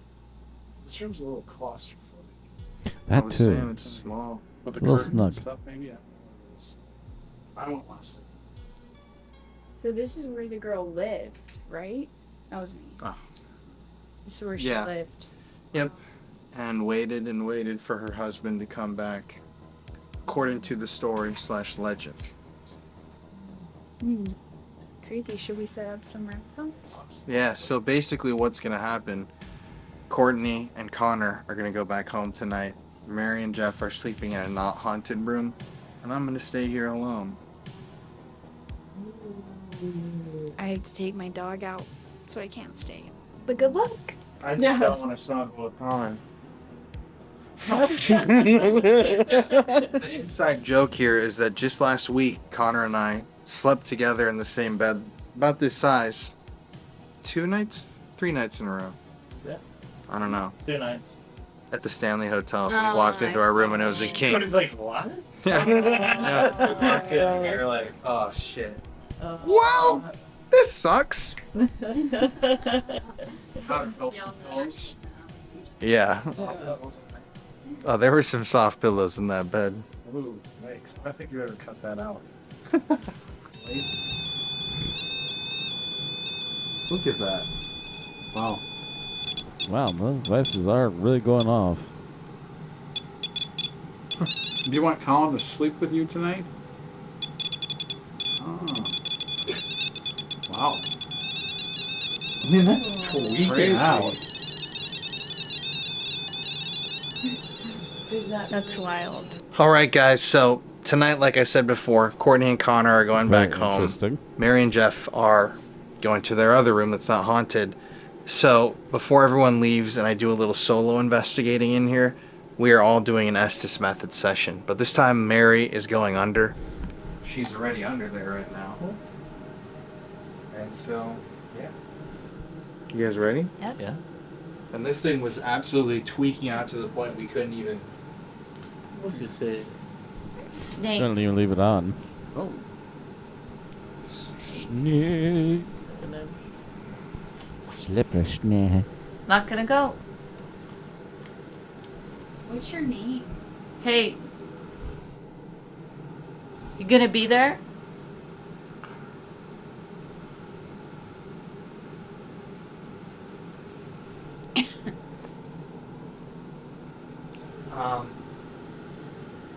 Skipper.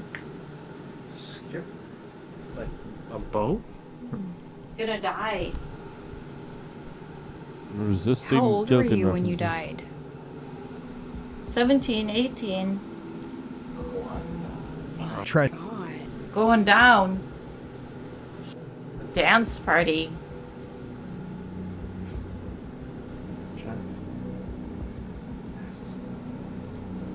How are you feeling right now?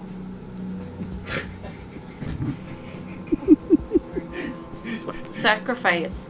Oof. Oh, like that. I don't like the sounds Why of did that you at hurt all. yourself? Rugs. Over rugs? I just want to know. I don't know. Just gotta go up. So there's a lot of debate. Different person. There's a lot of debate on whether or not there actually was Au a revoir. Why? debate over whether there Ogre. really. Ogre. Gonna do it. The fuck attachment that we had. That's what the Ouija board spelled out on the device. Don't use it. And there's a Ouija board right there. Hurt someone.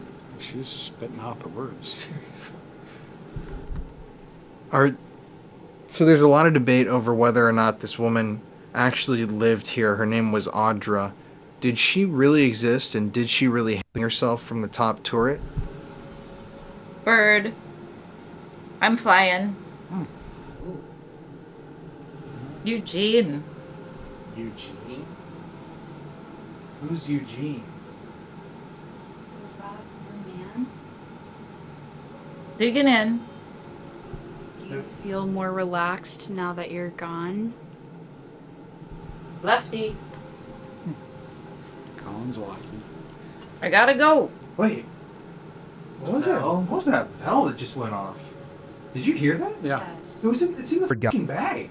Isn't it? Yeah. Being weighed down. No, seriously, how's that possible? It's back here. Should we? Show that. It's back here. Dude, that's fucking bizarre, actually. It's in here. Right there. Dude, Right there. No, seriously, how's that possible? here. I thought it was off. It is Too off. young. That clearly just got tapped on. Yeah. Celebrate. Look, check this out. Okay. Climbing stairs. No way. She climbed up. I'm coming. She climbed up the stairs to go hang herself. The bell went off. Yes. That's crazy though, the stairs. You know when she just said that? Alone. Climbing the stairs alone. And she was alone for so long in this Ditto. hotel room. Uh-huh. Remember, she was so sad because she was alone for so long. Yep. She would rent this room out whenever he would go out to sea. Oh, is that the deal? Yep. Just a really loud in my ear. No. What were you gonna ask? She rented this room out every time we went out to sea? And then just stayed here? She could see. But- What was it? She could see. She You could was see like, the water right she there. could like see when he would come in. She would like Flood it. watch and wait for him. Oh, fly. On the noggin? What? And then there was like, it wasn't there like a huge storm or something where She like thought she that- thought he died and Yep. then Righteous. I mean, climbing stairs and that bell going off That's in the good right bag there. is really Skeptic. fucking weird. Shoes. Religion. that go off tonight. No. Sure. What were you gonna ask? Lady. I can't remember. Are you at peace? Would you say you're happy in the afterlife? Happy? Are you happy? It's like going down. It's kind of creeping me out a little bit. I don't know if I want to stay here. Do you like when people stay in here? Lilac, I can hear that really. It's really loud in our ear. are those ghost meetings? Some Are there lots holiday? Are there lots of ghosts in this hotel? Nice man. Children. A nice man staying in here tonight. Yeah, he's alright. I don't like that. Oh, shit. She likes that. This week. So, you're confirming to us that the story of Audra, the Like a hiss of a snake. She said snake before. Well, oh yeah, Needing something. What's up with this? But you're confirming that that story is real, Audra? Judas. Ooh, he's a snake. Flowers. So, what's gonna happen? What's gonna happen to me tonight? Wild. What's gonna happen to me tonight in this room? Dislike him. Oh. Like, I don't know if somebody is, like, That's good. blowing on my, or something. I feel something cold on my shoulder for some reason. I see. She doesn't like you. Why don't you like Colin? What's up with Colin? Why don't you like him? Memories. Oh, Colin, something to tell us? Her of Well, you've her- stayed in this room before. Yeah, true. Maybe you like remind her of something. Do you like it better when men or women stay in this room? Leroy. Oh, Like a high whistling noise. Gotta come. Oh God. Phrasing. Spirits. Phrasing. That could be relevant, actually. Hey. Bye. Did she say stop? She's probably like, this ghost is like, y'all are disgusting. Get your head out of the gutter. Yeah, sorry. So, just to confirm, this is someone who died here at the hotel? Is this the woman who hit herself? Hun. I gotta go. Where do you have to Yeah. go? Chicken. That's interesting. Or chicken, because I'm hungry. Defamation. So these guys need to get going, all of them. But can you tell us in your own words what happened in here? If this is the woman who ended her life? It's like a man's voice comes through. No. I want to speak to I'm not women. scared. That's a voice. You have to.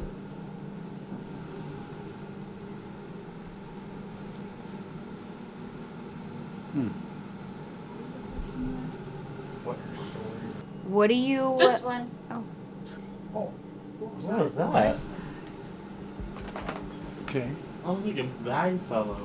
Bag fell over. That was your backpack.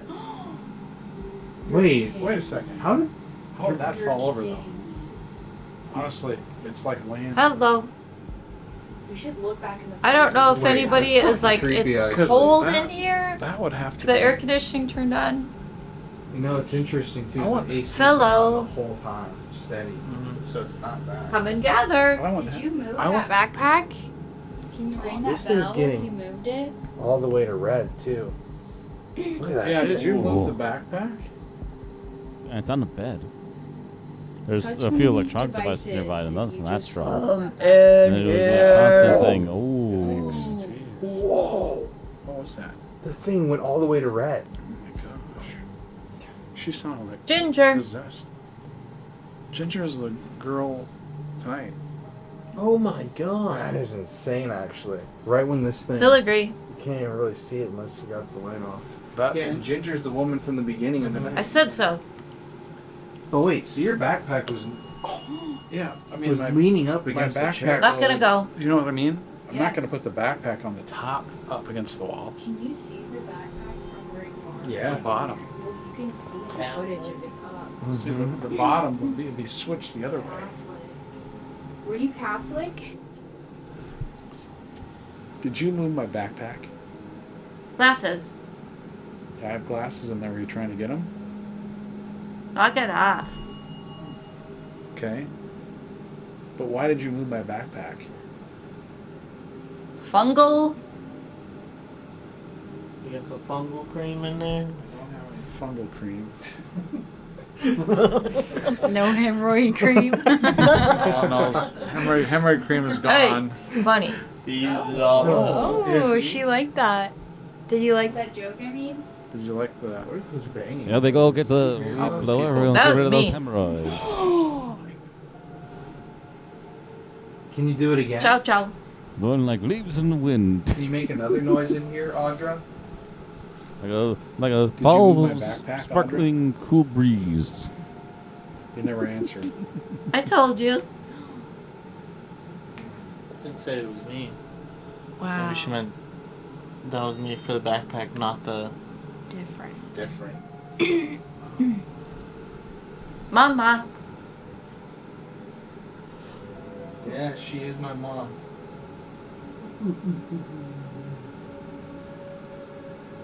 Anything else before everyone else leaves that you want to tell us?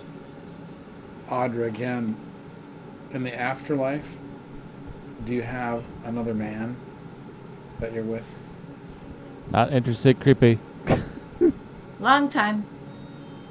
No, what's his name? What's his name? Who's this man you're with in the afterlife? What if it's Ronald? Leeway. All alone. Oh. Did you ever find out after you died that your husband was actually alive? Cover up. Cover up? License. How did you feel when you found out he was alive? Oh, gal.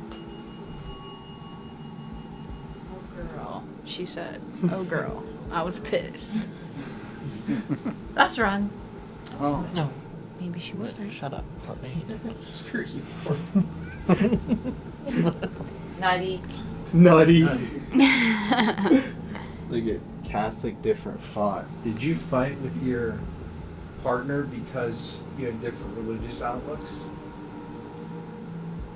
I just got nutty again. Nutty. Do you regret yourself?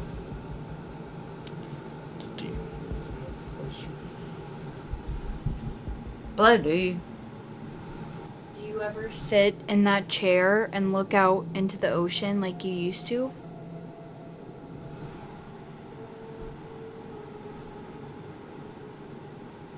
Not together. Still not together? Like a snake sound again, I keep getting. What's the deal with this snake? I Three don't know, times. it's kinda creepy. 3 times now. There's gonna be a snake crawl up Hang it under out. the bed tonight. I hope not. Slippery Waiting for smell. ya.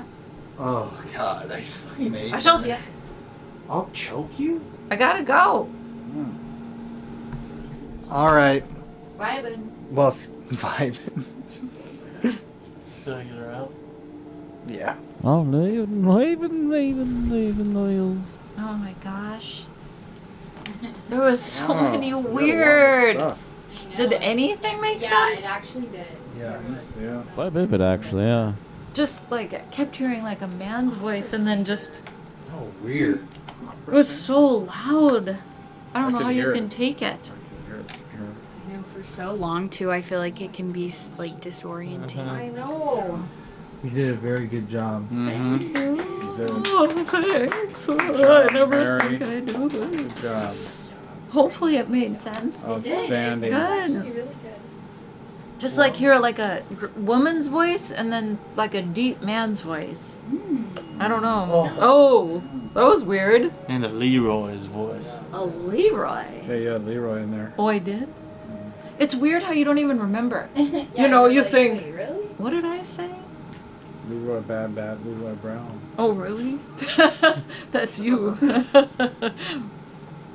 Jeff is bad Leroy Brown. Do you know what that is? No. Also, while you were doing it, this bag fell over and a bell from in the backpack rang, and it was literally off. Wait. In the She was backpack? out when that No, happened? she was still in there when that happened. Oh. The bell rang from inside the backpack. It was turned off. Oh my gosh. It was really weird, actually. And then that bag fell over. That's creepy. I know, right? Oh my god. It really was. It said opera singer Dame. Well, Oh no. without further ado, Connor and Courtney are gonna leave. Mary and Jeff are gonna leave, and I'm still gonna do a little bit of investigating. Good luck, Colin. Well, everybody, first of all, let's shout out Connor here. Thank Come you. for on, give coming me some along credit. This evening. Courtney, for your first appearance in years. We Do the thing. Do the thing. Oh, Do it. I don't want to. I'm not gonna do that. Do it. Colin, do it. No, I'm really not. Do it. Colin, do it. Don't. Come on. I told Courtney I'd go. Courtney, thank God you're back. Courtney, welcome back to the channel. There we go. That really hurt That's what I me. needed. Let's see if it makes Good the job, cut. Colin. Put that in. Yes, In the you final are. cut. Then she'll come back again. I'll come back if he adds it in. I'll come back for another video. Shit, it's fucking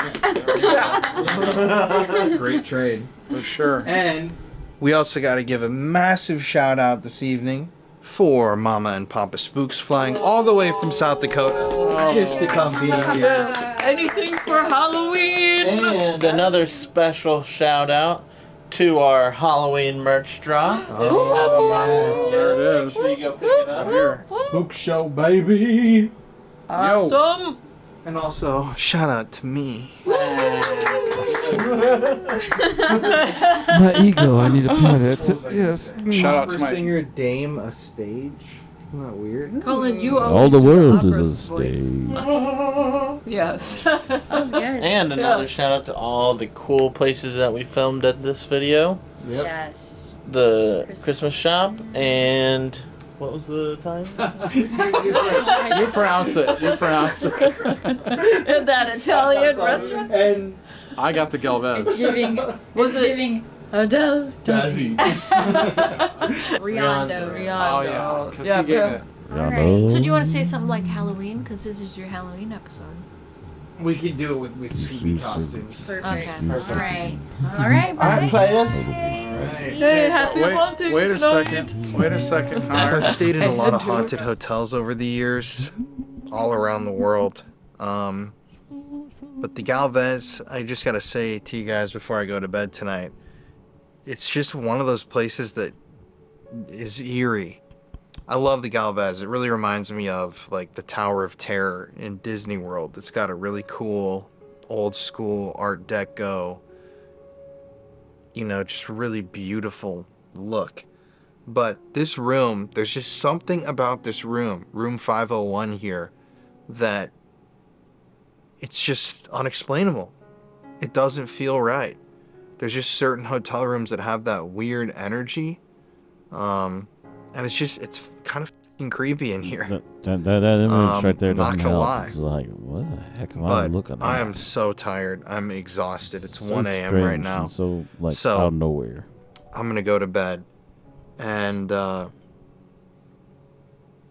Audra, or any spirits here in this room? Is there anybody here? Do you want to do anything for me before I go to bed?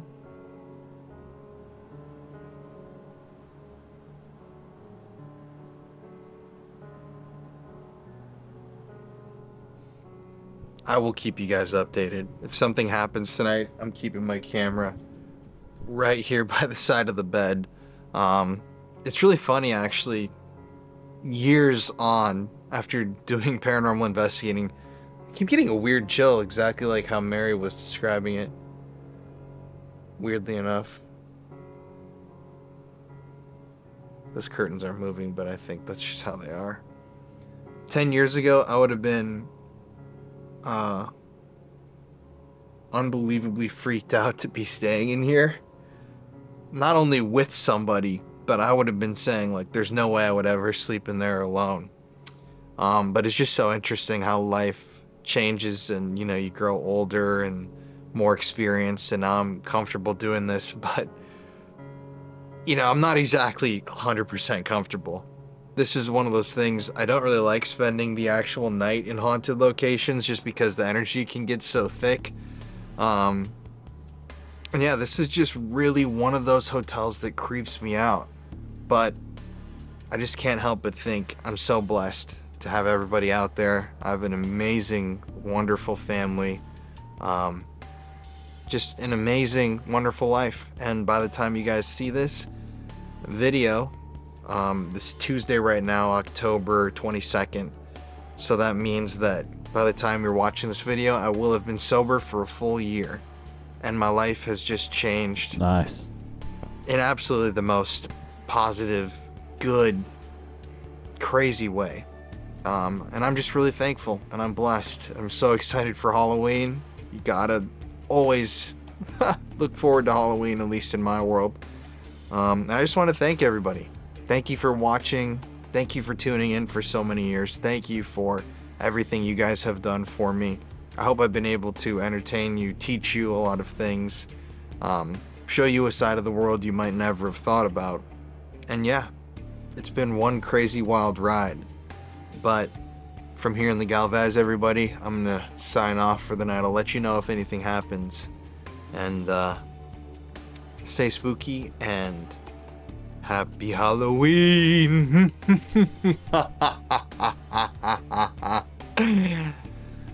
All right, that was enough. I think it's time to go to bed. At the end of the day, I think Galveston is not only one of the most haunted places in Texas, but one of the most haunted places in America. I'd even lobby to say that it competes with Gettysburg for the amount of hauntings, the horrific history. I mean, it's really insane. Think of all the stuff we just talked about. The graves of murderers buried with their victims. All of the history of crime. Pirates. Mafia. The deadliest natural disaster in United States history. The morbid history surrounding that event. There's just so much there. So much energy. And it's not necessarily bad energy either. But I do feel like the whole island is haunted. Especially late at night, when you're walking through some of those streets in the dark. You can just imagine the spirits of people dressed in 1920s garb waving at you from the wall. You can imagine a lady in white staring at you from the turret atop of the Galvez. You can picture, right in front of you, the spirits of children playing around on the beach, building sandcastles before they stare up at you and disappear into the night. It's hard to explain something like a feeling to people if they haven't actually felt it themselves or haven't been to the place that you're describing. But Galveston has that feel. It doesn't just feel historic, it feels haunted. Not only haunted by a dark, horrific past, but haunted by the ghosts of past residents, the spirits of murder victims, and the specters of a great storm. I don't know. Let me know your thoughts about all this in the comment section, because I want to know what everybody has to say about this entire episode. But for a finale, for our Halloween episode, we have a special treat for you guys. Buckle up, whatever you're about to... I don't exactly know how to describe what I'm about to show you, but this is just something we put together for y'all. We're so appreciative of every single person that shows up every week to watch the show with us. And yeah, we love you guys so much, and enjoy. Okay. Scooby-Doo. Wow. Scooby-Doo.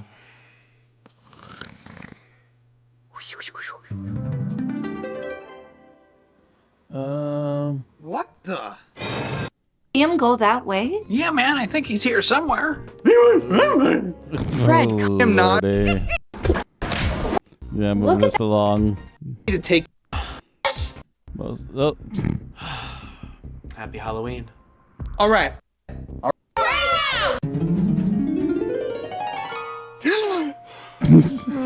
Oh my God. Thank God. That was all one big dream. One very big corny dream by the look of it. Yeah, that's a nightmare. All right, everybody. We really hoped you enjoyed our terrible acting. I mean, everyone else was pretty good, but I was pretty bad. But Jeff was the best. yeah, give us. As always, everybody, thank you for watching tonight. We all wish you a happy, very safe Halloween. Anybody else want to say anything at the end? Happy Halloween. Happy Halloween! Woo! Happy Halloween! Yes, from the entire Paranormal Files family, stay spooky and happy Halloween!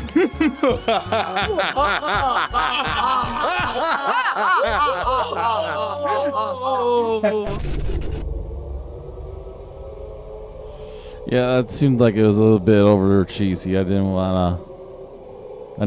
Just plain simple. I'm sure there's other people who have a bit more enjoyment for that, but it's like, no thanks. All right, that's the Paranormal Files for this week. I hope you all enjoyed. So a few interesting things there, but yeah. If anything, I found a restaurant I want to visit, and apparently things move in the building. Oh well, nothing's perfect. But that's it for tonight. Thank you all very much for watching. Again, happy Halloween for everyone out there, and I hope you have a good one. So that's it for now. I'll see you all next time, and pleasant dreams.